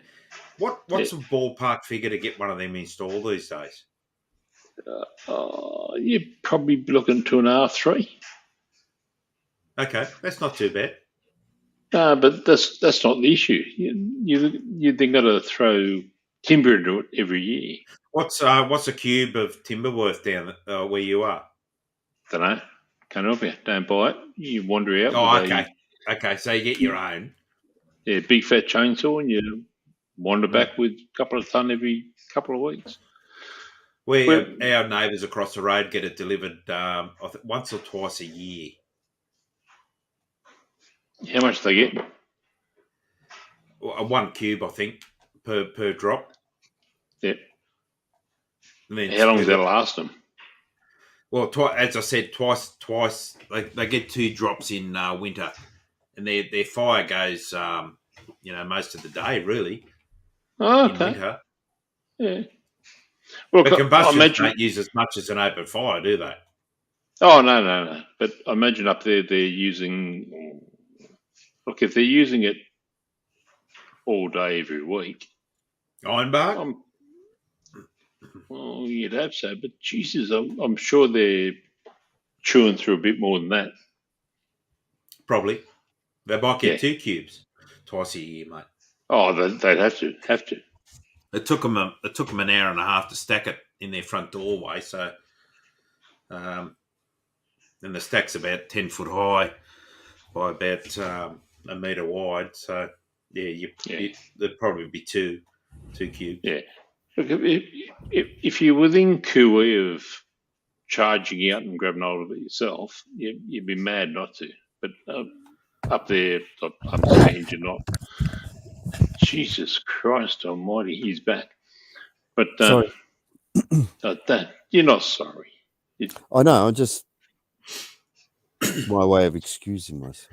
But up here, Henry, and you're in the same state. You can't fucking cut firewood in a national park, and if you want to cut firewood in a forest, you got to pay for a permit to collect firewood. Well, you can. You just got to follow. Look. Yeah. But I'm talking Joe Blow. If you get done by the ranger, you're fucked. Yeah, it depends on the ranger. If he wants you on his books, you're going to go on his books. But look, Joe Blow's happy for you to if you're following. He's in a place where there's a bunch of other fucking campers, and if they all went into the fucking bush and did that, it's a different thing following the loggers' trails. I know what you're talking about, Henry, but when the law, whenever I go away, I'll make sure I've got 5 bags of timber and 2 bags of kindling. And if I come back with timber, that's great. If I'm out and about and I scavenge what I can, or someone's left some, I use it.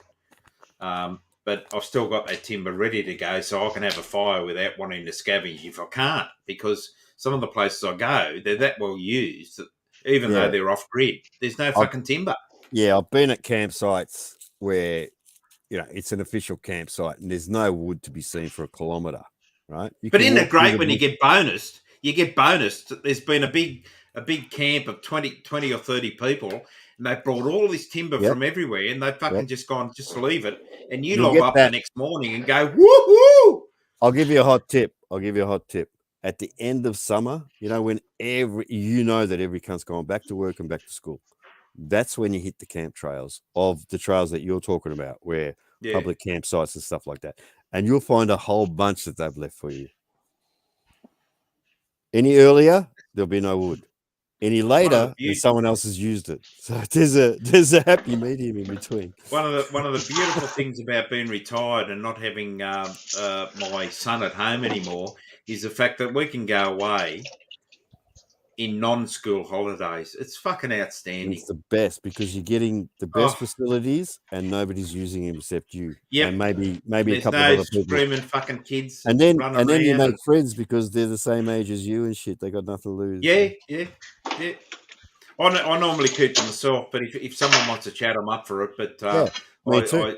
I always, you know what I mean. Always, I don't want invasion. I always keep to myself. I always keep to myself. But if someone's walking by, having a beer, having a walk or something, certainly I'll have a chat and all that sort of stuff. But that's what I mean. Then I think, right, TMW, I'm thinking in you'll my head, understand this right, too. mate, it's time to go. You know, I always keep to myself, but I always end up at someone else's fire that night.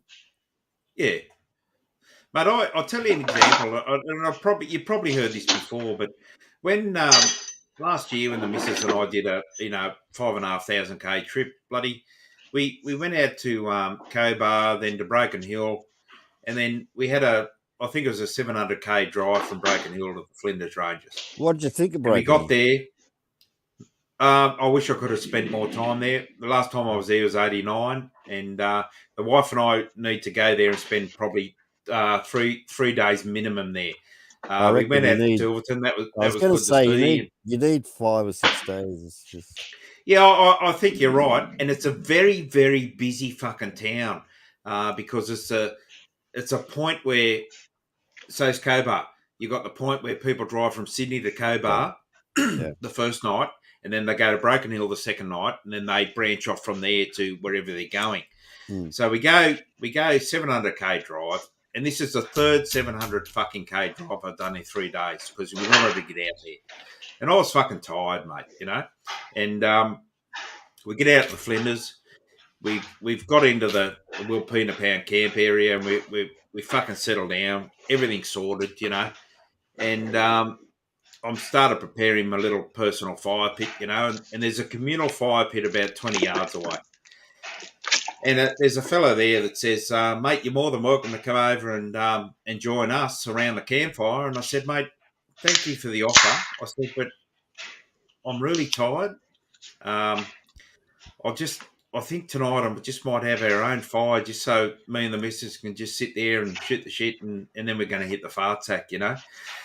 So we go to bed and I'm earwigging what they're talking about around the communal campfire. And, they're talking just general stuff. And this bloke is a fucking doctor, mate. And really nice guy, you know, really articulate and just a nice guy out with his family and kids and stuff. And the next morning I woke up and he was there, you know, doing shit around his camper trailer and stuff. I said, mate, listen, I apologise for not coming over. He said, mate, I completely understand. I've been there, done that. I understand after a long drive, you don't want to talk to people. And I said, well, that's where I was at last night. He said, no fucking problem, mate. No problem. No. You know? And then we had a fucking family of 20 Magoombis pull in behind us, and they had this camper trailer with a water pump. Every 5 minutes we heard, with the water pump going off. And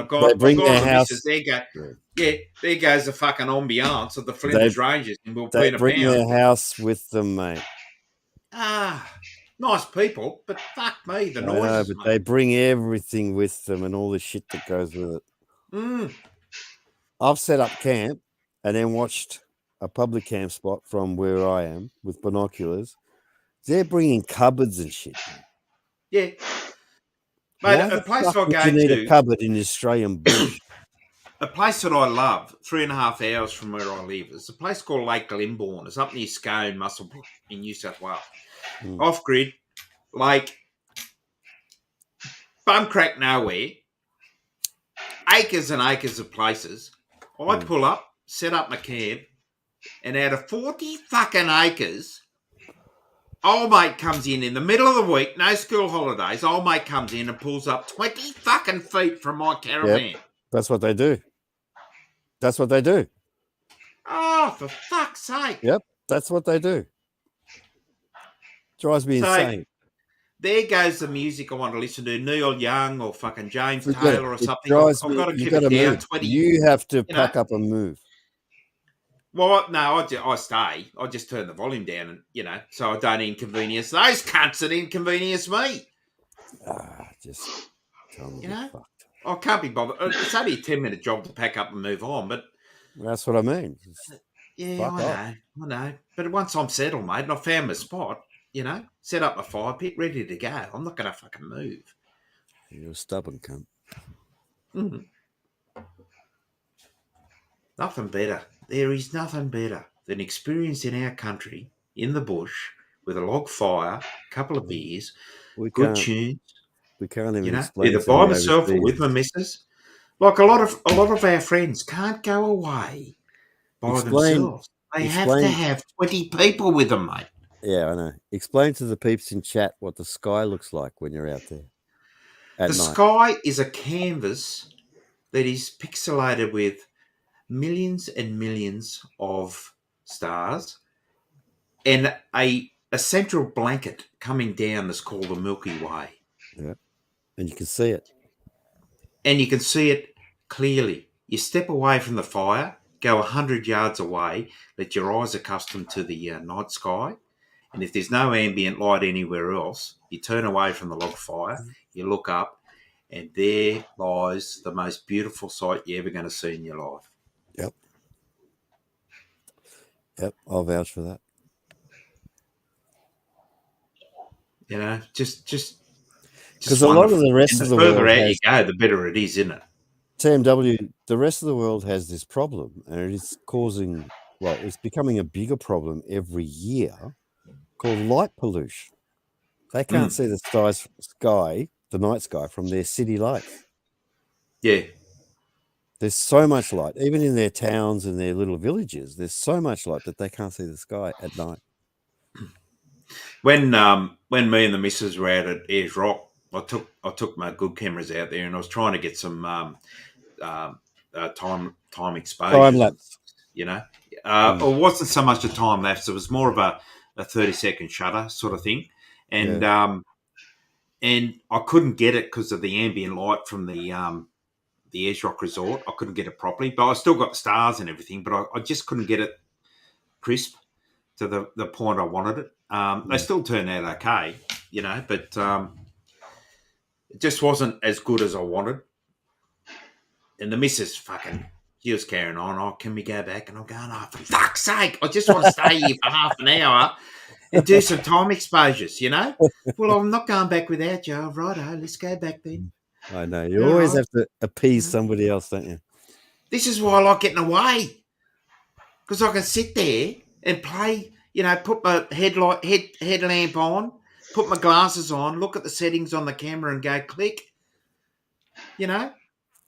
Oh, mate, there's nothing better for company than your own company and a campfire. Yep. I do this often. And I don't give a fuck. It's the world's greatest fucking antidepressant pill, mate. Well, yeah. I haven't been on antidepressants for fucking 15 years. Why would you want to be? Well, it served its purpose at the time. I just mean doctors give that out like candy.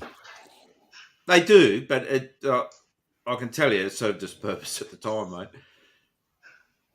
No, I know. You were going through a rough fucking thing with those cunts. I remember that. Yeah. And they were cunts. That was something that no one... Yeah, but they were cunts. Don't forget that. Oh, yeah. Oh, I know that. But, it's nice to see someone come out the other side, isn't it? Yeah, but everybody knows that. So, Oh, I'm not grandstanding, please. No. We all know how much of a cunt they were, mate. That's what I'm trying to tell you.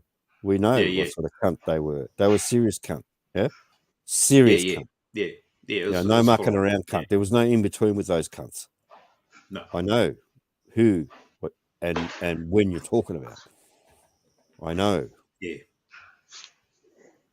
There is an absolute cunt. I call them an absolute cunt. Different levels of cunt. Like Henry Black, he's not that much of a cunt, right? Oh, settle. Cunts don't understand. Come on. Let's talk about the word cunt. Cunts don't understand what the word cunt means. Yeah, but Henry Black, cunt, boss. Henry Black is not a high level cunt as far as cunt goes. No, Henry's a good cunt. but he's a good cunt. That's right. So he's I'm a more- high level. He's a high level good cunt. He's not. Henry, almost Henry. offended. No, Almost but offended. no, don't be. Man about. Henry's not a cunt. He's a good cunt. That's right. You can't yell cunt because he's Yeah, not people don't a yell. understand that. He's not a yell cunt sort of person. He's a All low the level. old dart think if he's you a say low the word level. cunt, One would you're hope being not. offensive. One would hope not. They don't understand the convict vernacular. Geez, you're a good cunt, man about. Fuck me. You know, Different like, levels of cunt. You know, got to Isn't it? educate these. Got to educate these cunts on the levels of cunt. He's a decent cunt. I wouldn't say he's a good cunt. He's fair. He's a fair cunt. He's a fair cunt. Aren't all Australians fair? That's what we push for. No. That's our Indeed, mantra. That's our mantra. That's the aim. But you know. Fair go is our mantra, isn't it? G'day, Mr. Lux. Welcome to the chat. It's been a long stream. Oh, Warren we're only into Bungles. 7 hours 15. My Is he goodness. talking about the Bungles? Warren Bungles. G'day, Matt. Who's that, mate? G'day, Matt said, should check out the Warren Bungles at night. No artificial light for clicks in every direction. Is he talking about the Bungles? No, Warren Bungles. I'm familiar. Let me Google it because it rings a bell, Warren okay. Bungles. Yeah, it does to me too. I've probably fucking been there. Can't remember. But you'll certainly know the Bungles. Fuck, there's no disputing what the Warren Bungles, New South Wales National Park, and it's up to give you some to give you the nearest point of reference. It's near Coonabarabran. Okay, yeah, I'm with you now. So almost Queensland, isn't it? No, it's not, mate. But it's up there. Oh, you're heading up there. But okay, temperature, all right. temperature, and country would be the same. Stand by. If you draw a line to the east coast, it's parallel with Port Macquarie, but a couple of hundred k's. All right, so the country won't change. That'll be the same. But the Warren Bungles is Isn't it funny how we talk country? It's hilly country. Isn't it funny how we talk country, and yet England talks about their country, and yet it's like 500 meters apart. Mate, my state is bigger than fucking England. You can fit 70 Thailands into, I think it's either New South Wales or Australia. Actually, you know? I've got a mate out in the outback whose property is bigger than England. Yeah, that's right. Oh, that's quite believable. But you can't tell the trolls that. They'll fucking have a field day, you know? Yeah, so Joe says it's part of like the Great Dividing Range down the guts. Yeah, I'm with you now. Or the middle guts. Yeah. It's a bit. And did you know it took over 30 years to get through the Great Dividing Range?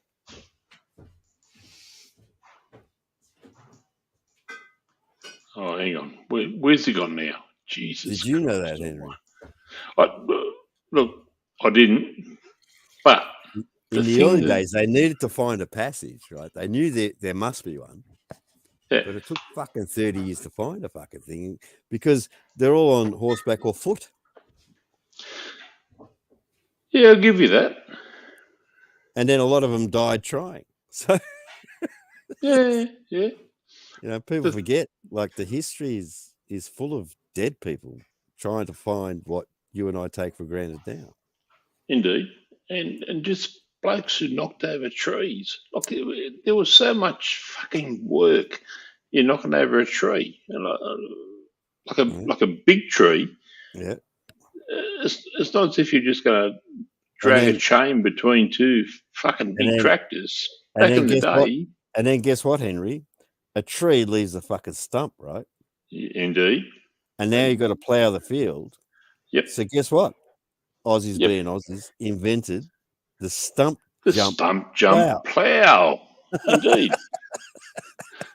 But it's the whole thing. Like you drive over like the ridge of a mountain range in the back of nowhere, and you look down either side into the valley, and there's a great big gap where there's no trees, and there's just all all workable land.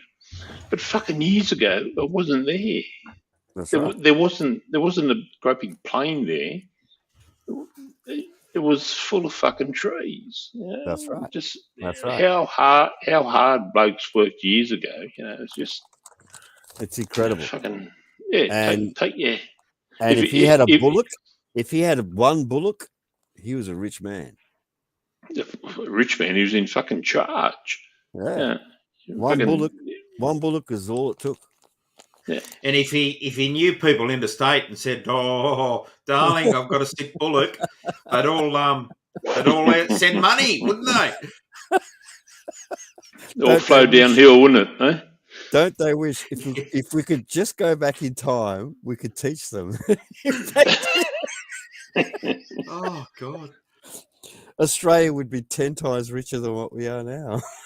There's just in regards to Mighty Bart's comment, there's still a few roadworks, mate. So still a little bit how you going, but it didn't take me too long to go out the freeways to get up the mountain and across the other side. I think it was about probably 2 hours or just shy of 2 hours to Lake Lyell, near Lithgow sort of thing. But I didn't go the Bell Line. The Bell Line's a little bit dodgy when you're towing.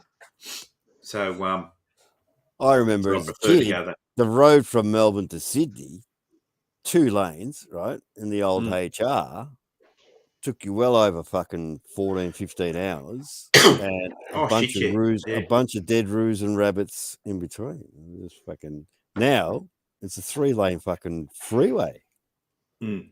Just gun it. Well, that's like going where I'm going next week up to Lismore. It's the F1 straight up the guts. And then when I come back, I'm going to have to divert to go to Coffs Harbour because, all the towns have been bypassed now, mate, Yeah. I'll see your bypass and raise you my kiddies experience. Oh, no, not yet. Settle pedal. But back in the day, go on. No. Sorry, I interrupted.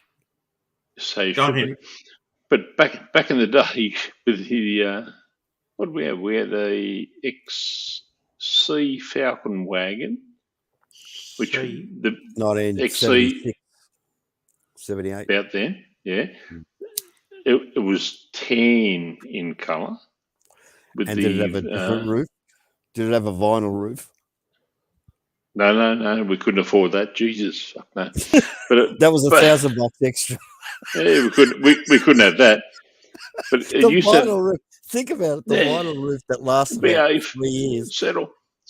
But you said the big windy window on the back. It was like the back tailgate was one piece. You can wind it down. Yeah, like a huge winding wheel that would wind it down. Anyway, but also it would cause a huge wind vortex. Well, wait for it. We travelled from the western suburbs of Sydney to Surfers Paradise in the back of that car, and on the way, because it was going to be such a long trip, my good grandfather made some mattresses that you would put in the back, not in the back seat. But you would lay the back seats down, so that us 2 kiddies could lay down flat in the parcel area. Yeah, this is days before those seatbelt laws and that kind of crap. Doesn't matter. Little kids going to go flying through the car. Doesn't matter. Yeah. So we left at about 2:30 in the morning. The old man drove for 12 hours straight to get us to Surfers Paradise, and we're sleeping in the back of this fucking thing, probably carbon monoxide poison coming up through the exhaust. Everything. Yeah. To get to Surfers Paradise, so that and we woke up. Dare you lift your hanky with that wind vortex that I just spoke about? Oh, you couldn't lift yet. No, Jesus Christ. Straight out. And that was that was the whole thing. You'd leave the back window open a bit so the fresh air could come in. No, you're sucking in his exhaust. Mate, I have a distinct memory of traversing the state of New South Wales with Mum and Dad, and Dad had an old Holden. I can't quote the year. Oh, it would have been late 60s. I was still a toddler. And we went to a place called Renmark in New South Wales, and Dad was not a mechanical man. And the fan belt Renmark, I'll step in here. Renmark, South Australia, I think. Okay, I stand corrected. And the fan belt broke. And Dad, as I said before, wasn't mechanical. And he used Mum's pantyhose to replace the fan belt. My dad did until we could fucking Brian, what are you doing? Give us your pantyhose, Enid. You know? What about my modesty? You know? And off come the pantyhose, fan belt. I'll just interrupt there just for a second. Just hold your thought. When we got to Sydney, the pantyhose Dad worked better than the fucking fan belt. And he didn't replace the fucking thing. He just kept using Mum's old fucking pantyhose. Strong cunts, mate. At least he didn't use his own. He kept asking Mum. What a cheap cunt. He worked out that it was better to use the pantyhose. The funny thing is, a minister of religion saying to his missus in front of the kids, get your pantyhose off, love. Pantyhose was $2. The fan belt was $15. And now, I popped the hood on my FJ, and the fan belt, I think if you took it off all the convoluted wheels and everything, it's about 17 foot long. Yeah. And it's got ribs everywhere. And look at a modern V8. The fan belt just goes forever. You can't even follow it. I learned a funny thing about V8 one day, and it was up at a river, and the Hawkesbury River, and we used to go camping up there in our old camper trailer up there for many years when the young bloke was young. Beautiful. There was a lot of water skiing up there, and we went up to Sackville, and my mate sublet an acre off a bloke, and he'd built toilets up high on higher ground. He had a little old donkey engine for the fire to warm the hot water for the shower and all this sort of stuff. And anyway, we had some wonderful times up there. And I forgot the fucking story I was going to tell. No, you're right. Keep going. Can't remember what I started. Anyway, the young bloke, the missus, I was never a water skier. They were all water skiing and stuff. And I just can't remember the point I was going to make in the initial starting of the story. It might be because I've been 7 hours and a half into a stream. I've had a couple of drinks and Kick my on, Tiger. Kick memory on. has forgotten what I was going to fucking say. Do you remember how I started off? We were talking about Mum and Dad with the fan belt. Yeah. And and pennyhose. I went to I went to something. Fuck! It shits me when I forget things. I was just start telling a story and I forget it. It was the family trip in the car. You're a little. No, but I'm talking about another one up the Hawkesbury River. Anyway, it'll come back to me. If it comes back to me, let me go, will you? Because I'll forget it again. I remember the Hawkesbury. It'll bounce back. Remember everything I seen on the Hawkesbury. It's a beautiful river system. Night, Joe. Oh, we had some great times up there, mate. You know, he was a businessman. He had his own contract cleaning business for State Rail and lived out in the western suburbs, further out than me. And, I was, I'll tell the fucking story. He's a Vietnam veteran and I was in hospital with him for a month. And with, the times we were talking about before, Manabout and Henry, where I was doing it a bit tough with shit. And I spent a month there and with very honourable veterans from Australia and a few other emergency services, and we've become lifelong friends out of that. And he invited there's a my plus family. to everything. Indeed, he invited my family and I up there, and we went there for many years. And I remember one thing distinctly in 2004 or 5 when the tsunami hit Thailand. And this is before I ever went to Thailand, And I remember him saying, I hope it fucking kills a lot of them. And that's one thing that stuck with me. You know, A bit harsh. he was in Vietnam. The tsunami happened in Thailand, but he had a what's the word? A hatred, distrust, yeah. Distaste for Hatred's good, yeah, anything Asian, I suppose would be the word. You know. Yeah. But where we used to camp in the latest floods went under. You know, it was the floods rose up to the height. I remember going out there with a frenner. You know, a frenner, man, about. Mm. Speaking of floods, I've broken the seal, so I've really got to. Oh Jesus, he's going. You might need it. Christ Almighty! You might need to finger up the cord shortly, mate. Hey.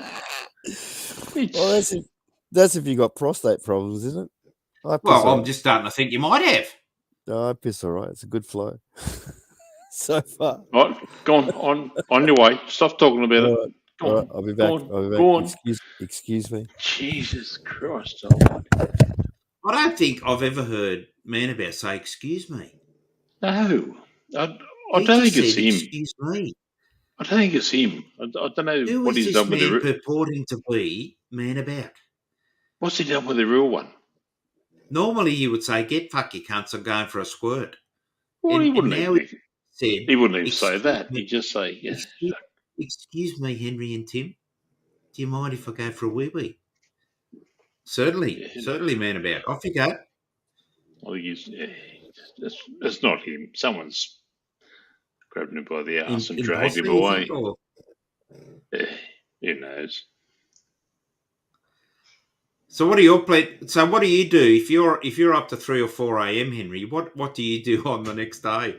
Because I need a bit of kip, and then when I wake up when the dogs start scratching on the door down below, and I go, oh fuck, that's right. Well, I'll give you a hint. Put them out now. They never piss.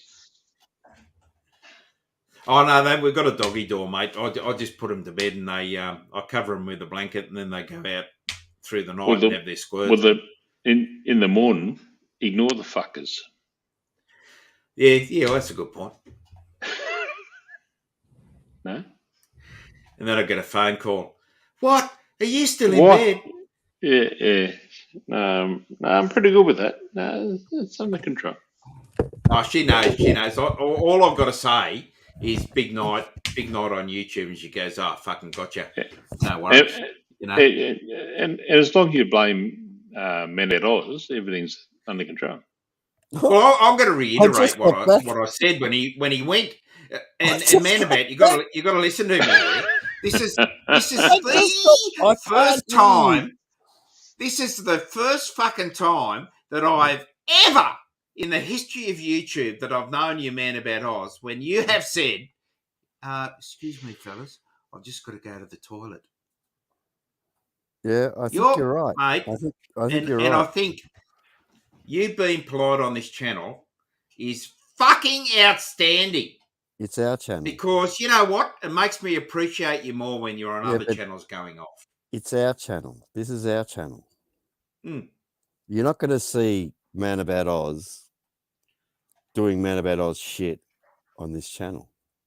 You see, Henry, I'm getting movement again because of the microphone. Look, and don't forget, I wasn't the one that grew. I wasn't the one that grew 2 heads on Man About Oz.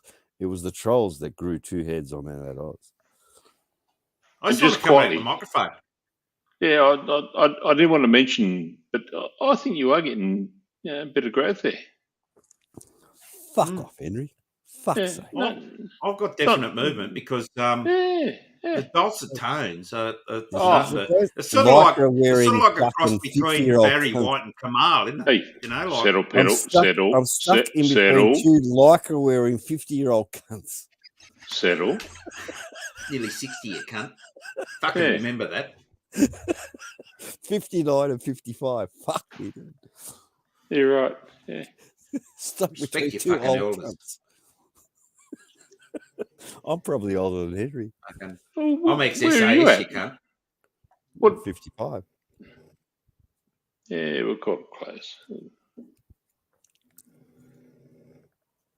that's why, like, these English cunts said, "Oh, what do you mean you're retiring?" I'm like, I'm not retiring. Because I said the word retire, they hold you to it.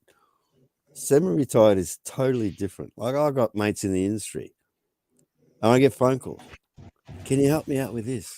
Yeah. Can you help me with that? That's 2 hours turns into 4 days. Don't forget this in engineering. Yeah. 2 hours. When they say to me, "Oh, it's a couple of hours, I reckon." Yeah, I get there. It's fucking easy 4 days. I'm fucking semi-retired. See, you talk about trolls, Oz. You know, the trolling that I get, is Oh, you get here's you a get it bloke that's hardcore. No, you get it hardcore. here's a bloke that's still articulate and he can talk. And what? He's fucking retired. He's a complete bludger on society. But these cunts don't understand what a defined benefit pension is. Yeah, but they do. They choose not to because they're trolling you. You got to understand that. Yeah. They're doing They their don't utmost. understand I pay tax. Yeah, but they're doing their utmost to hurt you with words because that's all they Of got. course. Because they won't join Of the course. panel. That's why Well, you'll guess what, see fellas? me. Yeah, but In that's 10 why months' time, I'm fucking tax free. I get me Right. fucking pension card. Oh, not pension card. The what's the other thing? And my gold Opal card. $2.50 to travel all around Sydney on a bus, train, or fucking ferry every day that I want. All right. And That's no, why what's the you'll other? get Seniors someone. card. Sorry, seniors card. That's why you'll get someone like me that'll fuck the trolls when they say something like that. So you don't understand the trolls like I do. You go against the trolls. I don't. Oh, yeah, You with me? fair enough. I've come back Is- bigger and stronger this time, mate, I tell you. Here we go as well. All right. Who's got the shovel? Better dig a hole. Who, me? Yeah. I remember having a conversation with you. Yeah. Down at a certain venue. Yeah. Talking to you about YouTube. Yeah. You remember that night? I do. And discussed certain things. And shortly after or just prior to, I think I'd got off YouTube and deleted my videos and all that sort of stuff. And you said to me, and I quote, "Wise move." Indeed. Now I'm bringing some of the videos back, and now I'm back on live streams. And I've explained it to the missus. I've presented why to the missus. And she said, "Fine. Just don't let them get in your head." I said, "It's never going to happen again." But none of you understand when you go to war with those trolls, you're in for about 3 or 4 years of it, not 3 or 4 weeks of it or 3 or 4 days. You've been there, done that, as you know. Yeah, this is what you can't forget, right? You're in for the long haul. If you take them on, be prepared for the fucking long haul. I did the long haul. I got their but having respect. said that, I'm not taking anyone on. I got their respect. You did not. Oh, I don't care. They I'm hated not taking you. anyone on these days. Yeah, but they hated you with a vengeance. Oh, nice. And you felt their vengeance. I did at a particular time. Yes, I did. And you got to admit, Sam Dolly, it hurts, doesn't it? It did. It doesn't now. Right. So you got to understand, like, I never, ever mistreated the trolls. Ever. Mate, if I had little narcissistic cunts batting themselves off because they hurt me, then who's the fool? Well, I'm just saying, I learned how to not only deal with them, but harness them. It's a power. It's an energy. Did you just feel a moment then? I think we had a moment. It's passed me by, I can tell you. Because Henry doesn't give a fuck. You've been lucky, Henry, I suppose. No, you're right. And look, I'm different to you blokes. You blokes put yourself in different places than I have. Yeah, Henry flies under the radar. No one gives a fuck about Henry. Oh, go easy. I've got feelings. Yes, mate. I give a fuck about Henry.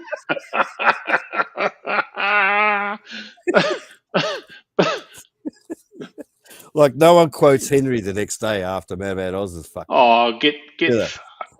But Maybe tomorrow. They quote me for 2 weeks after my appearance. Maybe tomorrow they will. Get fucked, man, about Oz. Henry Black is the man that told Man About Oz to get fucked, and Man About Oz sat there and took it. Okay, and said thank you very much. Man About Oz was the only man in history to ask, excuse me, fellas, can I go for a wee? Exactly. That's the headlines you'll get tomorrow on the child channels. Sydney Morning Herald and nowhere fucking else. Yeah, but here's the thing: you've put yourself out there. Yeah, I did. Team W. You've put yourself out there time and time and time again. And I'm not saying it's a bad. I'm not saying it's a bad thing. I'm not saying it's a wrong thing. I'm not saying you've done fucking yak. But at the same time, the last thing these arseaches want to hear is how good you're doing. Mm-hmm. Correct. Don't make my mistake. Don't put shit on their plate about. I don't know why am I yelling. I know exactly what you're saying, but I'm not going to preempt what you're saying. I know what you're alluding to. I know what you're saying. Well, then I'm not going to say it twice. You know what I'm saying? Yeah. I do, loud and clear. Yeah, don't put it out there. There's no need. You're putting butter on the bread of arseaches who have no bread. You know, you. So does that mean you have to self-deprecate and you can't be proud of yourself? No. No. It means fucking don't say shit. And when you self-deprecate, they can read that and they'll go you for it.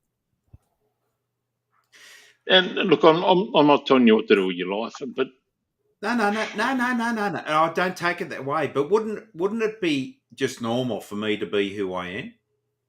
It is. But not on YouTube. But this is YouTube. This ain't normal, you know. And you said I can't fake a persona, fellas. No, but you've said yourself years ago. You said I made a big mistake. Yeah. You give out too much of yourself, is what Henry's trying to say. You give out far too much of yourself. You've got to keep something in reserve. There's one humongous fucking mistake that I made initially, and I regret it till the day I die. Yeah, but you shouldn't. But you know what it was. No, not regret that. I regret what I said. Yes. You know what I mean? Yeah, well, don't even fucking let it into your mind. Doesn't matter what you say. No, well, that's why I allude to it now. You know what I started doing? Regulars know. You know what I start? As soon as the doctors come in, right? Those English cunts, and what the English cunts fucking specialize at. Yes, you English cunts. You specialize in this, you fucking dogs. Once they started doing that, I started feeding them a bunch of bullshit. Hang on, Henry. Hang on, Henry. Let me finish, Henry. Narrow it down a bit. Henry, please let me finish. I don't know why you interrupt me, man. Because I can. Okay. Just fucking don't, yeah? Just pisses me off, man. It reminds me of other channels. He's a big cunt. Other channels. Fucking SAS trained as well. Yeah, I'll take it. He doesn't care. He doesn't care. He doesn't care. Yeah, I get on other channels and they interrupt like that when a person's speaking. I let you speak, Henry, so you give me the fucking same privilege, yeah? Men about? I'm not going to tell you again, cunt. No, seriously, I'm not going to tell you again. I apologise. That's the third time, mate. You're apologising to a man that just asked us for permission to go for a wee. To go for a wee, yeah. Yeah, exactly. I'm on my best behaviour and fucking Henry is on his worst. No, you are. Please, indeed. please. But Henry's not on his worst. Please. Well, it could be worse. You know, let a man speak when they're speaking as I let you speak. I give you that respect. Go for it. Go on, Oz. Ah, fuck off. I'm done. Jesus. Oh, you know, it defeats the fucking purpose if I have to fucking complain about what you're going to say. No, seriously. Don't suck and put your hands in your pockets. Go on. Go on. All right. You ready? If you're going to do that, Henry, I won't join again when you're fucking on. You're a dickhead. Yes, you Fuck will. off. Oh, there you go. Of course you will. Ah, fuck Yes. you. Yeah. Seriously, he's There done you it go. 3 times deliberately. That's what I don't like, when you deliberately fucking do it. Well, he's got one thing in his favour. He's not a fucking pom. So give him that, will you? Yeah, For thank fuck's fuck sake. for that. Carry Yeah, on. I'll let him Carry live. on. I'll let him Go live on, man, just a bit. for that fact. Fuck's sake. You know? So you were saying? No, fucking forget it. Forget it. I'm just going to get Good God. interrupted by fucking Henry Black.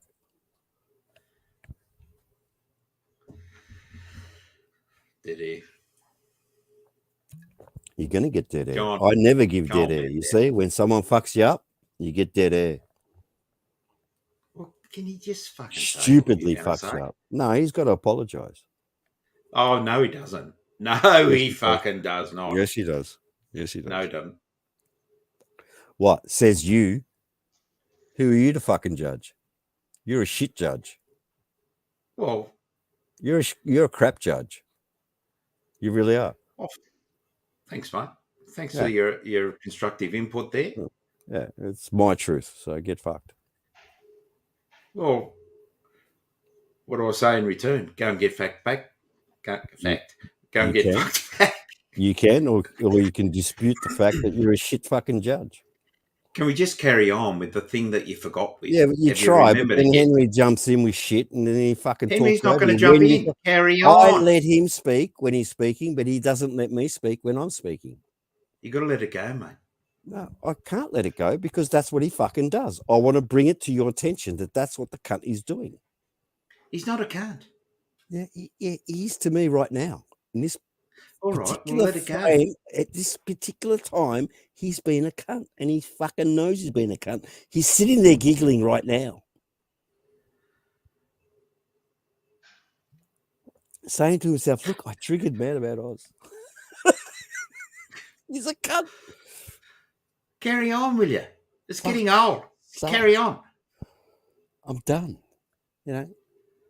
What were you He's going to just gonna say? interrupt. Yeah, but if he's just going to interrupt everything I say, there's no point in fucking talking, is there? All right. And then after I've said to him, "You're interrupting," he keeps going. It's like I'm on one of those channels where that's what they do to you, and then they turn me down to make sure that they fucking overtalk you. Fuck, I haven't tried that yet. You can. Nah, I'm not going to do that. Why would I do that when you got the dulcet tones speaking forth? You can try that because this is the only channel I can't attack, and you know that. Man, I'm not going to turn you down, you ball bag. No, I'm just saying this is the only channel I can't attack. So you're not going to get a bunch of pirates doing mass attacks on you, are you? Neither should we deserve it either. No, but you're free from that. The pirates won't touch this. Indeed. Indeed. But talking about pirates and Henry Black, you can unmute yourself now.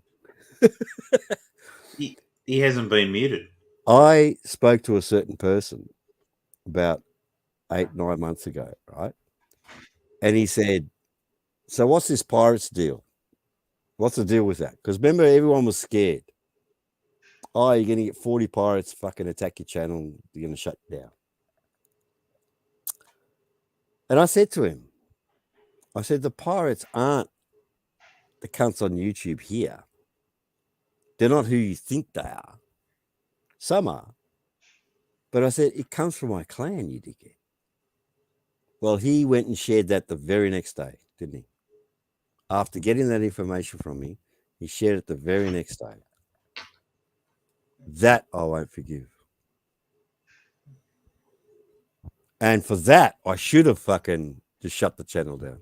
I should have. But I like it. I like its concept. So I let it live. I let it live. Team W. I let it live. Was that setting confidence or like on an open forum? Confidence, yeah. Not just confidence, but I just thought I'm talking to a bloke here, you know. And no, the very next day, boom. I thought, you know what? I shared half of what I know with you. Lucky I didn't share the other fucking half. Because he got in his head that the pirates don't exist. They do exist, but not in the way he thinks they do, and not in the way you people think they do. I've got no idea what you're talking about. Just to be quite, I'm just quite saying, honest. like, you know, I threatened a couple of channels I could shut them down instantly because I worked out how YouTube works, right? You get 40 verified accounts to just complain about a channel, about anything. You can put any excuse in. That channel's gone instantly. You know why? Because there's 40 people saying the same fucking thing or similar. Yeah. Well, that's logic. Right? So even if that channel is legit, they don't care. YouTube doesn't care. YouTube looks at 40, it's the number, right? 40 people have said this. That's gone. Then we'll look into it. They'll investigate it after they've taken you out.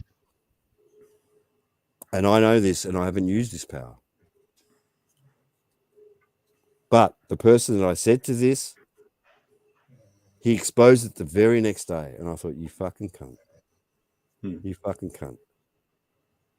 Now, I could teach him a lesson, but I chose not to. Be the bigger man, yeah? What your parents taught you. Be the bigger man. So I was the bigger man, and I said nothing, and I still have done nothing about it. Or said anything, mind you. So just to make sure, clarify what you're saying. Hang on. Raiders in the chat. You might be able to back this up. Raiders here. He knows just to clarify what you're saying, were you talking in a situation like we're talking now, or were you talking in a private thing off air with the person? Yeah, private, off air. Right. Off air. It had nothing to do with on air. And you know as well as I do, we've spoken off air in private in the past. But again, I thought, I could trust this guy. Not trust him, but I thought, you know what? Who cares, right? It's a thing that everyone should know about. I thought I'd share it with him, and he fucking the very next day fucking blurted it all out. And I thought, you fucking cunt. But let me give you an example. You myself, Mr. Suckerhorn, the Kangaroo, and Mighty Bard have spoken off air many times in the past, going back a few years. Nothing that we've ever discussed has ever become in the open forum. No, I wasn't talking about our men, right? No, I'm just giving you a situation about word and honesty. And rest assured, Mr. Suckerhorn, Dead Farang, myself, even right down to Travelling Trev, would never ever divulge anything that you said to us or in a group as a private conversation ever. So now you've got an understanding why the 6 blokes involved in this channel started it. Well, I knew from the onset why. Yeah, I know, mate. I know. But it's a lot different to other channels out there, and you know that, Team W. You know, I don't have to explain what this. Yeah, I don't have to explain what this channel's about because this channel hasn't swayed from its original origins. Intention. Yeah. Right? You know, we've always said we don't give a fuck, and we've always said leave your shit out there. We don't give a fuck. And it's more true to the words now than ever. We don't give a fuck about what happens out there. Fuck off. Take your shit elsewhere. They argue about each other. Oh, he said he's got a pool. He doesn't. Oh, it's green. Who gives a fuck, cunt? This is a cunt, yeah, complaining about some guy that's got a pool, a green pool, but you don't even have a pool. You don't even have lawn. So shut up about the guy that's got the fucking pool, you fuckwit. You know, that's what I'm trying to say. Like, cunts get involved. You know the thing. You fucking the thing that amazes me, and it's probably not a real amazement, fellas. It's probably something that's the testament to this channel. Do you know when I throw that link out, and I think I've thrown it out 15 times tonight, and I've said and alluded to there's certain people that aren't going to come on, but no one's even tried. Yeah, well, whether they do or not, right? We know they're out there, okay? But I also know, right? I know for a fact they can't fuck with this channel ever.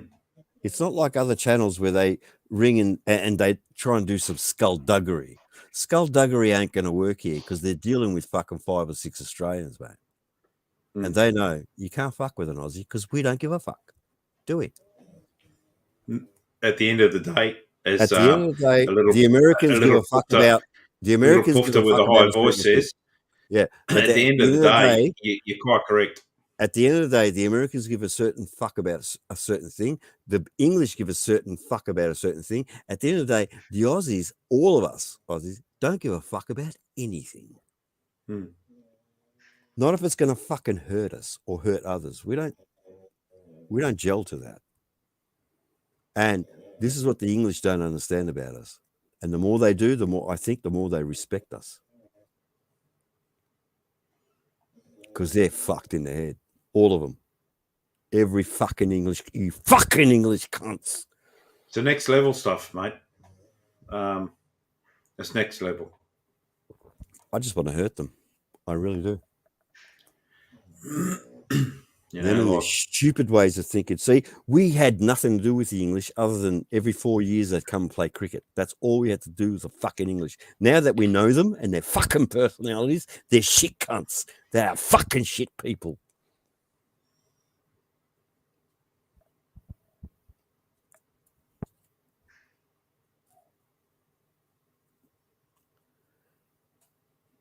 Not generalizing with all of them, but yeah, we know who the fucking shit cunts are, and they're all fucking English. No one can argue that fact with me. No one. Tim W? No, I was just looking at a comment, mate. Just hang on a sec. See London. Australia's new Prime Minister is in China's pocket. Not sure about that. I'm not sure about that. He's Fuck off. He actually, and I'm not a voter of the party that's in. I'll quite categorically state that. But I will say this, that the current government that was elected democratically by the people of Australia, fair's fair, is actually backing the previous government's stance on China, from what I can see at the moment. And not just that, but people forget another thing, right? If I'm going to bring in the smallest common denominator, aspirin. Okay, aspirin currently is 10 cents a capsule. If you want aspirin to turn into $1,000, reject China. Why is that, mate? That's the price of aspirin. No, but when you said it goes up in price, what do you base that on? If you don't want to pay 10 cents and you want to reject the Chinese and don't want to trade or deal with the Chinese, that aspirin is going to cost you $1,000. Right. That's the difference of dealing with the Chinese and trading with the Chinese and not trading with the Chinese. People forget this. Instead of 10 cents, you're going to be paying $1,000 for that one fucking tablet of aspirin. You see the huge gap? It's real. It's real.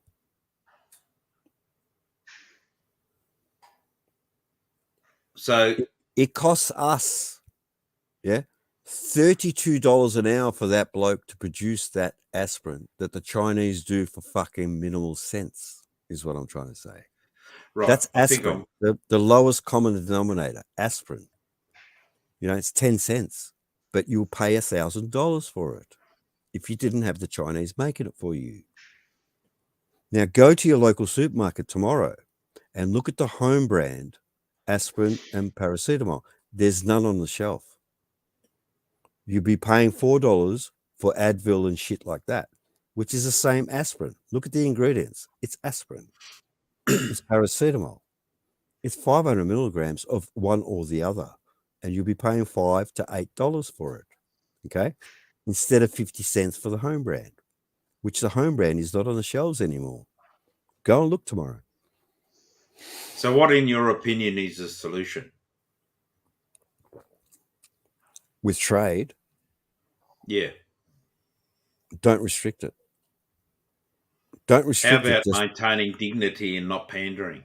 You can still have your dignity and have trade, as history has proven in the past. America has traded with their enemies. Russia has traded with their enemies. You can still trade. But for the sake of saving face, we didn't put the sanctions on in the first place. No, but not forgetting when China speaks, and they are a powerhouse, okay? And that comment of Australia is a chewy on our boot statement rings true because that's how they speak. Like Australians at the time couldn't understand why is China saying this about us? And that's their foreign minister. Australia is nothing but a chewy on our boot. They speak that way because it's the Chinese culture. And you've got to understand the culture. But at the same time, if you don't trade with them, that 10-cent price of an aspirin, yes, I blew it up. You're going to be paying $1,000. You're not going to be paying $1,000, but you're going to be paying $10 for that same packet that you were paying 50 cents for. Trade is very important for us. We're a small nation. We are huge in country size, but small in population. That's why they look at us upon like a chewy on their boot.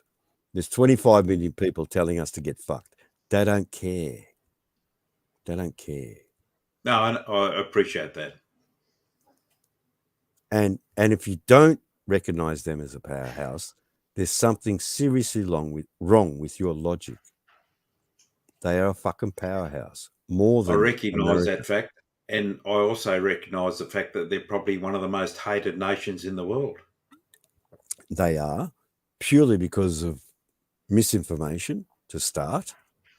I'm not backing them. I'm just saying there's a lot of misinformation. There's a lot of false news. And also, they also forget, and COVID still hasn't taught them. Like you ran out of stuff during COVID because China stopped producing it. Toothbrushes, toothpaste, basics. But mate, I'll make my statement based on personal experience. I don't make it in a trade or an economic sense. I'll make my statement that I just made based on personal experience. Yeah, okay. Well, what's your statement? Can I give you an example? Please do. The example that I would state is that going to a place like Karon in Phuket, Chinese busload turns up, and all of a sudden they come out of the bus and they drop steaming hot mockingbirds. Yeah, we've seen it near the bus. Yeah, we've seen it. They get their feet in the sink. They piss in the sink. They do whatever they fucking want because they are the Almighty, and it's their God-given right. It's not because they are the Almighty, but what you're dealing with. They think they are the Almighty. No, what you're dealing with now is the common Chinese worker that now has some expendable income where they can put some aside for a holiday like that. That's why they're in groups. So that Chinese person that you're seeing has actually saved for about 3 years to be there.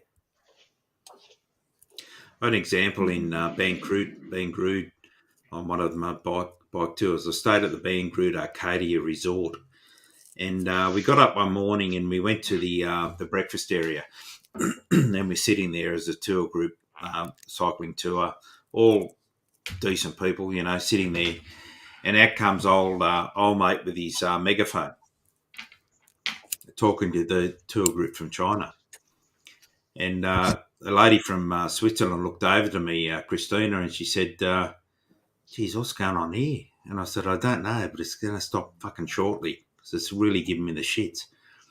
So he kept going with his megaphone. He's pointing over towards us. He's doing everything. I walked over to him. I tapped him on the shoulder and I said, excuse me, sir, if you don't stop that megaphone, I'm going to take it out of your hands and shove it up your fucking ass. All of a sudden, the megaphone stopped, didn't it? And that, in my opinion, is the arrogance of the whole nation. They can do and say whatever they want. He could have talked to his people in a general manner, like I'm talking to you blokes. As a tour group, yeah, sure. I might be verbose and I can get verbose. One of my old nicknames used to be the human megaphone because I could talk in a public forum to many hundreds of people if I had to do a briefing. right? But on a holiday, if you've got a tour group, you don't need a fucking megaphone. And that is just a simple example of the arrogance that I would dictate is the whole fucking nation. They're cunts, mate. They are cunts. Yeah. We might need them, sure. Yeah, I'm not but saying... I'd rather pay $10 for an aspirin than 10 cents as a matter of principle. Well, I understand where you're coming from. And we all understand they're arrogant when they're traveling and stuff. But whom you are seeing traveling is the guy that saved for the last 3-4 years. You're not seeing a rich Chinese man in Pattaya. Okay. Oh, let me give you Have another you seen him? classic. Have you seen him? Have you seen him hit Pattaya Beach? It's like they've never seen a beach before. And I've never squirming been to like Pats, mate. I'm squirming like when you get out of there, you're gonna get covered in rashes and shit. But they don't give a fuck because that's their holiday that they've saved for. Let's go back 20 or 30 years when the missus and I were dating. We went to the old Sydney casino and we're sitting there on one of the tables and the missus has walked up and she's playing a hand. Then fucking old mate from China walks in and pushes her out of the way. Well, he fucking picked the wrong woman. Mate, she grabbed him by the collar and fucking ripped him back. Yeah. You know? Yeah. That is the arrogance of these cunts.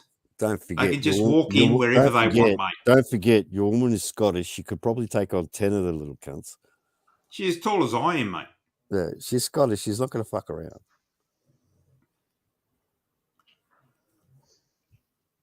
She's going to grab him and fucking rip him a new arsehole. I know that. She's Scottish. I was going to tell a story then, but I won't.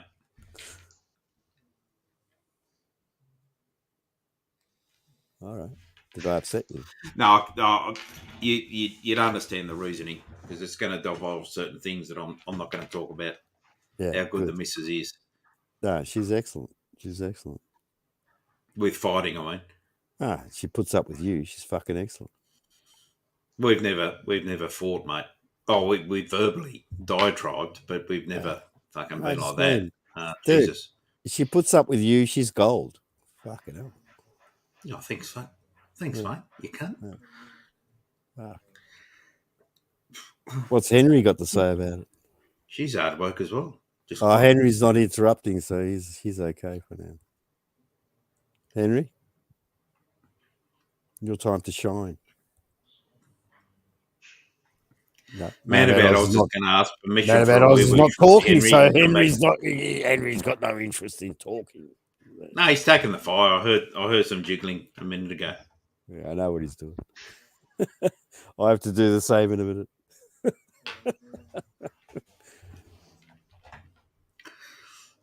I'll give you a breakdown of the story I was going to tell you before, but I'll keep it a little bit simpler.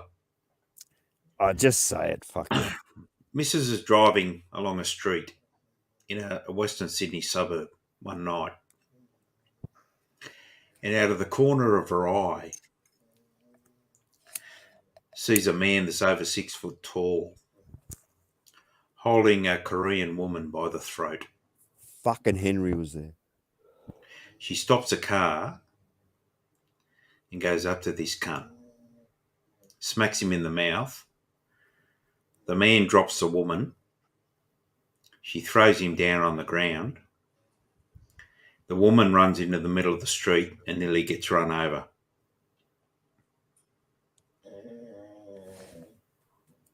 That's as far as I'm going to go with the story. Well, you're almost liable for that. No. Highly commended, actually. Okay. But she ran in the street because of your action. The Korean woman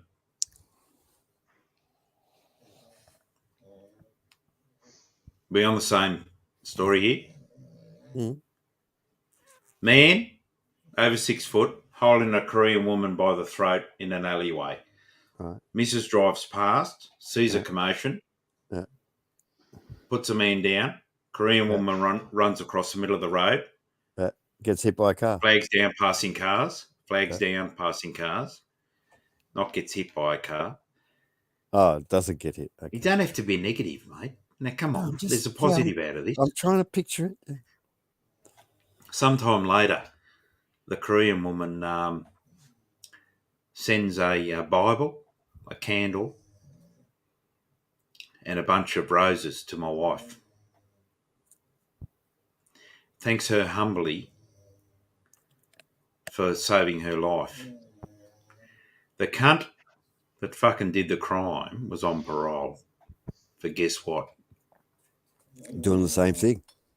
Raping women. Oh, okay.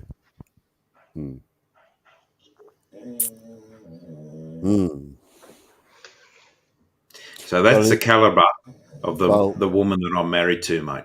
I don't know. Can we just explain to chat? Rape in Australia gets you more time in jail than, well, could possibly than murder.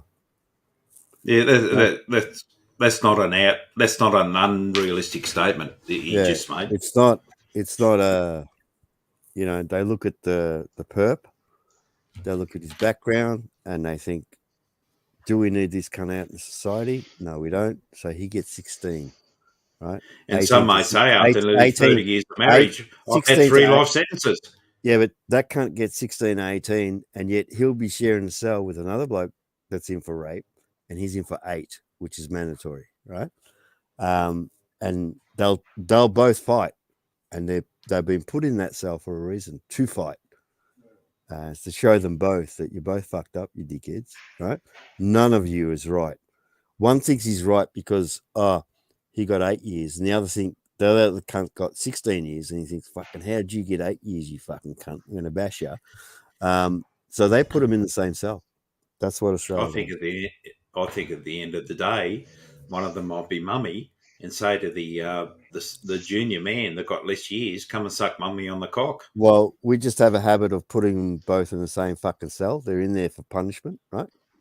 And you'll find in the first week that one of them will smash the fuck out of the other, to the point where the other can't even fucking function anymore. That's why we do it. And that's good. That's good news. Yeah, but it's backstreet punishment without going through the government official fucking channels. You know? Oh yeah, of course I'm familiar with that sort of stuff, mate. Yeah, of course you are. That's why I said it. Because other cunts. So what do you reckon? What are we going to do, ball bags? Collectively, ball bags. It's 3:42. It's 3:45. And what do you want? How come you keep quoting the time? Why is it? Hang on. Can I just say something? Yes. There's 5 of you in this conglomerate, right? 6. And yet each of you seem to have to ask the others if you can fucking get online or not. I'm talking to you, ball bags. Yeah, Henry and Oz. Collectively, I said to the 3 of us. Yeah, if you want to keep it open, keep it open. If not, shut it down, say goodnight, and kick us out. Well, that's what I'm about to do. Well, but I was talking to the collective ball bags that are speaking on this channel at the present time. I'm not talking to the collective ball bags that are participants in the ownership of the channel. I'm talking to the collective ball bags that are speaking at the moment. I'm going to get back to what I was trying to say earlier. Well, make it quick. Right. You are a stream slut.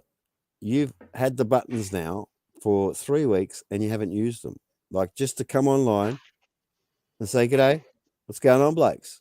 You've never opened it. None of you have. You've all put it down to a Friday night, which used to be Sucker Horns Friday afternoon, mind you. That's now turned into 7:30 Friday. It's like a time thing. Like you have set a time for it. And yet all of you are individuals. And you said it before, you said it when you first started this shit, that each of you can go online at any given time. And yet you, the stream slut, have never done it. Why? Oz, did you see Sucker Horn's 2.5 hour stream to 3 hour stream this afternoon prior to this chat starting up?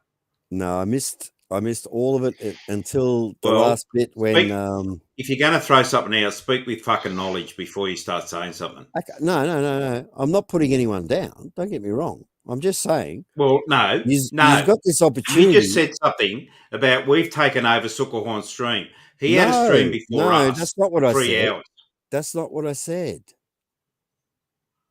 You can rewind if you want. since all this fucking stuff's been, this touchy-feely stuff with our channel as you perceive it, has happened, you're saying now that we've taken Suckerhorn's time slot on a Friday No, afternoon. that's not what I said. Suckerhorn had a time slot with Pedro this That's afternoon for 3 hours. If you just let me finish, that's not what I said. Well, finish. What did you say then? What I meant was what you on meant Friday, was, not what you said. Let me speak, cunt. Just like I let you speak, you fucking let me speak. What I meant You going to speak? Suckerhorn used to do Fridays, right? 5 o'clock till Still does. whenever, right? I never mentioned that, there's something to do. No.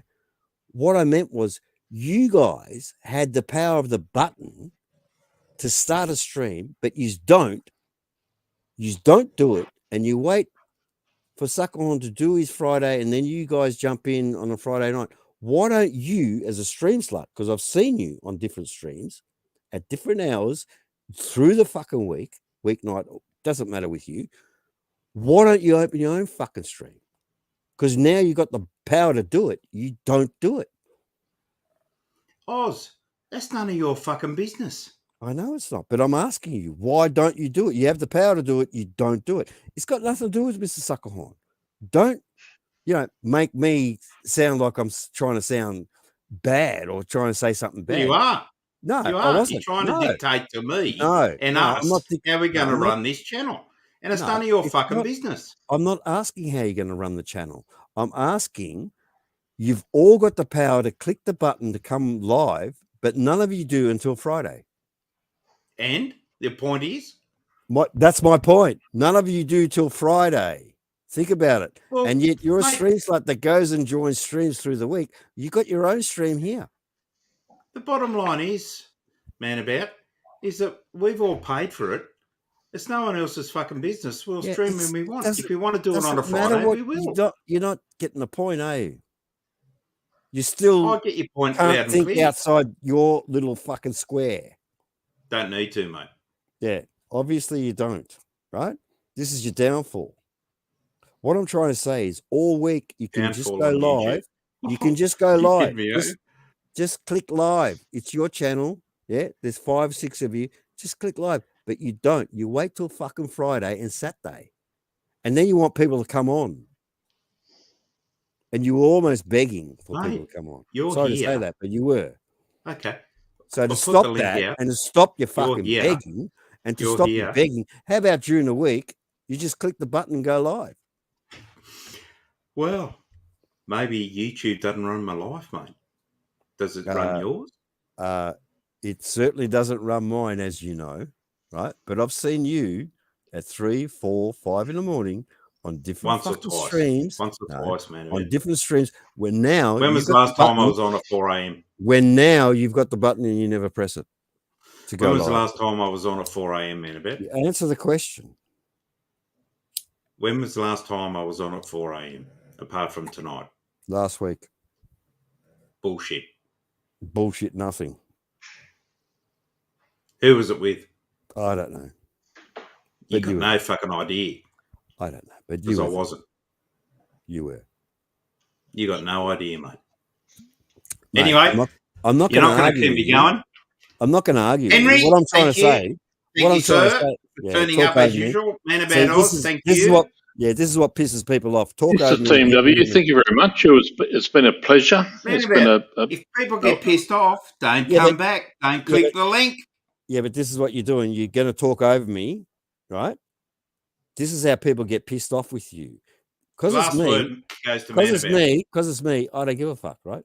You do it to others, they get pissed off with you, and then the word gets around that don't fucking go to that channel because TMW is going to do this and this. We're not about numbers anyway, mate. So it doesn't give a. It doesn't matter. We don't get any money. We pay for it. It doesn't matter. And, it's meant to be free speech, and you, I'm sorry to say, you can't have free speech because it has to be your doctrine of your speech. That's why we own the channel, mate. Yeah. And that's why you're a guest. So, and you begged me to come on. Don't forget that. And chat saw that too. Right. You want to be a pirate? You can't be a pirate because I'm the. Fuck, they're not pirates. Can we bat ourselves off in the pirate Yeah, world? you Can we can- just bat ourselves you off? can What are you, a bat senior yourself up sergeant in the all fucking you want. internet Yeah, I am. game, are you? You're a Yeah, senior I am. sergeant in the internet game of pirates. I'm Good a night, general. Henry. Good night, man about. I'm an admiral. Cheerio. And we're going to end the broadcast now, folks. Good night. Take care, everyone. Yeah. Thanks for coming, those who attended. Beg next Watch, week. watch your claws as you go. Beg next week. All right. You won't fucking listen. Okay, we're right. Good Yeah, evening, everyone. you Thanks don't very wanna much. listen. Good Yeah. night. True, bye. Take care. Your Take doctrine care. or nothing. We've Sleep seen this tight. before. Don't let the bed bug. We've seen this before. Your Good night. doctrine or Bye. nothing. Yeah, see ya. Cheerio. Good night, gentlemen. Take care.